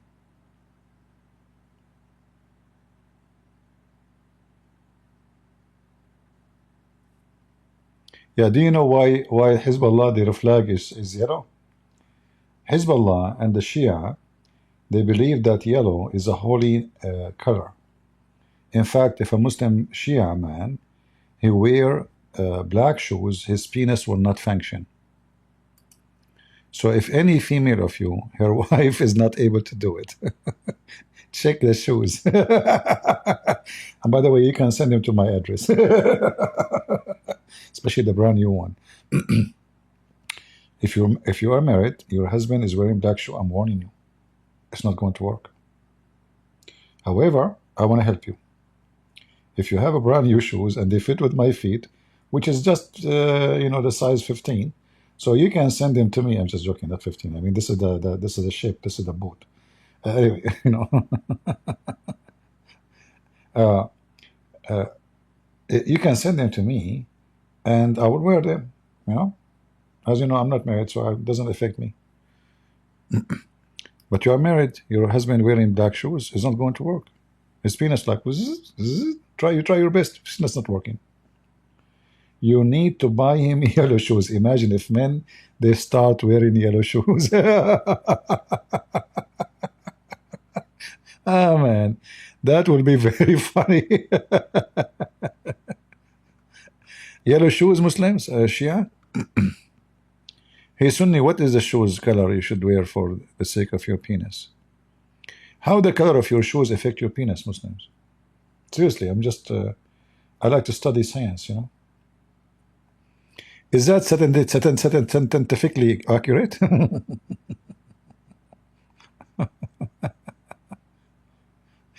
Why Muhammad, he was chased out of Mecca? I don't believe the story is true about being chased. I think he lived, and if Muhammad even exists, you know, if he was chased, how he left with all his money and all his slaves, and you know, come on, there's no way he was chased. Someone is chased, he would live with his shoes only.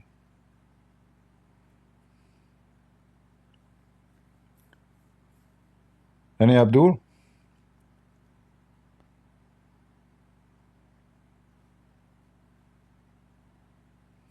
Somebody, he is being smart.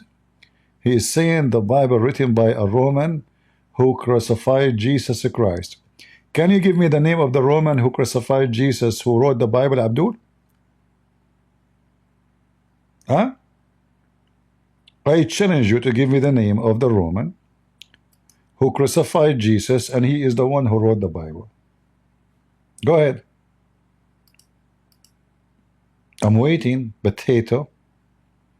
I mean, you Muslims are so low, so slow, so stupid, so donkey. Hold on.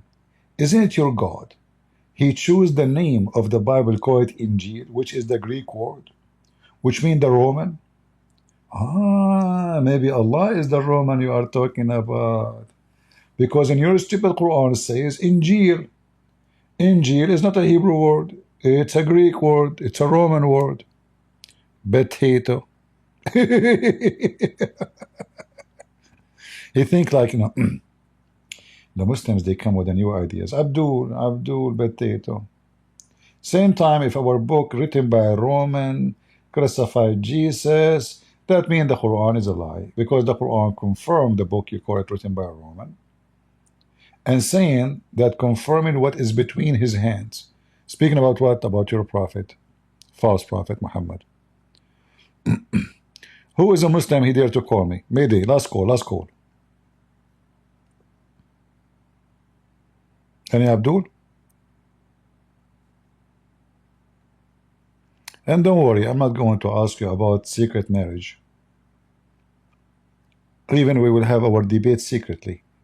I will not share it with anyone, I promise you. It's only in YouTube, Rumble, Discord, anyway, just that's all. We will keep it secret.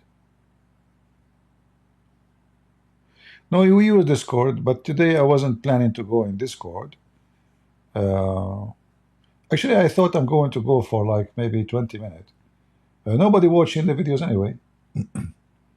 See, people, they come here, they don't even leave comment, they don't watch, they don't share, and then you will find that my video, which is made by me, posted in different channel, and it have 5 times more than my video in my channel in one day. Can you believe it?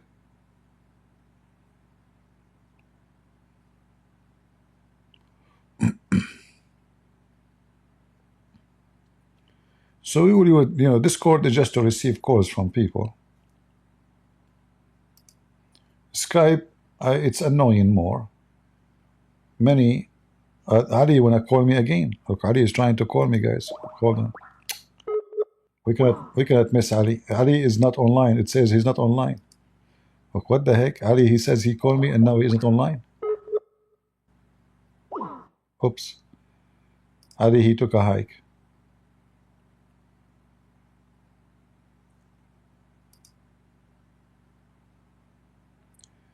Go live 24 hours? Why not 26? What's wrong with you? Why try to make it short? If we go 26 hours a day, this way we can, like, overtime.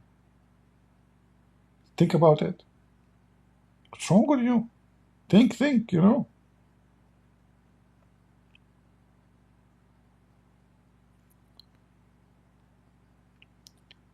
You haven't used Skype since 2008? I wasn't born at that time. Any Abdul?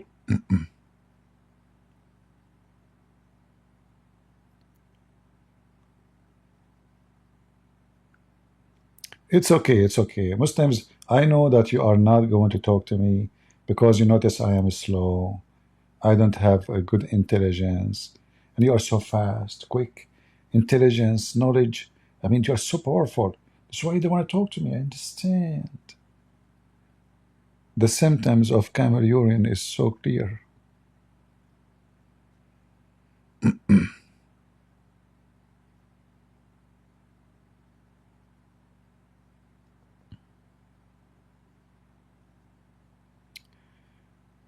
Any Muhammadan?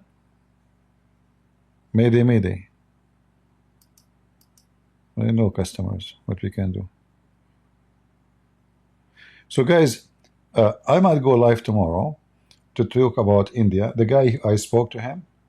He confirmed that there is something will happen in the coming 24 hours. And this was for sure before it was maybe before I go live, actually this Indian person, he's subscribed to my Patreon for a long time, but now he's very upset from me because I spoke against Moody, so Indian, they get moody with me. That's what happened when you speak against Moody. So anyway, he says He claimed that he is like a member of the party of Modi, the political party, and he said the Indian are going to attack Pakistan in a very, very short time. So we will see tomorrow, by tomorrow, what will happen, if this will be true or not. And obviously the Pakistani are terrified. And you know, I think Modi, he will attack because this is a very great opportunity for him to win the coming election with no question, because that will present him like a hero. You know, he will attack a country is collapsing already. The economy of Pakistan is collapsing. Money, no business, no electricity, no water. They will cut the water from them. A lot of problems, terrorism, blah blah blah.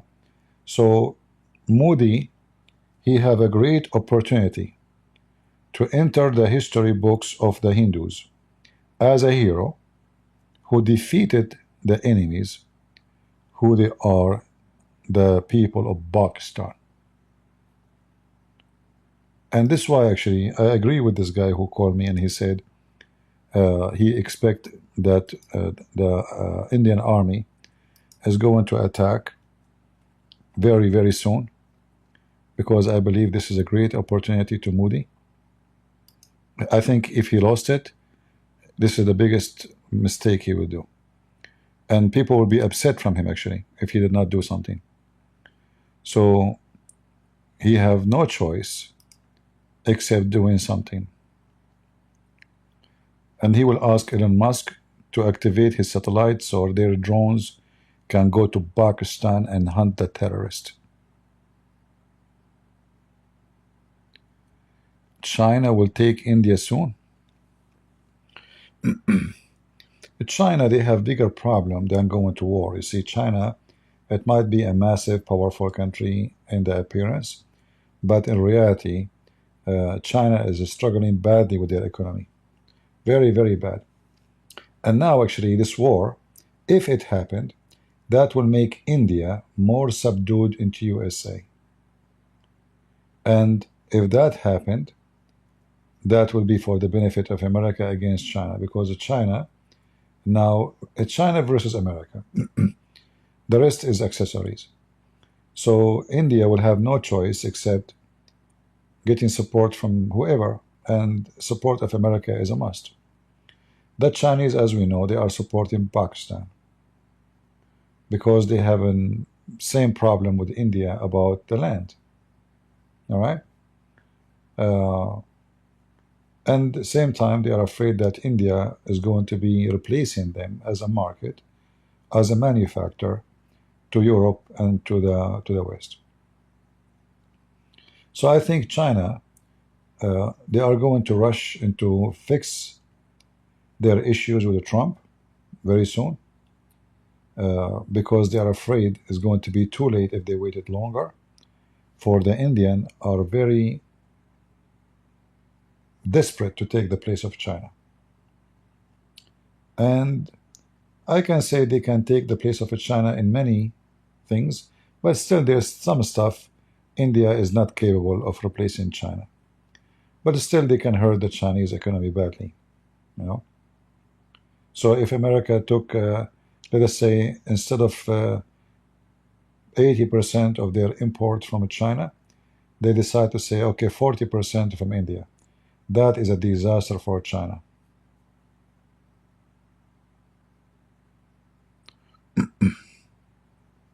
All right.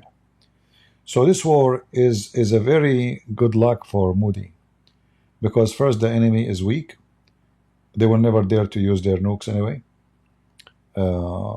and he will just shine himself as a hero for the coming century, not only for now.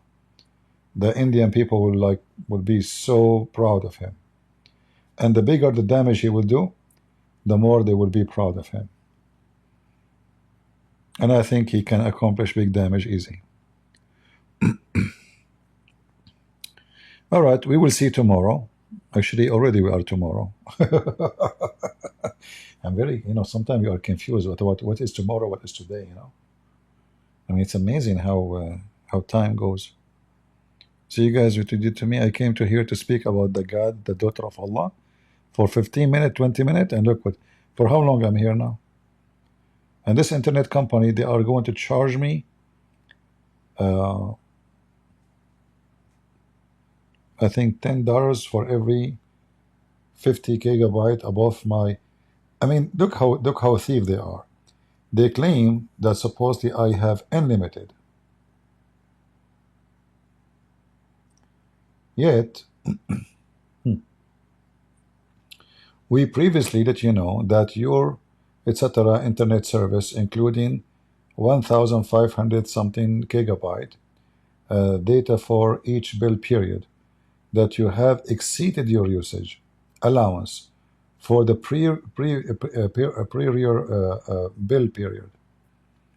You have reached the maximum, and if you go over your data plan this bill period, we will waive the charges for your additional data this time. If you go over your data plan after this period, you will pay an additional $10 for every 50 gigabyte. And do you know what 50 gigabyte when you go live in two stream? They will not even do maybe, I don't know, maybe 15 minutes, 20 minutes, 30 minutes, I'm not sure. Thieves. So they will start charging me. Like the more I stay, the more they will charge me. A bunch of thieves. So each time we go live, maybe we have to pay another $20 or maybe more if I exceed the limit, and obviously I did. Yeah. There's other companies. I tried them before. I keep losing connection if you remember, before I tried it. This is why I'm stuck with those people. The other one, they lie too. They say to you, we give you a very high speed internet, and then when you go live, it doesn't even go 3 gigabyte speed. I kept losing my internet. I changed my modem. We changed the cable.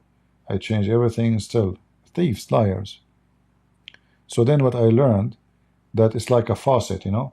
So when there's many users, it's like you are in the end of the line. So when there's many faucet open water, and you are the last faucet, your faucet will not have water. So they lie about the speed. They say this is the speed we will give you, 400, etc. And then when you practice it, the only time your speed is okay is when people are asleep, which means you have to go live like 1 a.m. in the morning.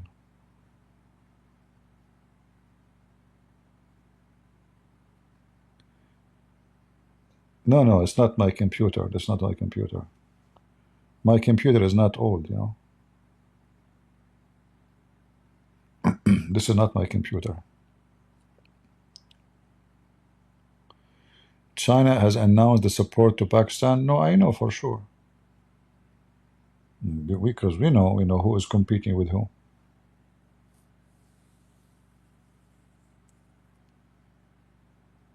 You see, all the movement of those countries is about cornering each other. So Pakistan and Iran are not friends. This is why Modi, he established very good relationship with the enemies of Israel, Iran. The purpose is to establish a new trade line guaranteeing the security from Iran in that line. China is trying to compete by going now to Egypt. Like the Chinese, they did just a game, they have a game war game in Egypt, just I think 10 days ago. So it's everybody trying to find a footprint or footstep for them in somewhere, because they are afraid they will be cornered. So now European Union are angry from China. America is the same. India is the same. Even Russia, Putin, you cannot trust Putin. Putin have no friends.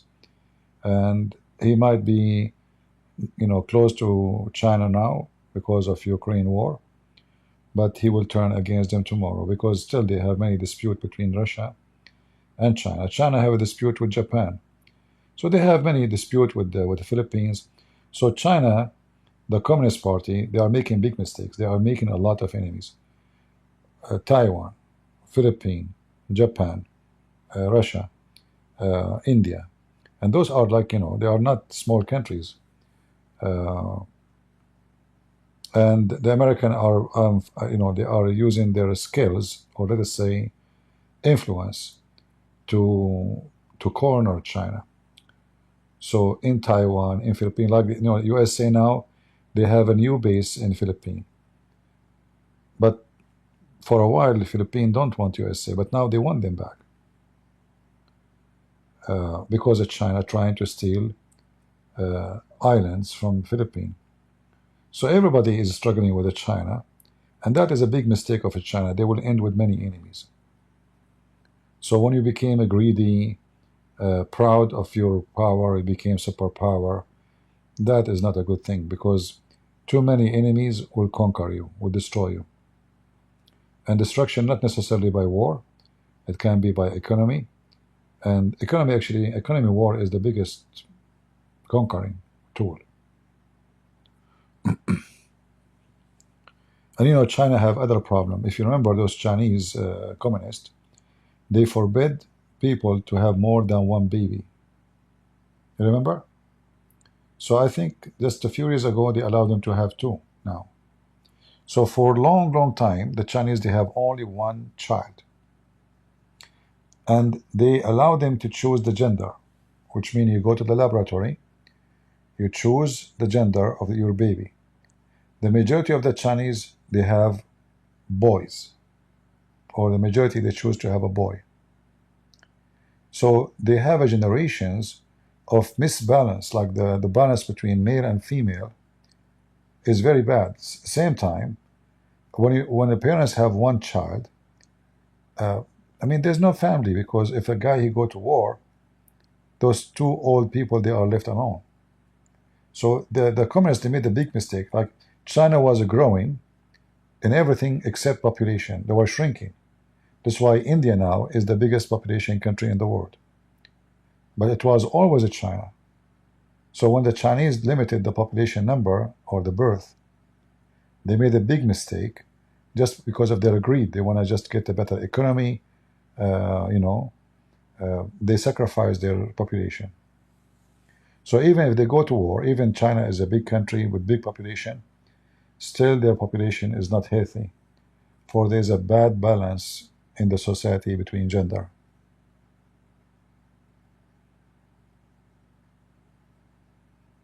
All right? This is what you get when you are with the communist. All right, guys. How about Starlink? Starlink is very expensive. And I don't know how fast it is, Starlink. I'm not sure. I think Starlink the same. If you exceed the limit, they will charge you more. I don't think Starlink is practical. Starlink is used for those who live in off-grid villages, small towns where there's no internet provider, Yeah.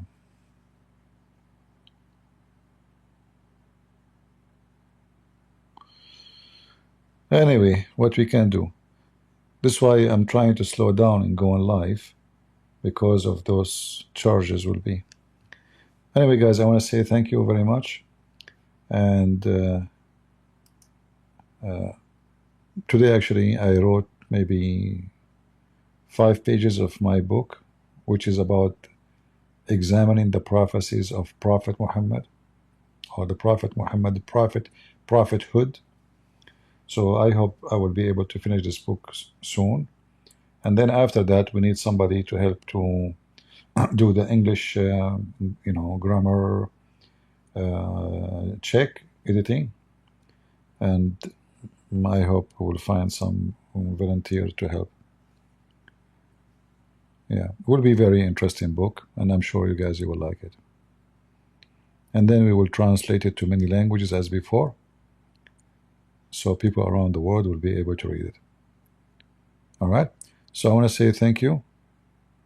Did you name the kitty? It's not. I don't give names to those animals. I mean, I help this cat just for the sake of being, I mean, she is a creature and half disabled. She's blind. You put the food in the front of her, hardly she can see it. Obviously she depends on her nose to smell. Otherwise, I would not even feed the cat. But I would not give it a name. Actually, I made a house for it because if there's a rain or etc., I felt sorry for this cat.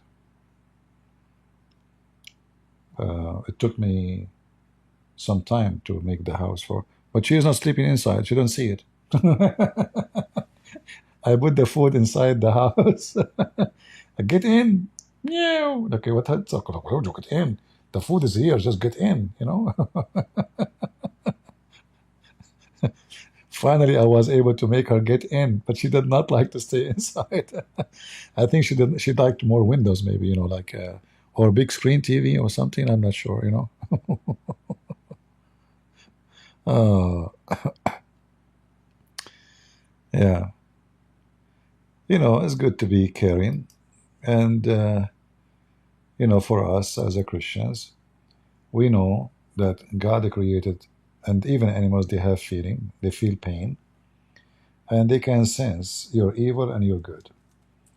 And this is why actually animals can be even better than many human. Like, I'm not worried if I turn my back to the cat, but I will be worried if I turn my back to Hezbollah. Right?